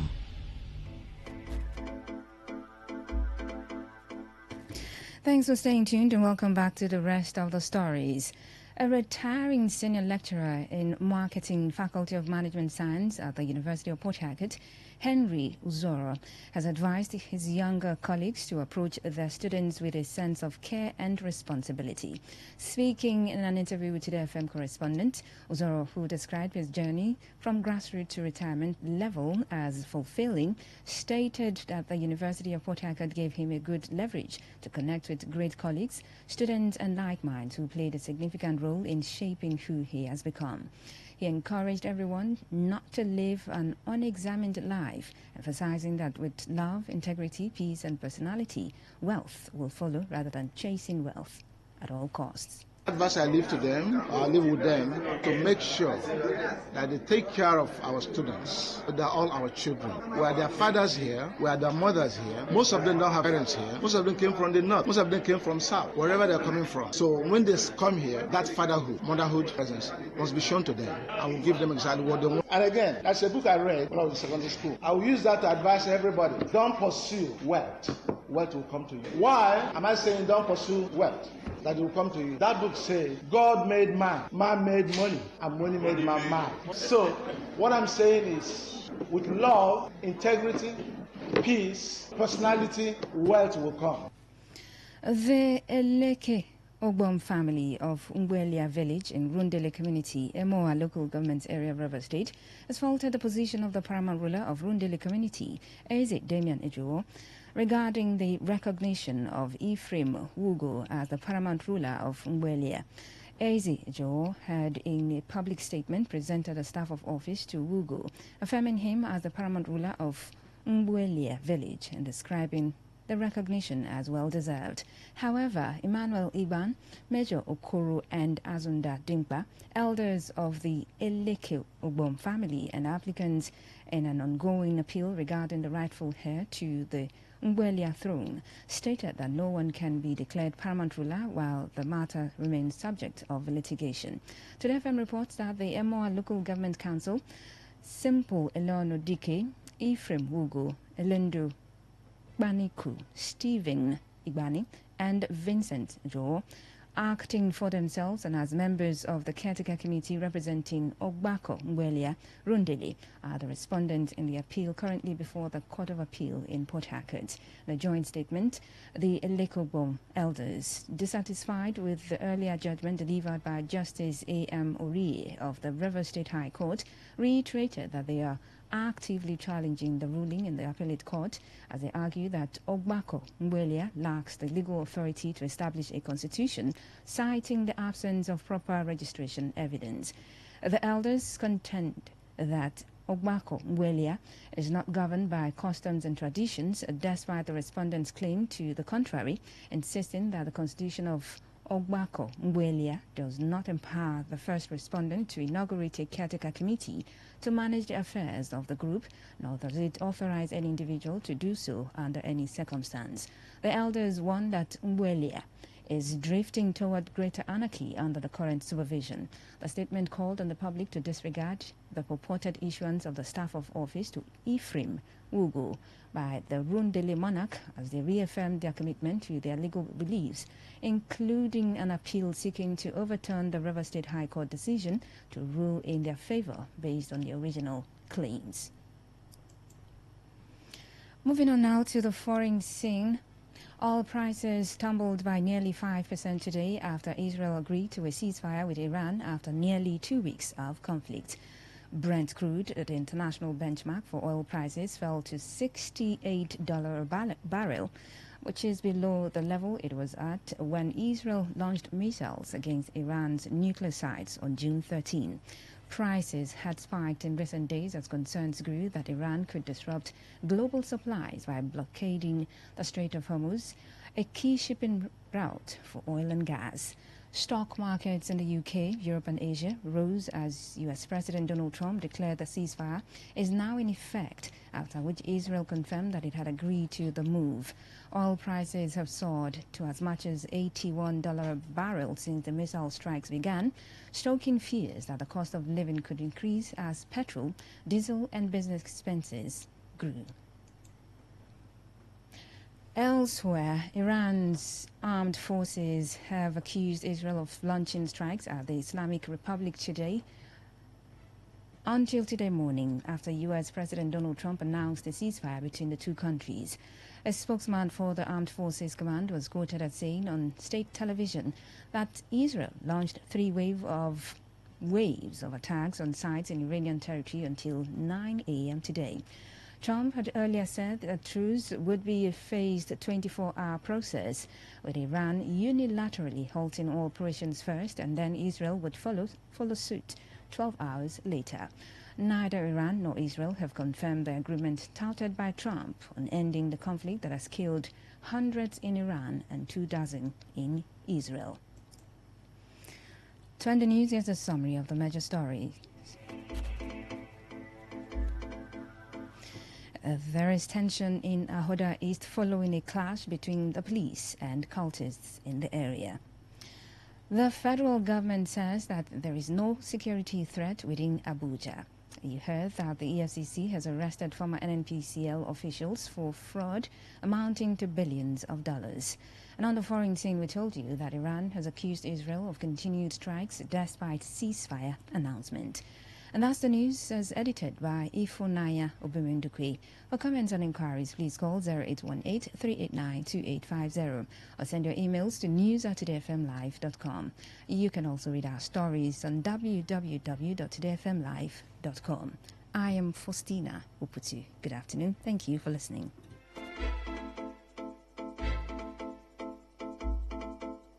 Today's news, today's entertainment, today's sports, today's issues. Today on Today 95.1 FM, Port Harcourt. Unleash the power of the airwaves with the ultimate radio experience. Tune in to Today 95.1 FM, the voice of people. Don't just listen, immerse yourself. That is 100% true. Congratulations to our esteemed members on their well-deserved appointments.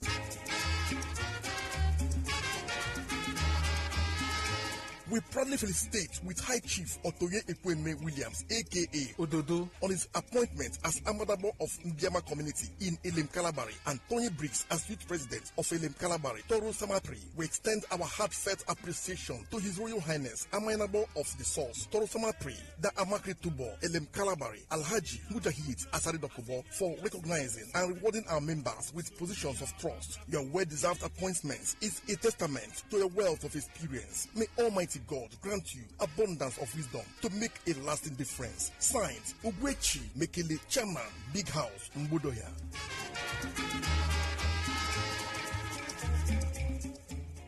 The River State chapter of the Nigerian Institute of Quantity Surveyors, NIQS, cordially invites quantity surveyors, construction professionals, contractors, and all relevant stakeholders in the built environment to her 3-day workshop with the theme Harnessing Artificial Intelligence for the Future of Quantity Surveying and the Construction Industry in Nigeria.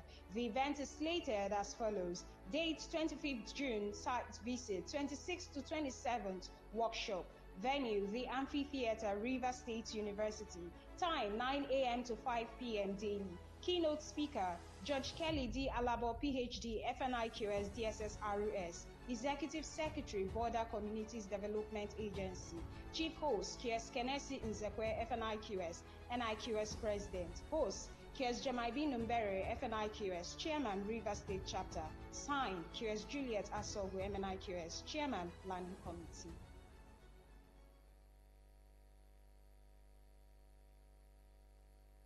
Say no to the ordinary. Embrace the extraordinary, because we are the voice of the people. Voice of the people. Today, 95.1 FM. Today, 95.1 FM.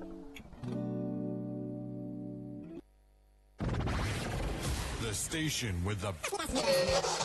As the voice of the people, we make sure that no one misses out. On Today 95.1 FM, there's something for everyone. Our tech show, because tech is new money.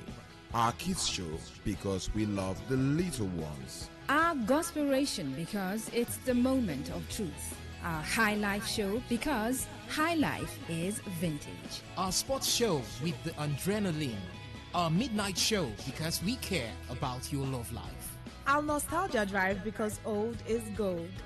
Our show for young people because Gen Z code is on. Our Pigeon Bit because that one said day. Our book review because books are a mirror. Our big stories because big things only. Our health shows with seasoned health experts because we care that you're healthy. Our eyewitness report because we want to hear from you. Our reggae show because Rastafari. Boom!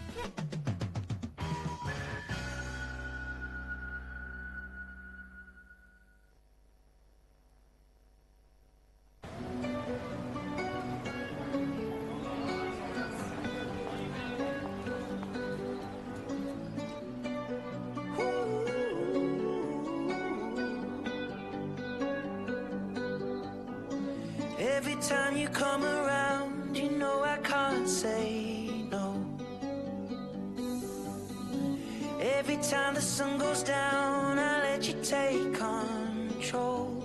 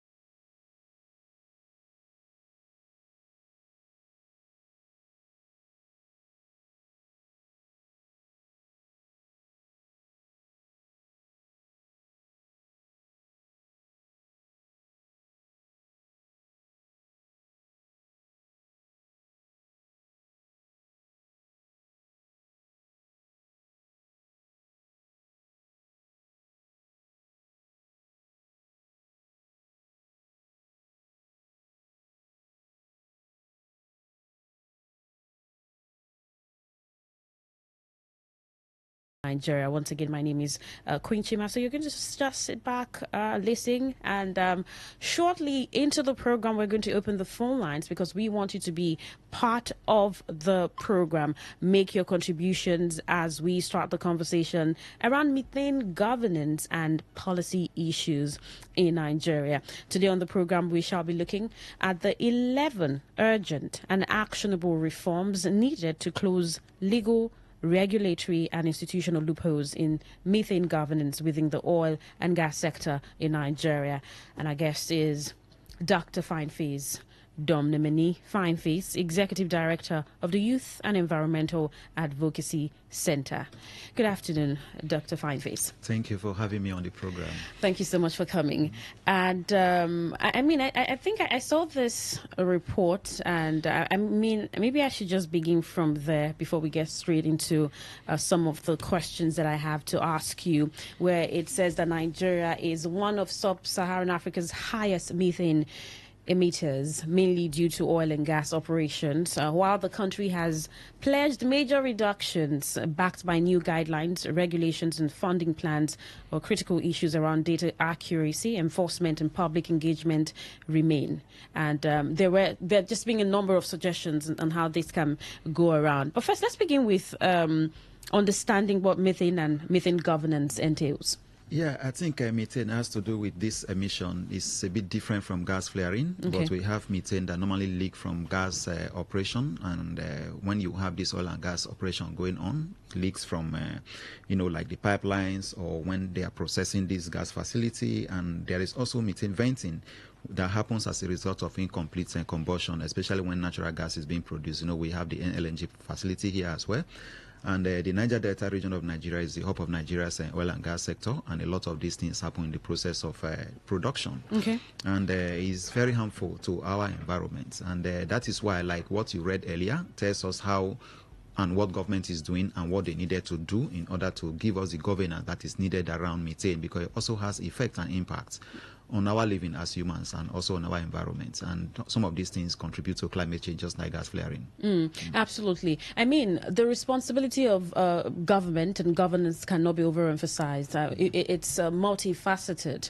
And when you talk about the environment, and you just cannot exclude the people living in the environment. So we talk about man and his environment. And so it's important to understand what the governance entails. I want you to put more details on that. I mean, in terms of governance, understanding methane governance. Yeah, basically it has to do with what Nigeria as a country is doing in order to manage the oil and gas sector and manage methane and how it is being emitted as production is going on. Nigeria is one of the highest oil producers in Africa or even in the world by virtue of the deposit that we have here in Nigeria. And oftentimes we've also said that Nigeria even has more gas than oil, but the focus is more on oil. And we also see how government is doing one way or the other to manage how some of these activities are going on in the oil and gas sector. There are other companies that are also involved in the production, but it is the responsibility of government to provide governance to ensuring that in the process of their extraction and mining of these resources, whatever it is that is being emitted as a result of the production processes does not affect the people and is in line with international best practices. So Nigeria, we know that Nigeria is losing an estimated $500 million, annually due to wastage in gas flaring. Generally, we know that. And the insufficient methane regulation is placing the country at risk of between 20 to 35% carbon tariffs on LNG, that's the liquefied natural gas export, to European nations. By 2026, we are going to have that level of losses that is happening. So it's important for the government to strengthen its governance in this space to ensuring that a lot is being achieved. We have the Petroleum Industry Act that is now with us. All of these are embedded there. But Nigeria as a country needs to give more attention to what it is doing in the area of being able to govern the methane emissions in Nigeria to a very large extent. So for the Youth and Environmental Advocacy Center, I'm sure this is this like forefront of what you do for the environment, or it's a vital part of what you do? It's a vital part of it. It's part of what we do as an environmental organization, and we work with other partners too. Just like you have read, we work with the Natural Resource Governance Institute on this space. We also work with the Center for Journalism Innovation and Development, and with other partners, we all work on this and see how we can push to ensure that we provide information, research, and of course create awareness on what the government needs to do in order to govern methane properly and enable, and not allow it to also affect our lives and livelihoods and everything that within our environment, and be able to really manage the space properly. So these are some of the things we do. Because I was just thinking about the health complications and of the methane emission, and I think I was having a conversation with a doctor on one of our shows where I said, the responsibility that we owe ourselves as humans to protect our health is much more than, you want to talk about how inevitable certain health circumstances can be, or you want to attribute it to genetics or what you couldn't control. So this is a huge part that the government needs to control to protect the health of the people. So what are your advocacies? What are they? I mean, a number of them. You want to state them clearly, what you've been asking the government, what your conversations have been like. What are those? Yeah, generally we look at methane just like gas flaring, just like environmental pollution, from the impact it has on the health of the people. Because when you talk about the environment, it's the people that live in the environment, and if the environment is not conducive for human stay, then you have issues of health issues, people dying, like we often have a lot of deaths in the Niger Delta. A lot of them are attributed to other things, but people have not really looked into the fact that they need to even do autopsy to know what is really contributing to the death of a lot of people. So our advocacy is targeted on creating awareness on methane, its impacts, and what government needs to do in area of governance to ensuring that why methane is being emitted in the process of oil extraction, that it does not impact the people negatively, and government should also manage such a way that resources that comes from it will also be used to mitigate some of these issues around the people. So it is important for government to really look into the area. So we are pushing at some of these things to look at what the government is doing, also helping government to do research and generate policy options that government needs to take in order to address the issue. So some of these you did mention the Petroleum Industry Act, right? Are there certain policies that are favorable to methane emission? Yeah, there are certain policies that are favorable, but failure of government to look at some of those policy directions will also give some issues. And we are looking at how methane triggers further investment, that there is a need to invest by the international investor. Like we have the PB, we have the NE. That some of these compliance issues are something that government needs to take on with these people to see that they are doing this. Then, if government also fails to take action in this direction, you're also going to have losses. As a result of, oil extraction issues, have some losses that will be recorded. Then it will also breach Nigeria's commitment under the global methane pledge if Nigeria fails to really govern the methane process properly and how they need to do it. There is also the issue of legal ambiguity that is involved in these conflicting claims of gas flaring. In Nigeria, we normally have these very a law. We have this law that if you are emitting, you have to pay a certain amount of money to government for that. And because it is even cheaper for the oil companies emitting to pay more, and then they stay away from being able to commercialize some of this methane, is affecting the people. And to a very large extent, they prefer to even pay the fine than to even invest in infrastructure that will convert some of this gas that is being flared and methane into some other purpose, like commercializing them. So these are some of the things that methane governor needs to do, and the advocacy we are creating for government to look into this area, because a lot of people just focus on other things within the oil and gas sector, like just pollution, environmental degradation, and all of this. But some of these issues are also impacting and affecting the people. If you look at some areas in the Delta where we really have oil production going on, you will see that gas is being flared 24 hours. And since 1956, that oil production started, like in Oloibiri, to date, there are areas that gas flaring is 24 hours. So for over 60 years, flare has been going on, and all of these emissions from production processes is affecting the people.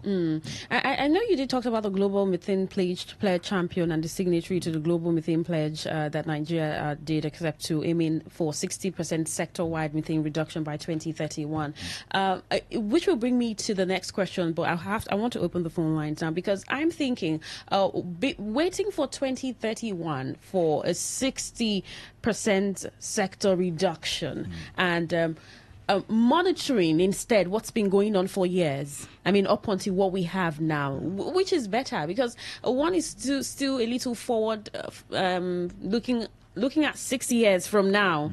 And are we a little concerned about the progress that we're making, at least? I don't think we are really making good progress in terms of what Nigeria is doing, because if we are making progress, we would have gone farther than we are today. And if you can even see the gas flaring that we have, the goalposts have always been shifted right from time. That's gas flaring is going to stop, but before you know, it is extended. Since the 70s, 80s, we've been talking about stopping, gas flaring, but they continue to extend the goalpost. So that is to say we are not making very good progress, because there is even lack of transparency in the entire management process of these emissions and gas flaring. That is to say that a lot of these gas flaring and methane emissions happen unreported, and because of weak monitoring and all of this, and lack of verification processes and reporting system that we don't have in place, and because some of the multinational oil companies also hide under the guise of their umbrella body or the joint venture that they have with the NNPCL and other government companies, to commit some of these things unreported, because if they are over-regulated by way of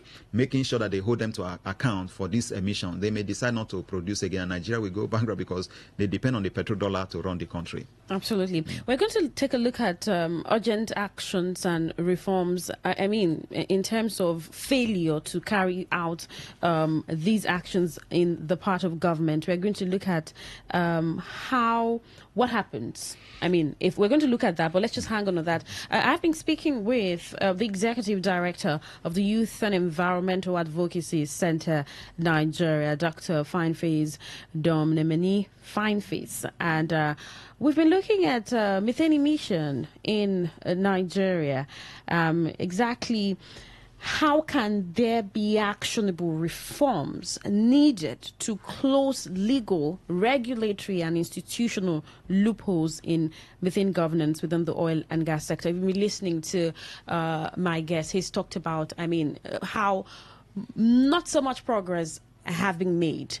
While we're looking at a 60% reduction in methane emission by 2031, according to the pledge that Nigeria did take. I did ask him the question about the progress that has been made so far, and he highlighted how not much has been done. Or the multinationals, the oil companies, the government, and then there's you, the person, the people, and how this affects you, your health, the environment. But let's get you to be part of the conversation. I mean, you know about methane emission, you know about this advocacy. What idea do you have, or what do you think the government can do further to cover up those loopholes and to maintaining the environment and also protecting the people?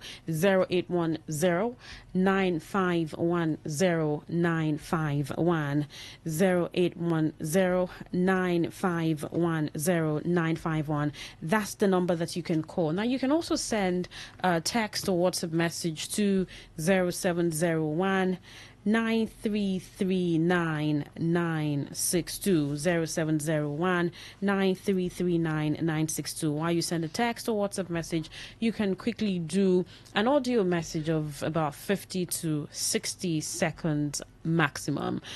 Dr. Fineface, I want to talk about what would happen if the government fails to cover up those loopholes.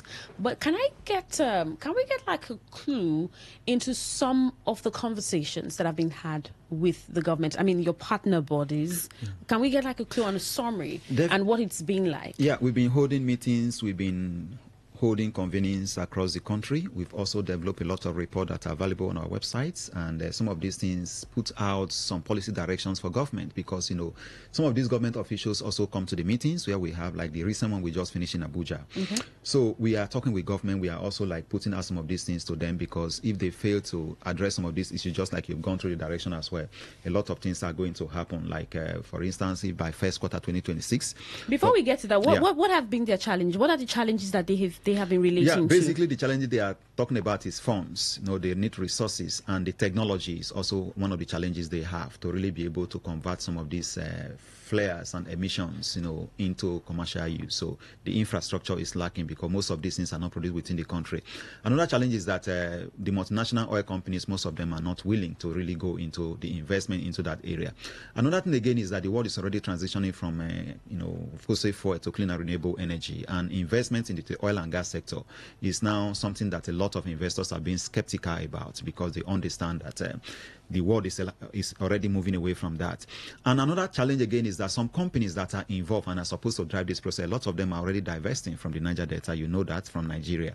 And these divestment processes is making some of their shareholders not to support the process of, putting in more money and all of those things. So a lot of challenges abound, in the oil and gas sector that is making them not to drive this direction. And, somehow, why the world is moving away from fossil fuel, Nigeria is still there, and the commitment of 2060, net zero is still there. But then we also have some instruments we have put in place to really move away from there. But issues of infrastructure, funding, commitment, political will, and all of that are some of the issues that is preventing them from really being able to take some of these actions. That's why we are advocating that they have what it takes to do so in line with other international best practices and environmental, social, standards of governance that is being driven in this direction to see that the environment is safe in the process of this mining.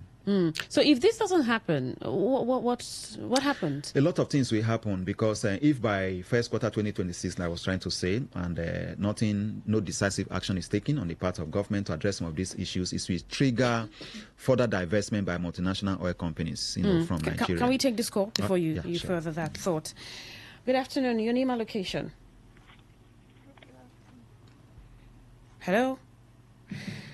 All right, so kindly speak up when you call, 0810-9510-951. All right, kindly go on. Yes, I was saying that if by no decisive action is taken by first quarter 2026, that it will further push divestment by multinational oil companies, because due to non-compliance to the SEG, that's the environmental, social, and governance and standard of the methane governance in Nigeria. It may also result in loss of about 300 BCF of gas annually, which is enough to power Lagos for 18 months. That's to say, those things will be lost, okay? And that is even enough to power Lagos for like 18 months, like we have in our record, It will also breach Nigeria's commitment under the global methane pledge. Nigeria has made pledges to, the methane pledge on what they are going to do within the shortest possible time by first quarter 2026. So the legal ambiguity is also there, and we are believing that conflicting claims over gas flare ownership between the NUPROC and, of course, the NMDPPROA. They are all things that they need to do because they are threatening regulatory coherence and they are increasing the risk of litigation if some of these things are not done. Because, just like you have some incident in Rivers State, like even we have the emergency rule, some people are already in court because there are things that government needed to do that they are failing to do that may warrant people to go into litigation against them to compel them to do it. So some of these things are what will happen if the government fails to take decisive action to address the issues. I'm looking at the number of environmental groups and advocacy centers and activists that we have, and also considering the fact that this is methane emission is silent yet powerful to climate change. I don't know how importantly we take climate change in this part of the country. We see how we celebrate national environmental days, global dates, and talk about the environment and how it's important. I don't know, but silently, some of these organizations get grants to support the call for the action and some of the activities that you carry out. Has it been enough so far? It's not always enough, but steps are always taken because basically these environmental groups are many, and I even wish we have more than what we currently have, and funding are coming in for people to campaign and advocate on some of these issues.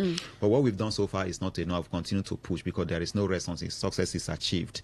Now, if you look at the level of pollution we have, gas flaring we have, and contribution we are making to climate change, although Nigeria is said to be about 3% contribution to the climate change index, but 3% is also very huge because because as long as oil and gas production continues to, progress, and we still have, pollution happening, gas flaring happening, and even emission from generators that are not transitioning enough, then you begin to have this contribution to climate change. And we're already feeling the impacts here, like when we normally have flooding, and we know the impact that we all suffer from.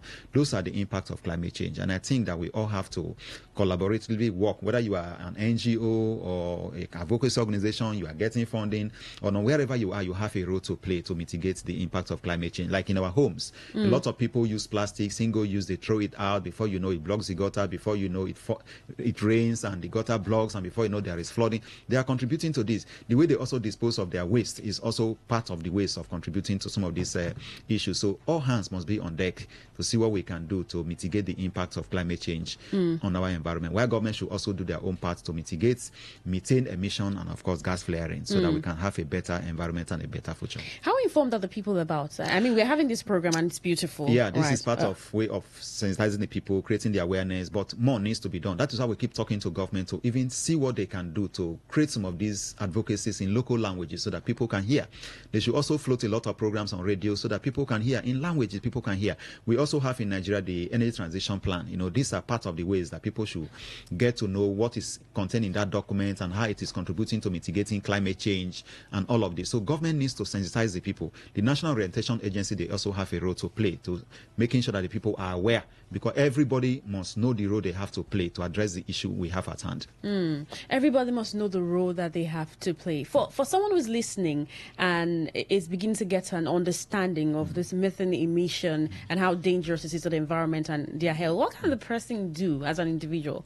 Well, as an individual, let's look at the area of climate change, starting from there, because that one is more common compared to methane we are talking about now and gas flaring. So in area of climate change, how we contribute to that is that, let's say you have a home, you have generator, your generator contributes to climate change. You have a car, it contributes to climate change. You also, kind of your activities like plastic, use of plastic and how that also, affect the environment. And before you know, it's works with how the impact of climate change helps to make that to block the gutters, and before you know, you have flooding. That is the impact of climate change. So everybody has a role to play, and people at home must do everything they can in their own way to minimize how they contribute to climate change. Now, also take, for instance, you have borehole in your house, so you are exposed to water unlimited, like you have limitation in some of those things. If you bathe 2, 3, 4, 5 buckets of water at a particular time because you have access to water, you are contributing to climate change because you have overused that water. If there is no electricity, even if there's electricity, it's gas that is being used to power the electricity that is coming to your home. So you need to pump that water. If you use generator to pump that water, the moment the generator is on, it's contributing to that. So every action we take, if we don't moderate it, we don't reuse what we have, I tell you, or recycle them, they contribute to climate change, and everybody has a role to play in this. All right. If you just tuned in, I've been speaking to the executive director of Youth and Environmental Advocacy Center, Fine Face Dumnemini Fine Face, and we have been, looking at the urgent and actionable reforms needed to close legal, regulatory, and institutional loopholes in methane governance within the oil and gas sector in Nigeria. Maybe we should just go through these 11 urgent, actionable reforms as we wrap up. They are actually really very complex, but then we have to start from somewhere. We have the issue of, mainstream methane regulation, and we identify gap in that, and lack of binding fugitive methane standards for pipeline and processing is one of the action that needs to be taken, and one of the urgent steps that needs to be taken by government. So we recommend a directive to the NMDPROA to take steps to address this very recommendation that has been made, because when we review all the guidelines that are involved in this, we are able to arrive at what each organization, each regulatory agency will need to do. Government will also need to resolve the statutory ambiguity in the PIA, especially Section 105 and Section 107, and of course the NESDRA Acts that eliminates, interagency conflicts and regulatory overlap. There is a way that some of these laws are running. If you look at the PIA, that's the Petroleum Industry Act, and the Act establishing the National Environmental Standard Regulatory Agency, you also see that they have some overlapping functions that have been pointed out in section 105 and 107. So all of this interagency function and overlapping is affecting the way that this is, able to be driven. Then there is the need to revise the penalty structure that align with the international standards, ensuring that they exceed abitable costs and drive behavioral change. Okay. These are some of the actions that they need to take. I know we are actually running out of time, but I still have to mention this, that we have to also strengthen the verification system by requiring independent, rotating third-party auditors and expanding random NUPROC inspections, along with the immediate publication of final and interim mainstream fugitive venting and GHG regulation. These are things that government needs to do as a way of being able to address some of these issues. Now, the NUPROC's obligation to publicly disclose consolidated annual reports is exclusively mandated by 2023 gas flaring regulation. Okay, it's also important that they do that. So, however, none of this is available on the website. So, the NUPROC, they need to also ensure that they are publishing what they are doing, like their consolidated annual reports, exclusively on their website, so that people get to know what they are doing, who is emitting, what quantity is being emitted, and all of these things. It's important for that to, be done. All right. I mean, this 11 urgent and actionable reforms, is it public? Yes, it's public. On your website. It's available on our website. I mean, some people might want to critically look at it or closely look at it. All right. I mean, you've mentioned what would happen by the first quarter of 2026 if government does not begin to take these actionable steps. And with some of your meetings with the government interfaces, we're hoping, are you hopeful that some of these actions will be carried out? Yes, we are hopeful that they will be carried out because, when something is being taken up seriously with government for the first time, it takes a while for them to digest the message you are sending and for them to take action on it, because some of these things requires legislation to make amendments, like I'm mentioning here, requires the National Assembly involvement. It may take a while, but we are optimistic that government will take action to address some of these issues, because if they fail to do it, who are the people that are going to do it? Because we normally say that after God, it is government. So government needs to take steps to address it, because I know in Nigeria we are very religious and oftentimes we pray for God to intervene in some of these issues. But these are things that government needs to intervene in, and we don't need to wait for God to come before we can address these issues. Absolutely. All right, let's we should continue these conversations. Are we expecting you next? Definitely. We have to make this an ongoing conversation. Our partners will have to be aware, and we have to sustain the discussion. All right.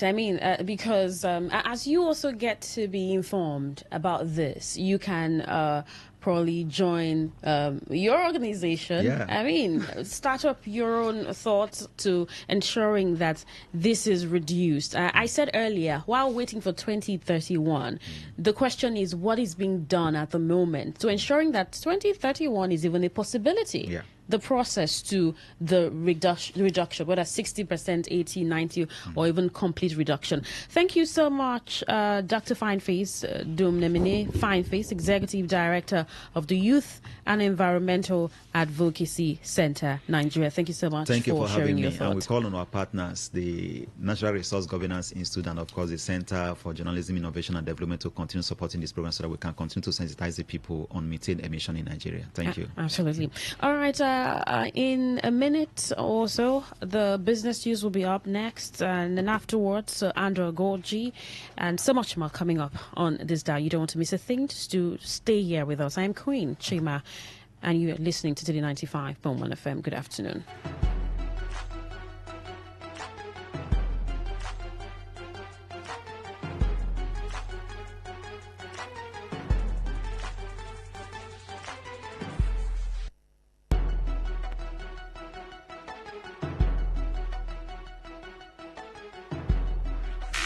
Unleash the power of the airwaves with the ultimate radio experience. Tune in to Today 95.1 FM, the voice of the people. Don't just listen, immerse yourself. That is 100% true. Whether it's happening in Port Harcourt, South South, Nigeria, or around the world, we've got you covered. On air, online, delivering balanced news and unbiased analysis. Today 95.1 FM. Today 95.1 FM. Port Harcourt. News update.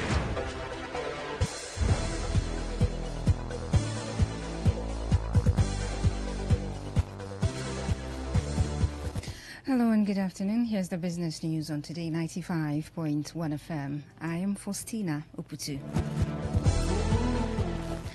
The federal government has announced plans to establish the first national export trading company, NETC. According to the Federal Ministry of Industry, Trade and Investment, the initiative is in partnership with the Nigeria Commodity Exchange and the Africa Trade and Distribution Company. The ministry said the plan was introduced at the inaugural West African Economic Summit deal room in Abuja over the weekend. The Continental firm, unveiled in the presence of President Bola Tinubu, aims to address long-standing gaps in Nigeria's export infrastructure.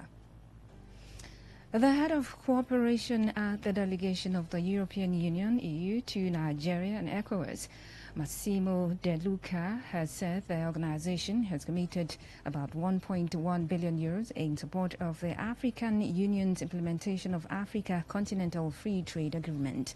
Thus, he stated this yesterday while speaking at the 4th African Union Micro, Small and Medium Enterprises MSMEs Forum in Abuja, lamenting that access to finance remains a pressing challenge for businesses in the region, especially MSMEs.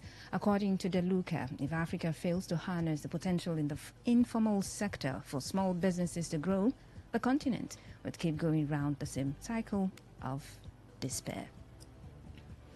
The Federal Airport Authority of Nigeria, FAN, says it has commenced the automation of payment processes across its airports. Speaking at the Stakeholders Forum with airport concessionaires in Lagos yesterday, Olubumi Kuku, the Managing Director MD of FAN, said the development started with the state's Murtala Mohammed International Airport.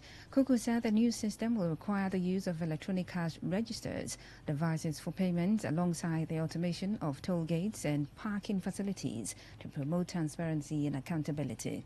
Kuku reaffirmed FAA's commitment to providing smart airports and efficient processes for business partners while directing concessionaires to make timely payments and comply with contract terms.